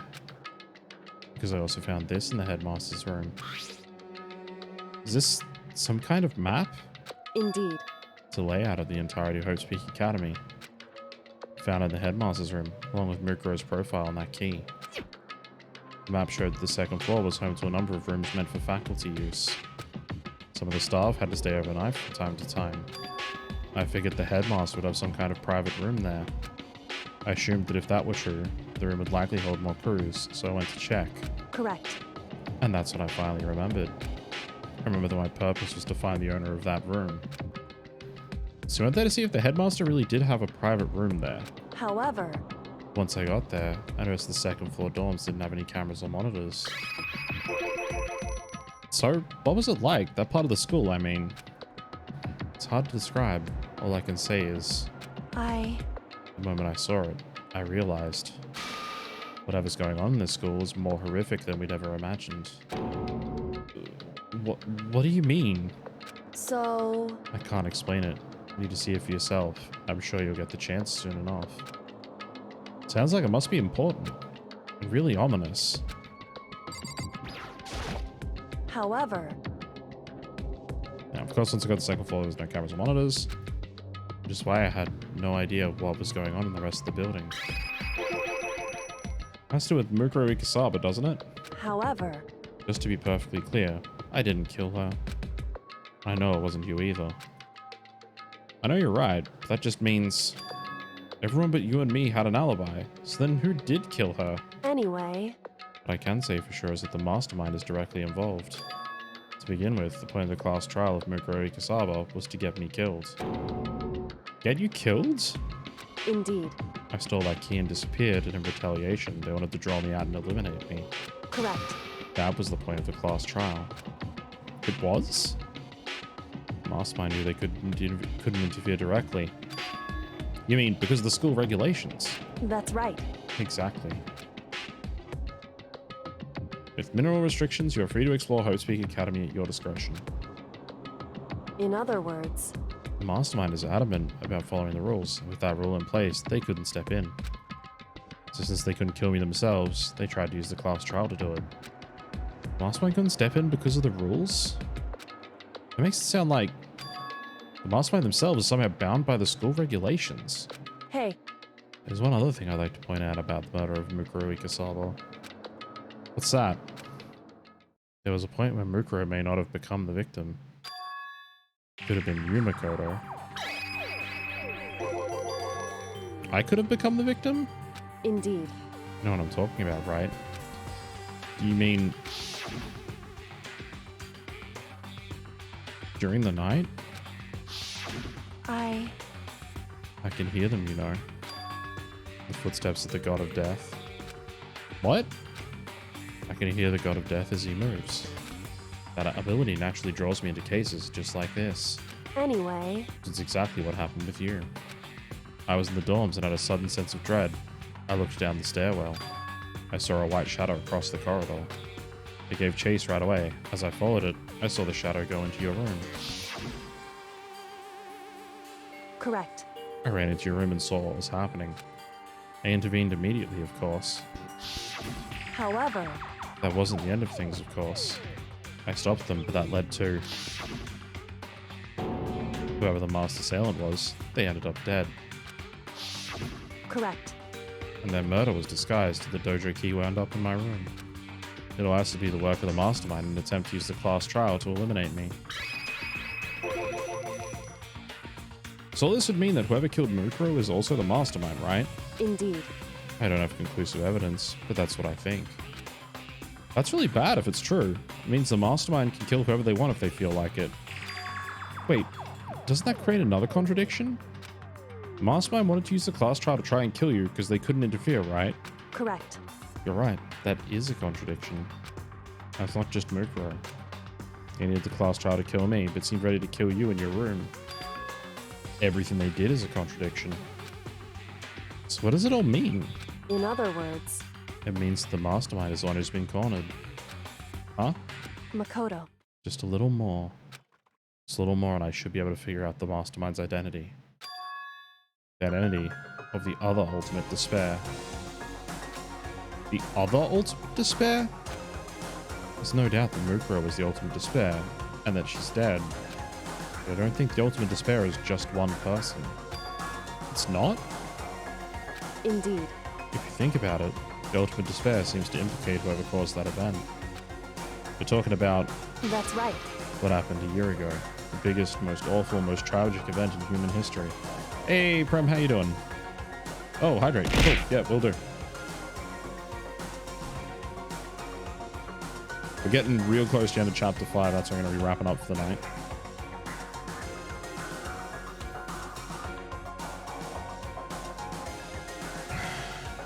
Still a whole week, feeling better now. Now hooked to work now though.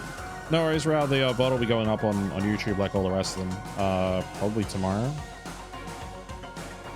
Gotta catch up somehow. I mean, if you've seen some of the other streams, there's the previously on at the start of this stream, and then you can just watch this one, which should end up being about 4.5, 5 hours, somewhere in that range, so.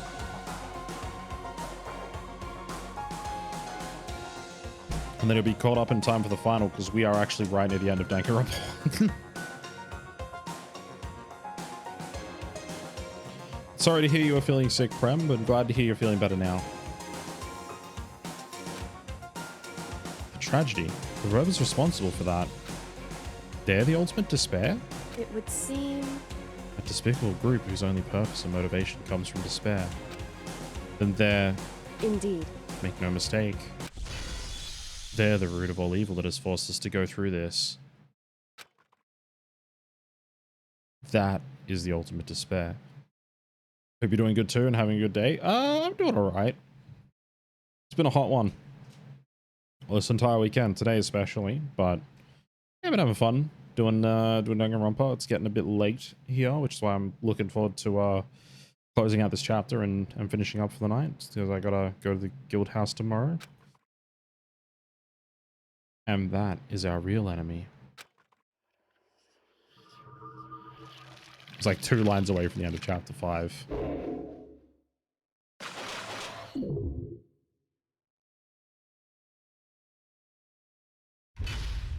To be continued.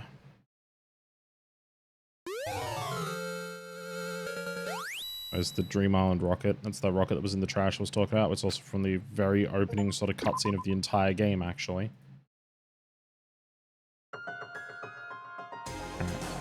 We're not gonna look at this one. We're actually gonna save right there. Yeah. Chapter 6, School Life. Awesome. Alright, back to the main menu, and we'll carry on with Chapter 6 next time. But seeing as we're putting the VOD up on YouTube, and I'm doing the local recording as I usually do for this one, now would be a good time to sign off and say, If I remember correctly, chapter 6 is the last chapter of the game, or the second to last chapter, so we are very, very close to the end of Danganronpa 1. And then we'll probably at the end of the stream for the end of Danganronpa 1 have a bit of a chat about some of the themes and stuff that are prevalent in this game and what it actually all means before we move on to DGR2, Super Danganronpa 2 as it's called, which is, I don't know why it's Super Danganronpa 2, but it's a great title, which I'm looking forward to. Actually, it's probably my favorite game in the entire series. So thank you all for watching. Hope you enjoyed it, YouTube. If you enjoy the series, do make sure to like, comment, subscribe, all that fun stuff, the usual call to action stuff that you do on YouTube, or come and check out the streams live on twitch.tv/AlvarezKargath, and I will catch you all next time.